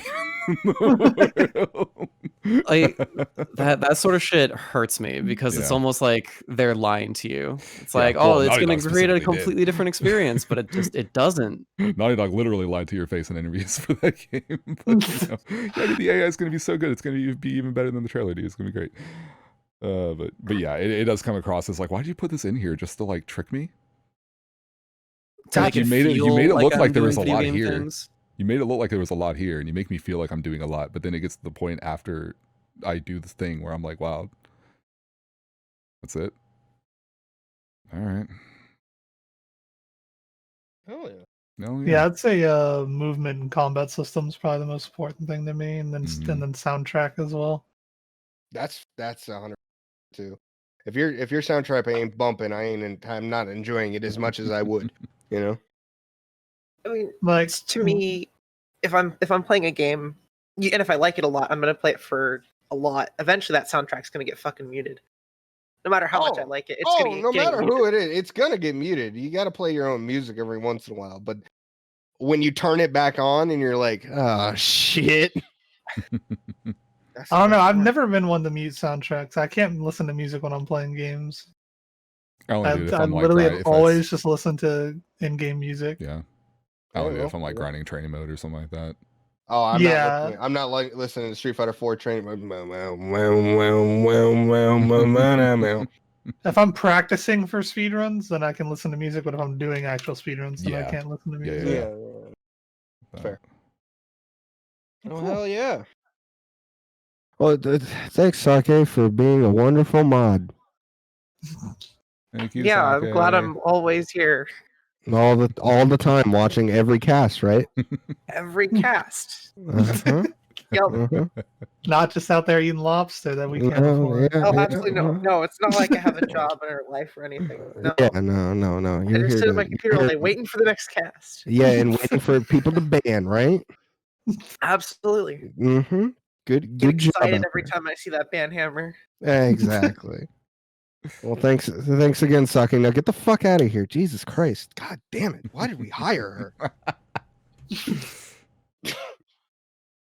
Anyways, let's move on. Let's get this up and done. Huh? Yeah, let's get another mod. Kitty! Kitty! She can't hear you. She's deafened. Kitty! Kitty! Do it louder. Kitty! Was she deafened by the yelling, she might be or was forced? she deafened? No, she's definitely not deafened by the goddamn. Wait, is she force muted? I don't know, dude. I think you yell pretty loud.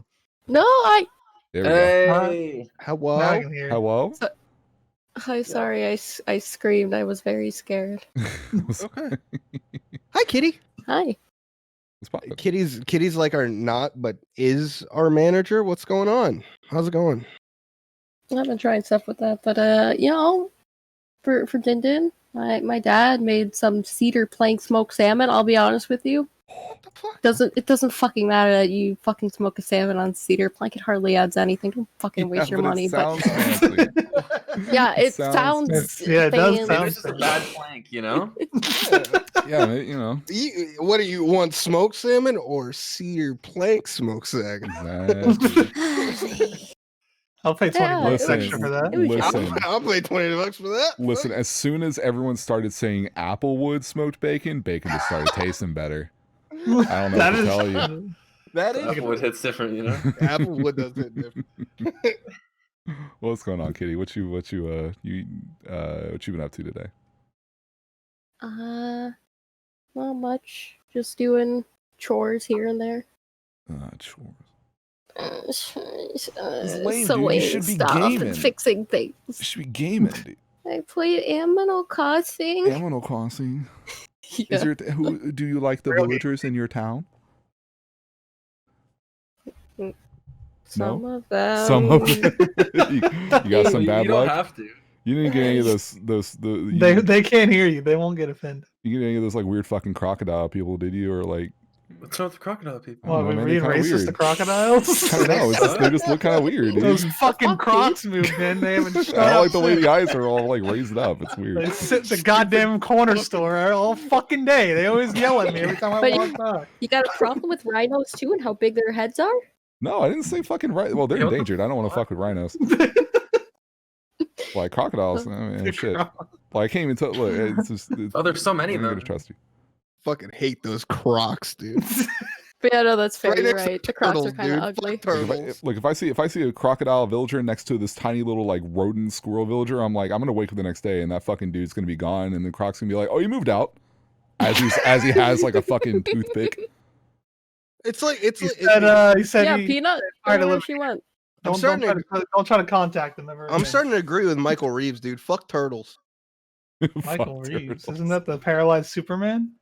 What? No. No, that Who was the fuck is that? Michael Reeves is a YouTuber. Who the fuck is the paralyzed Superman? I don't know. I swear to God, that's his name. No. Paralyzed Googling it Superman. too.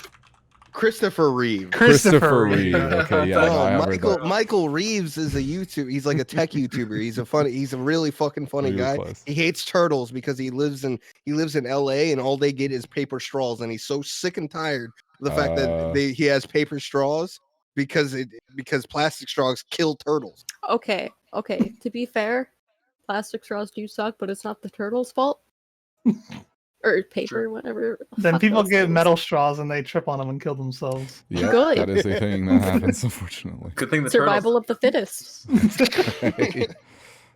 True. This is why we need more plastic straws. Yeah, the goddamn turtles aren't the fittest. Oh no! With the monkeys, oh no! This plastic straw got stuck in. This plastic straw got stuck in a turtle's nose. Oh no! Dude, we got nothing against the monkeys. They're too smart. Fuck those monkeys. That's why we got to put them down. I'm starting to agree with Sean. I've been. If you got any like, monkeys on that Animal Crossing island, now's the time, dude. When they're sleeping, before it's too late. You're too smart, dude. You're gonna walk Get in out there that and axe, like, you know?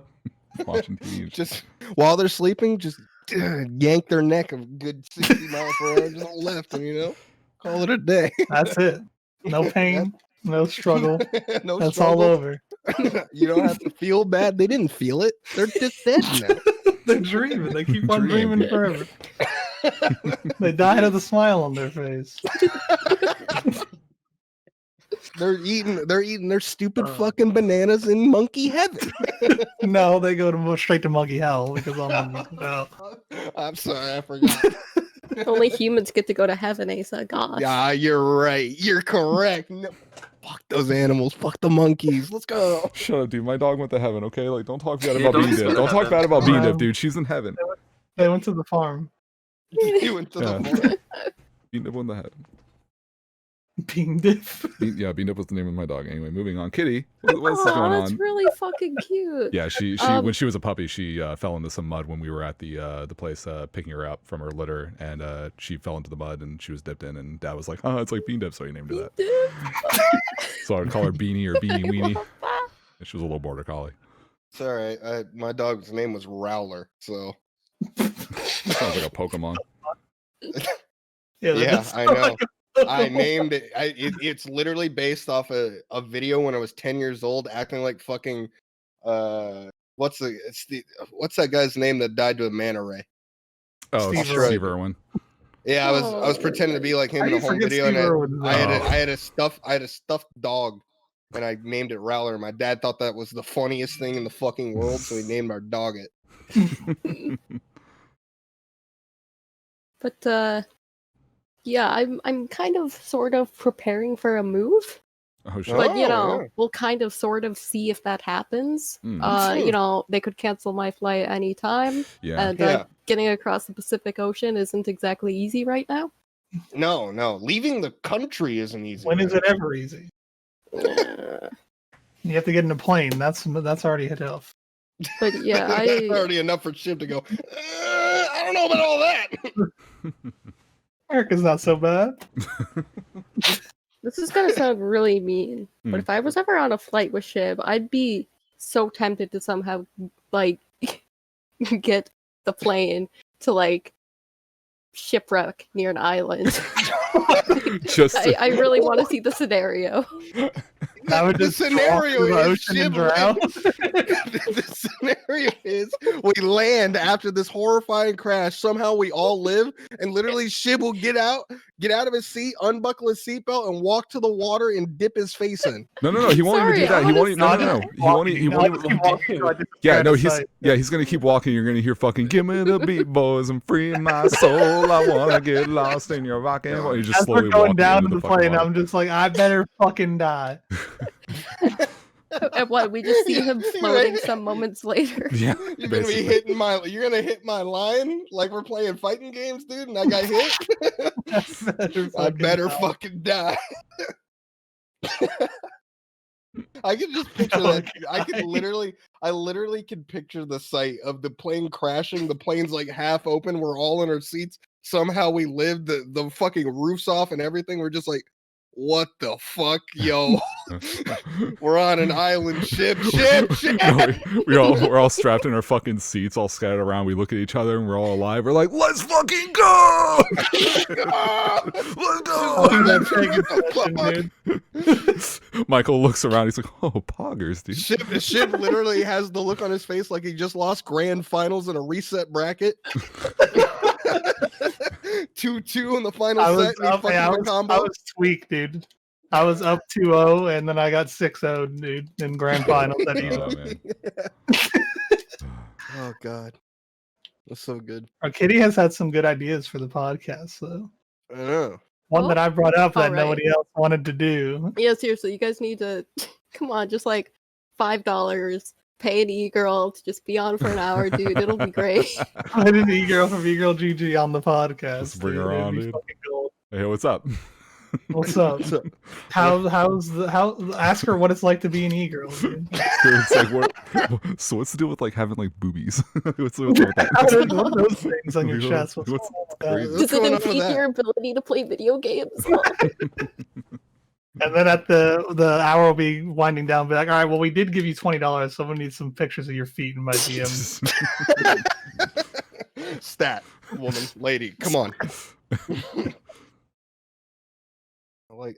Kitty comes up with all the best ideas for the podcast. We literally just ignore her half the time. I talk to Kitty all the time. I said that was a good idea, but then we never implemented it. It's true. In reality, what it is, Kitty gives us ideas, we talk about it, and then we say, yeah, that's really good, and then we just stop talking about it. That means we'll get around to it in 70 more episodes. It only took that long to do the overhaul, dude. Exactly. But we're looking, but to be fair, that was all of our faults. That was all of us going, yeah, this podcast thing is pretty great. We should make it better. Yeah, we should. then we did. We added Michael Goldfish. Yeah. True. Michael is literally like the beacon of like hope. Yeah, in, we need it because everyone's a heel. We need someone that's not a heel. Listen. Look, When we're all assholes, we need someone. We need a baby face. Listen, how much money do we make off this? Okay, don't want to hear it. We can go at whatever fucking pace we want. That is fair. That is fair. But Michael Goldfish, when we added him, he's completely now the baby face of us all. Yeah. He's the one that's gonna purify a little bit of our toxicity. Exactly. He's like the cute little munchkin of the group. It's like the chaser after the shot. Exactly. Whenever we say something just off the wall, Michael Goldfish is like, wow.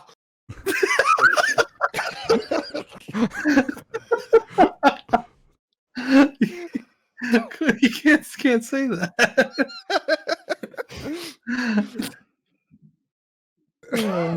I really am the retard for falling for this. Okay, can you not though? I like that cap. I like that screenshot. I don't know about that idea, Delta. I don't know if game days would work out. Dude. I don't know if that's good. You shouldn't say that. Legit, if I could just get a whip and whip all you guys like fucking start playing Minecraft together, no, I fucking would. Then we would get subs on YouTube. You know how much fucking subs the Minecraft YouTubers get? Put it on the stream. It's actually crazy how much of a niche there is for that. Oh my god. That's crazy. Good ideas. Legit though, yeah. like Fuck, dude. follow through on something eventually. Stop it. Stop it. What? You know what? You know what you did. What? Michael is the what? Jesus Christ. You're all so mean. Look, I wasn't the one who Hey, I was the one who typed it, so I don't know what to tell you. It's so fucking funny because Michael knows how bad we are. He legitimately just knows how fucking bad we are, and he never conforms to our ways. He's such a good guy. He gives you a chance anyway. Well, it's funny that I have this little screen. Fucked up, dude. What the hell? This is why me and Michael Goldfish are literally like the perfect duo together because he's literally the sign of Because hope. he says the R word and I don't. That is pretty true too, dude. Come on. What, Michael? It's not cool, man. No, now you guys did River City Girls. Now you have to play the new Streets of Rage together. Oh shit! It has online co-op. Let's go, Michael. Yeah, you guys can play it on game night. I know you're smiling and just being fuming at the same time, but what's up, Michael? I'm not googling the price of Streets of Rage 4. All right, well, we've been. Or one of you could buy it, and then you can Yeah, maybe just do we'll parsec it up again, dude. Good. Legit though, throwing an idea out here. If like only 2 or 3 people are available for game night, if you guys can figure out a way for like anybody or at least selected people to, stream that would be good. People would like that. Yeah, I was about to say we don't. Doesn't even have to be everybody. Game night. We could just do whoever's available. Yeah, like somebody doesn't like Minecraft or somebody doesn't like Marvel vs. Capcom, Dog Dick. It's fine. they just sit one out. It's Bro, okay. Marvel 4 is the wackiest subtitle. Yeah, it really is. Shib, you're a little off with your prediction. Dog Dick. Dog Dick. I don't know. Capcom's lost.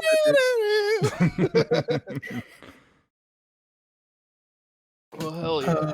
Yeah, I don't know. I'm down. I mean, I'm always down to just game night. Yeah, we've Most of the time we end up unofficial game nighting on someone's stream. That's literally how it is. It's usually We just how it ends up. Discord one night. We're just like Gavin on, then like BB or Vash or Aceuhh will stream. I see that and I'm like, Why aren't you guys doing this on Dinner with the Boys? I know when BB accidentally went live on the Dinner with the Boys channel, you know how many people were like, "Bro, what the fuck? It's not Monday game night." Oh, dude, It's it's like, exciting as fuck. It was funny as fuck though, because I was sitting there like, "Oops, Lamau." Everybody was like, "Yo, game night, let's go!" We were like, "Oh, oops, sorry." Yeah, I think trying to game do night is just like under construction at this point. Well, I do like the idea of just trying to, if we feel like something is kind of coming together and it's like, hey, yo, let's do, like, just in the moment, like, hey, let's just turn to this, fucking throw it up. We gotta we like one of those sessions where we all played Under Night that one time. We need to throw that bitch up next time, or we can all do Grand Blue except for Michael Goldfish because he doesn't have the game. But it's on PC now. I thought he was getting it. I know. Still like $80 before tax. Yeah, it's expensive. Yeah, someone donate Michael Goldfish Grand Blue. Come That's on. That's a lot. It's a lot. That's a lot of money that's a lot of money for half the cast. Come on, guys. Okay, Anyways. Kitty, you got Come anything on, else for us? Goldfish, what are you, retarded? Okay, I said it. I kid, you precious boy. I didn't mean it. Now look, see now Goldfish is here. I don't get roasted by Kitty. This is things are looking up for me. Why you gotta do that? Well, nobody else was taking it. It's true. You had to do it. You really didn't. You really did. I had to Kitty- do it to you, dude. Literally, we get so much enjoyment. I don't know why, like, we all get so much enjoyment in seeing Michael Goldfish just get minorly mad about something, just kind of upset. We just get so much joy in hearing. The pre-show warning. There's a pre-show warning. What pre? The pre-show one. I always go in there before we go live with the drive-through. I literally just go in there and say, "All right, boys, y'all know the deal. Don't say the gamer word or other ones." So the gamer word. I like how everyone just knows that It's just that's the association. Like, great. at this point now, it's just the gamer word, dude. It's fucking great. All right, Kitty. Yeah, so I did actually have a question. Oh Jesus, okay. What's up? Shit, were you gonna kick me out? I mean, you could do that too. Yeah, we were gonna, but give us the Definitely question. No, we can't now. Give us the question. I can't kick you out yet.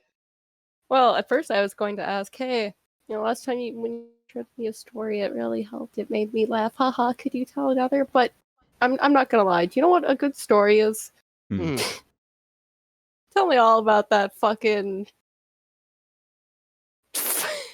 yandere dev, dude. I wanna hear the dirt, dude. I need to hear what a fucking piece of shit he is. It's not. It's so scat. Like, here's the thing. Most of my stuff with him comes from a decade ago, and a lot of the stuff with him that he ran a stream where he went by Aceuhh, and he had this is back before Twitch. This is back when basically streams were just a kind of a collage of video embeds that people are awkwardly trying to stream in and around to fucking Mogulus and all that shit, and then just like usually Chatango and embeds and things like that, trying to put it on a webpage and making a website of it. If any of y'all know Vine Sauce, that's how that came about. Actually, a friend of mine, Alex, knows Vinny, and they got started together with that back in like 2007 or 8.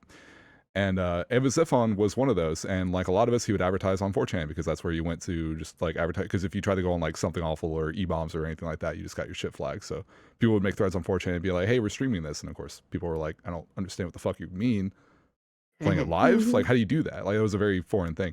So Aceuhh, out of the gate, he has not changed whatsoever. By the way, out of the gate, this guy is just the biggest egomaniac motherfucker ever.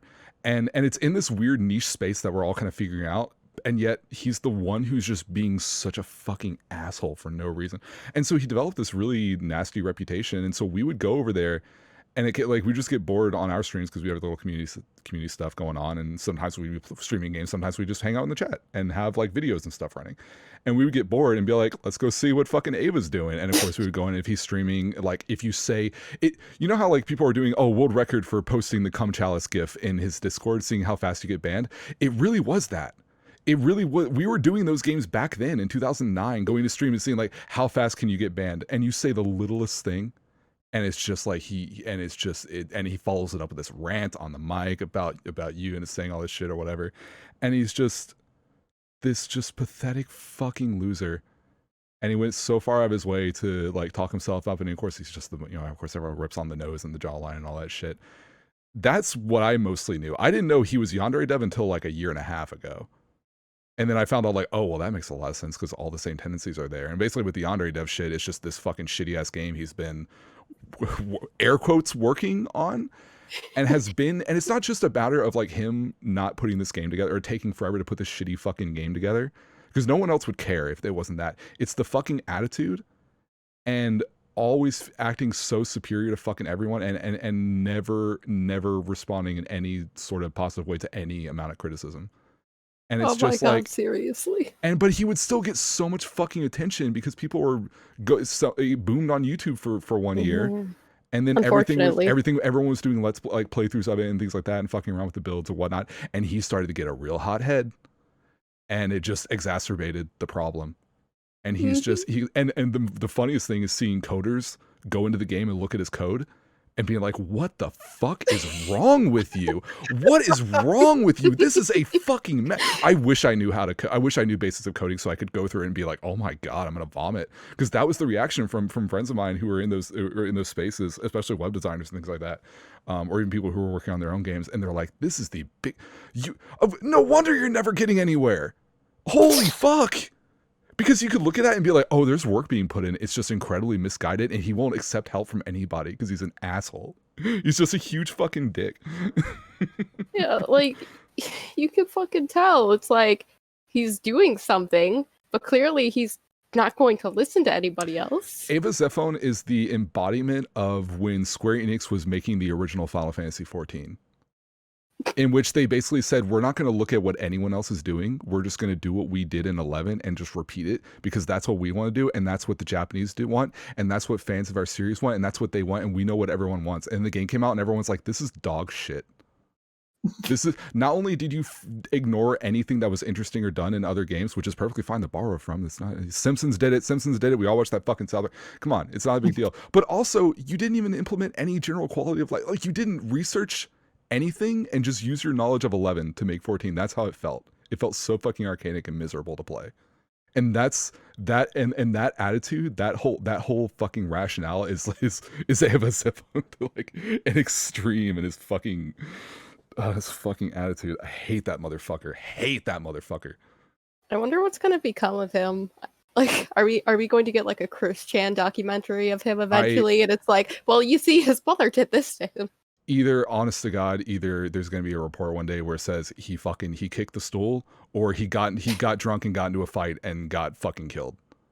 I really feel like it's one or the other. Probably. This guy's a fucking it's a fucking mess. I'm not even sad about it. He was an asshole in 2008 when I fucking talked to him, and I see the shit and it's like he's doing the same shit right now. Same thing. I'm like, fucking go away, you stupid bitch. Yep. Are you the only one that interacted with him? I'm pretty sure. Yeah, I've never interacted with him. Never talked. I hardly even know anything about him at all. Mm-hmm. Just a fucking fucker, dude. Yeah. Are you coded, son? Yeah. I love that. Yeah. That's only meme I've ever seen is are you coded? Are you coded, son? Yeah. All I know is it that says it all. He's.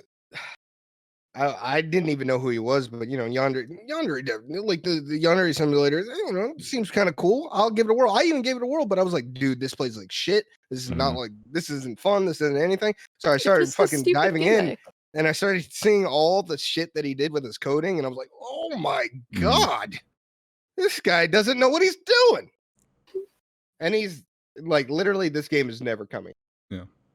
And it's not a matter of like, hey, you criticize it, oh, he's going to give you an attitude, and then you continue to criticize it, and then he does something, and then you continue to criticize it, and then he bans you. It's like, hey, I don't really like, why did you do this way? Ban. Yeah. Like, no, it was like that. It was like that in 08 on his stream, and it's like that now. It's just like, it's just immediate. Such a special, funny person. Really is. He's not funny. He doesn't tell jokes. It's just his existence is funny. But yeah, so that's my little history with him. Well, thanks for your rant. It was a good chuckle. Oh, thank you. And I'll walk behind the line now. I ain't walking. We're pushing you. For doing what you do. Okay, love you, kitty. Okay, Bye. All right, last couple here. Who went Jam or Shady? Jam. Jam. What are you doing? What's up, dude? Me? No. My turn. Sorry, my stream's like 5 seconds, 10 seconds Don't behind. don't worry about Australia. Don't worry about the stupid stream. What are you doing? What do you want? I don't know. I'm just vibing, homie. I'm just here doing stuff. What'd you eat? No. Well, it's 4 p.m. and pretty much for breakfast I had instant noodles, mee goreng, satay flavor. Classic. Very good. Would recommend. Nice. Cool. Bro, he's got the internet historian accent going today. Internet historian. It's called the Australian internet No, historian. I've heard Australians that don't sound like that though. Yeah. Yeah, it's because we have either like a big quiet one, or we go, yeah, can't so fuck. What you gotta do next, cunt? You stupid cunt. A fucking VB long neck in the afternoon. Get that up. Is that Bogan? Yes, that is Bogan. I know Australia, dude. I know Australia. Don't worry, Shib. I live in Queensland, which is the Florida of Australia. So yeah. Oh, the Florida of Australia. Oh no. It pretty much literally is, where it's the part where there's all the swamps and the rainforests and shit and the gators, aka crocodiles. Did you know there's 2 kinds of crocodile? A sea and a. There's ones that can live in the ocean, isn't there? Yeah, there's freshwater and seawater, and the seawater crocodiles are bigger. Big boy. Yeah, I've seen one in the ocean before when I was out on a sailboat. That was scary as fuck. That's fucking. Yeah. Jeez. Yeah, no, it's pretty. They're swimming. Like imagine being like, oh yeah, I'm gonna go down to the beach real quick, and then being like, sorry, you can't swim today. There's a crocodile warning. not a shark warning. No, you'd think, oh yeah, the big carnivorous fish. That makes sense. Nah, it's a crocodile, like the weird reptile thing. Yeah, it went to the beach today, so you can't. And that's not to mention. That's not to mention the jellyfish. Fuck jellyfish. That's the kind of I shit that wouldn't makes me do go that. like, oceans miss me. One ocean entity that I'm never trying to fuck with. Did you know? I'm pretty sure that where I live has the most dangerous jellyfish. The box jellyfish. great. Oh yeah, well we probably have box jellyfish. I'm pretty sure that's the one where it's like it'll just wrap its fucking shit around your leg and you're like 9 seconds you're gone. Yeah, box jellyfish are really big. Yeah. The main thing. But we also have the irukandji, which is like its venom is as dangerous as any other jellyfish, but it's the size of you. It can fit in the palm of your hand. Oh, so it's like so it's even more invisible than a box jellyfish, which is like, oh, there's a big giant plastic bag floating at me. Yeah. No, that's a jellyfish. You'll die. Instead, it's like, oh, so someone was swimming, and an irukandji touched them, and now they're having seizures. Yep. Oh. Yep. Yeah. Jesus. Who wants to live in that country? Or who wants to live near water? Fuck this shit. Yeah. I like where I live. I live near water. I ain't got to worry about fucking jellyfish. I got to worry about salmon and sometimes an otter coming out and screaming at them in the middle of the night. Otter scream? They salmon just scream? They're really fucking loud. Yeah. Look at a video Pretty of a pissed off. Look at a video of a pissed off otter or 2 otters fighting. It's like it's actually like, oh god. Oh What god. do we have? There's Not even jellyfish meant- here. I'm never going into the water ever again. Fuck that, Matt. Lamau. I'm good. Good riddance. Didn't need it. Get If I need get water, I got a God. tub. Yep, that's exactly it. Hey, you know Ooh, we I'm ain't got no swimming, jellyfish in my yay! fucking shower, dude. Let's go. That's pretty true too. Let's go to the beach. Nah, I'll just deal with the bathtub. That's all right. No, I'm not going to the beach for another 2 years. So Don't worry, we got jellyfish. y'all also got the Rona. I'm good. You got the Rona too. That we even. We won one. Yeah, that's true. We got a lot of Rona over here, though. Yeah, you got people marching the streets like, "Hey, I need a haircut." It's like, "Homie, just buy some scissors. Just buy some scissors." You fucked, bro. You fucked. You're acting as if these people have ever like done anything themselves. Yeah. Okay. Were you just bullying, dude? You have a question or anything, or what? What's going on? Pretty much, Bill. And to be honest, I probably would have come out with some one of those like friendship exercises. What's your favorite animal? But we ended up naturally talking about animals anyway, so that's. Well, I can tell you my least favorite: a fucking jellyfish. Oh, least favorite animals. Go quick. Oh, least favorite. toe, dude. Get smoked. Sucks. Least favorite animal? Fucking monkeys. What the fuck do you think? I'm gonna stick with jellyfish. Fuck that shit, No, dude. jellyfish Fuck isn't that. gonna fucking grow your society, dude. They're gonna sit in the water. Look, something pisses me off about the idea of being killed by something that's just floating around like woo doo doo. Don't even know it's fucking exists. It literally doesn't have a brain. It doesn't have anything. I don't know how it exists, but it's there. It's and like it'll why kill are you you. allowed? Why are you Dude. allowed to kill me?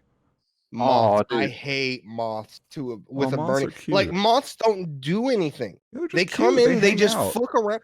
I don't like them. They're just hanging out. They're cute. Pieces of shit, get out of my They're room. fuzzy. They're fuzzy and cute. Just I hanging out, hate dude. They're them. just like when you light, when you hit them light, and you light, smush yummy. them, nothing comes out but powder. They're not. Yeah, I do fucking... hate moths, but moth girls were pretty cool when they were around. Those hit. Fuck moth. I Moths are great. hate snakes. Yeah, A lot. I was gonna say Snakes are actual least favorite animal is probably snake. And before anybody mentions their cute little pet snake that they're besties with, like no, Okay, kids right now. I am not talking about that kind of snake. I'm talking about the sort of rattlesnake that'll like burrow up with like 10 of his buddies in like a Yeah. pit in the middle of Fucking Australia. annoying. If you fall in it, you're just dead. Yep. Fuck that. No, I hate all snakes, dude. Like, obviously, little tiny garden snakes that we get. We had like a Florida something snake in our pool the other day, and like we get like garden snakes or black racers, and they're whatever. I still don't like them, but they're whatever. The one time my dog was just going ape shit in the backyard, and I was like, "What the fuck is she barking at?" And I walked out there, and there was like a 3-foot long snake, and I was like, "You can have the dog. I don't literally care what happens. I'm not going anywhere near that fucking thing. Like I literally freeze. I can't even like move when I'm afraid of a snake like that. That just scared the living I shit always out of thought me. I was gonna be super scared of snakes, and then fucking one day they like at school some fucking snake tamer came in, and he was just like, "What's up? Hey, you want to pet the snake?" I was like, "Oh, okay." I still hate lobsters. I don't like lobsters. I don't like crabs. I don't like them. Did They you know taste that lobsters are effectively immortal? Yeah, Are until they? I fucking boil them. What do you mean they're immortal? Okay, so basic biology lesson. You know how you grow bigger by your cells like replicating? Yeah, and like and other animals at the molt.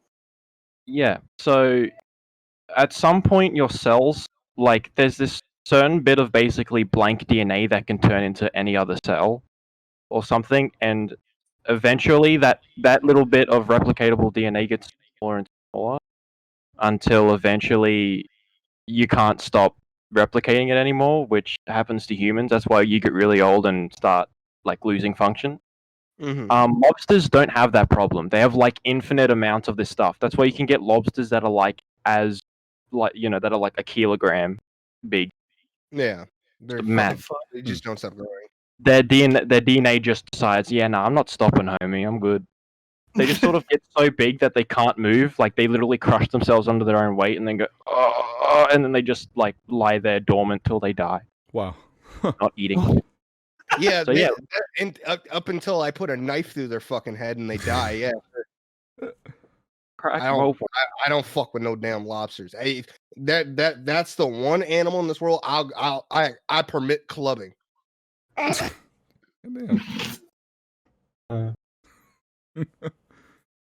about Michael Goldfish? I'm sick of ants, dude. Yeah, The ants need to fuck it. fuck off. Like, why? Actually, do I'm gonna change my answer because I can Shit, avoid go jellyfish, but I can't avoid ants. Fuck ants. Bro, imagine those getting bit by one of them fucking bullet ants, dude. It's And thank God I don't live anywhere near those. Okay, see, bullet ants aren't super bad because they're just like a really buff soldier ant or something, right? So like you walk in the woods and you go, that's an ant with antlet with the pincers the size of its own body. What the fuck? Leave it alone. We have fire ants.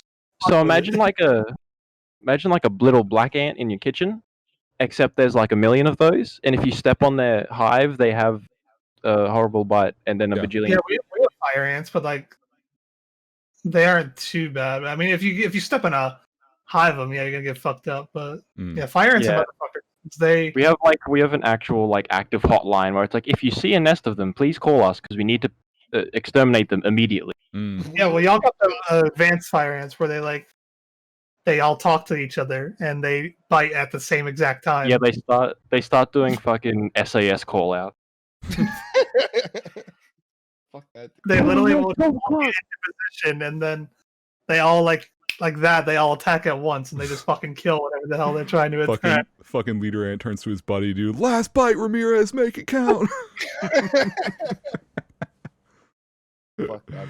Ants can go, but nah. If lobsters never existed, things would be good for me. Now that just makes me curious if that one horror manga about the living fish has a sequence with giant robotic lobsters in it. Are you talking about Gyo? Gone? Gyo? Yeah, that's no, it does not. Damn. No, it does not. That would make there's a lot of really cool moments in there, but definitely like the highlight is probably, or as far as like big fucking wacky monster attached to those things, is probably the shark. But then you get into the people that are attached to them, and then it gets like really fucking weird. I don't know. It literally went from a fear of lobsters as a kid to just a hatred. So now it's like, I remember once my aunt and uncle were coming over and we got lobster, and we had it in this fucking box, and I was the one to bring it in from the car and dump it right in the water, right in the boiling pot of water, so I could hear it scream. Yeah, that's like that episode of Billy and Mandy, dude, when he talks to his inner frat boy. He's like, you shouldn't be afraid of things that are different than you. You should be angry. How dare they? How dare they be different? The way life they get for you. Hell yeah. Oh yeah, fuck them damn lobsters then. Right. Well, thanks for the bonding there, Jam. Get out. Jam's in here all the time. It's whatever. He's a regular. He's used to the shaming. Bro, I feel like Shady is always last every podcast. Is that a truth or is it just a feeling? Well, let me ask. Hold on. I don't know. Let's go. Oh, hello. Yo. Shady. Hey. Do we end up picking you last a lot? No, not really. Okay, just making sure. Shib was saying that, and I was like, oh, no. I thought he was always last. Damn, Shib, you suck at memory then. I do. Get on, dude. Get on. This is why you picked. Okay, real talk. 1 second, Ryan, get back in the Discord. We're gonna close out the show with you. Get No. He came to chill. Like he came to chill. I know. We're gonna close the show with him. We're just gonna close. He's just gonna hang out with us for a second. When we end. Ryan, midget. The midget. You know, we're talking. Yeah, he was just like, he's like, yeah, I'm just gonna duck out of here when you come in there, Shadi. And I was just like, no, stay with me. You know, they'll pull you in, and they can talk smack about them, how you hate Australia. Anyways, there you go. Okay, real talk. Last DWTB, I can't believe y'all put mint chocolate chip ice cream so high. What? I didn't necessarily. Mint chocolate chip slap. Yeah, I am a fan. I don't know. Not a big mint guy. It's definitely not a big mint person. I love mint Oreo. Mint Oreo is good as fuck. Oh well. Take a shake at the mint Oreo milkshakes. Oh yeah. Yeah. Shamrock shake, bro? Shamrock shake, yeah. Shamrock shake. But I also like the color. Mint green is my favorite color. Okay, but we're talking about ice cream and not shakes. If we're talking about shakes, it's a completely different thing. So that's true. I will say I don't like the dark chocolate. Like mint ice cream is not as good as mint shakes, but it's all right. Yeah. Yeah, that's like my favorite ice cream, so that's why it's up there. Well, Shady, what's going on with you? What you eat today? I ate some traditional Filipino food. Actually, it was really nice and comforting. Nice.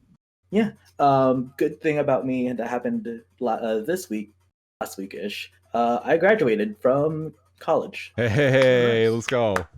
Congratulations. Nice. And I was like, I got an email from my research professor saying, "Hey, I'm sorry about research being canceled halfway in, but I'm glad that you're my research student and stuff, and I hope you succeed." And I was like, "Oh, I miss you already. I want to go back." Oh, that's a hard. I want to go back to school. Yeah, I'm good, bro. Okay, no. The only reason why I would go back is just to finish the research. That's it. Like it ended halfway, and I just wanted to keep doing more after my spring break. So that's why I just wanted to get out. Mm-hmm. Oh well. So my question to you guys is: favorite soundtrack from a game that's not so popular? Is Tropical Freeze on Wii U cheating? Yeah, you can speed with that shit.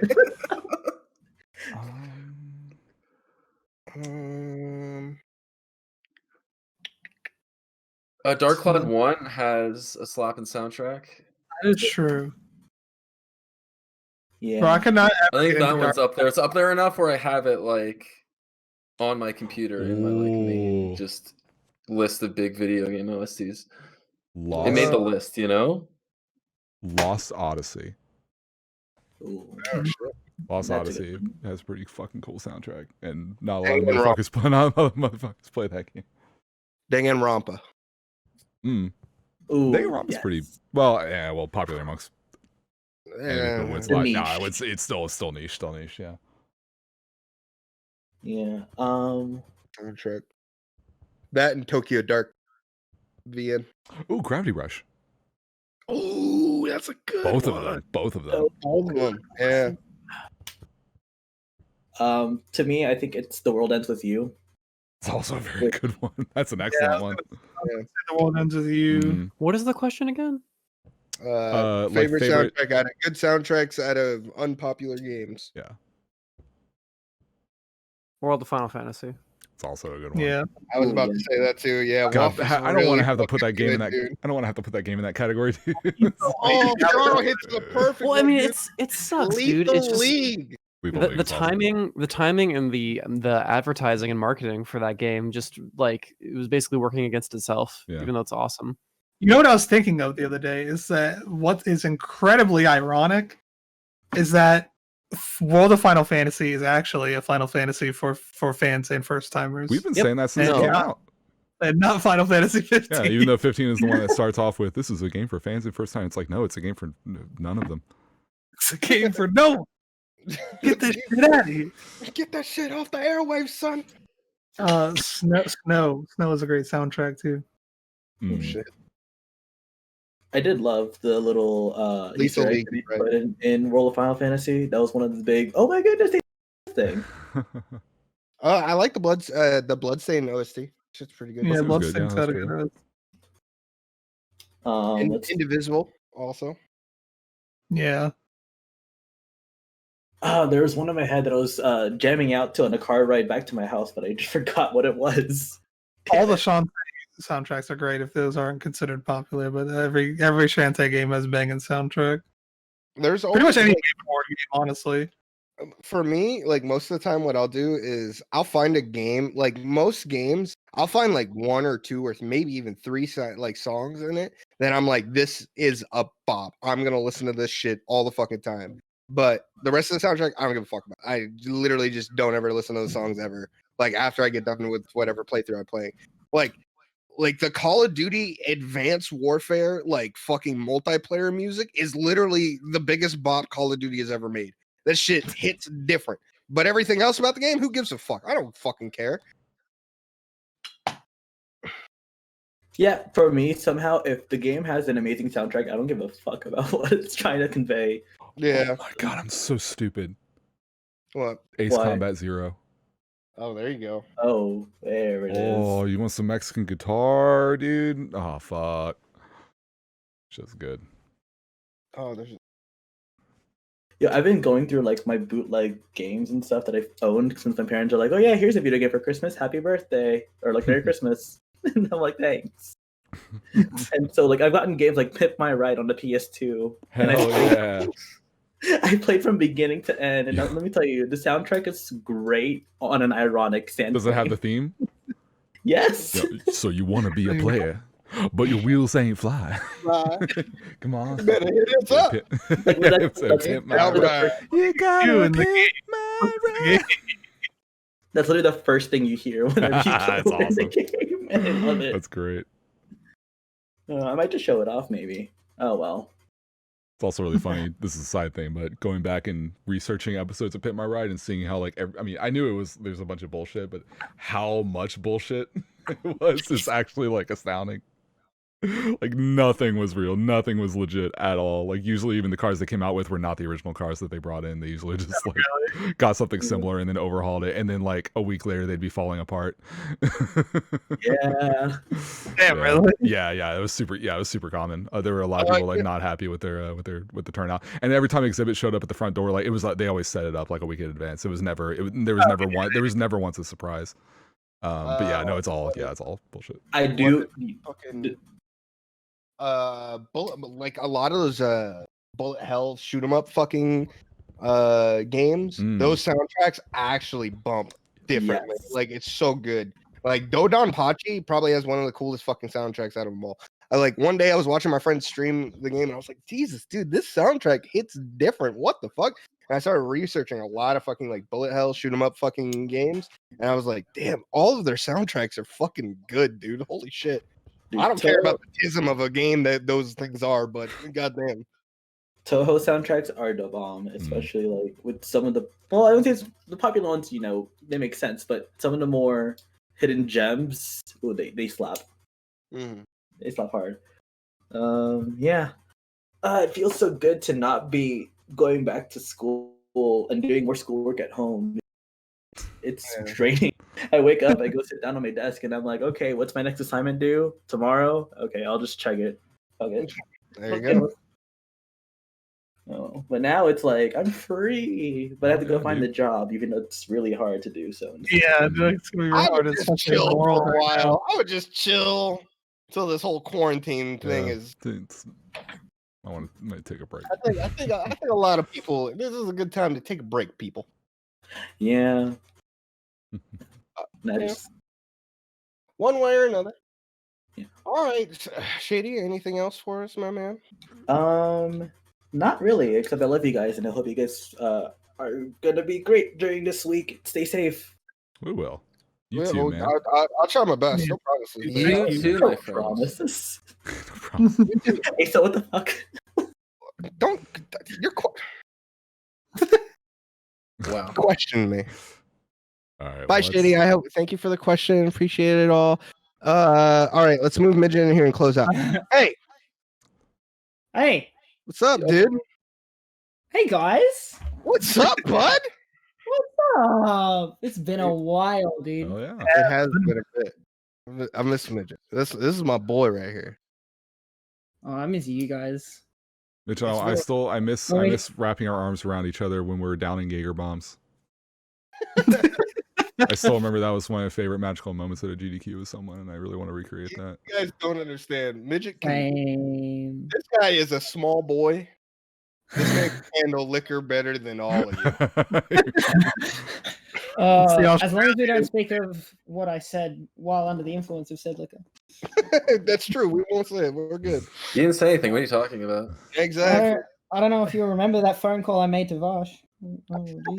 Oh no, you didn't say anything during that. Don't worry about it. We're good. Yeah, like nothing happened. Obviously. No. Like, we're on the same page. Cool. I don't even know what a phone is. Dude. Don't worry about it. Never had it. Can I just lead off by saying, like, I'm technically still at work. Don't tell my boss. Oh. So if I have to like mute all of a sudden, I've probably just had a work call. How could I possibly tell Don't worry your about boss? it, midget, because Bloody Biscuits is closing us out and getting us the fuck out of here because we've been doing this for way too long today. Yeah. That's why I didn't want you guys to drag me in here because I I was know, like, but we wanted to say hi to our boy, dude. We're gonna, you know, say hi. We haven't said hang hi to out. you. How long has it been since we talked to you? You're dude? allowed to boo. You have the right Oh, to boo, man. just like everyone else does. hang out with us while we're closing. You dude. guys don't know how happy that makes me. Aw, See, there you go. miss you. I miss you guys. Yeah. Hell yeah. America's just way too expensive to fly to. Get out. You need to get out of Australia, dude. That hell zone of a place. Wow. You know what I mean? Just saying, I've lived here for almost 25 years. I've never been stung by a fucking jellyfish. Thank God. That's a miracle. You're a miracle. You're a what? You know what? I have found a snake in my backyard, though. Oh shit. Anyway, Bloody Biscuits, close this out, my man. Get us out of here. Ladies and gentlemen, thank you for watching Dinner with the Boys and listening in. If you're listening in on Spotify and or YouTube, wherever you may be. How made it this long? It's late. We have a Twitch. That's probably what you're watching us right now. We have a Twitter at Dinner WTB. We have a Discord. It has a Not Safe for Work channel. We have a YouTube channel where we are going to upload clips. We have a Thursday this week where we'll be talking about Final Fantasy VII-R. We've got it all. It's amazing. But we got to close. We got to get out of here. We got to go. People have lives and they also have sleep schedules. So that means that we're going to be saying goodbye. Goodbye, everybody. I love you guys. Goodbye, everybody. Take it easy. Goodbye. Bye.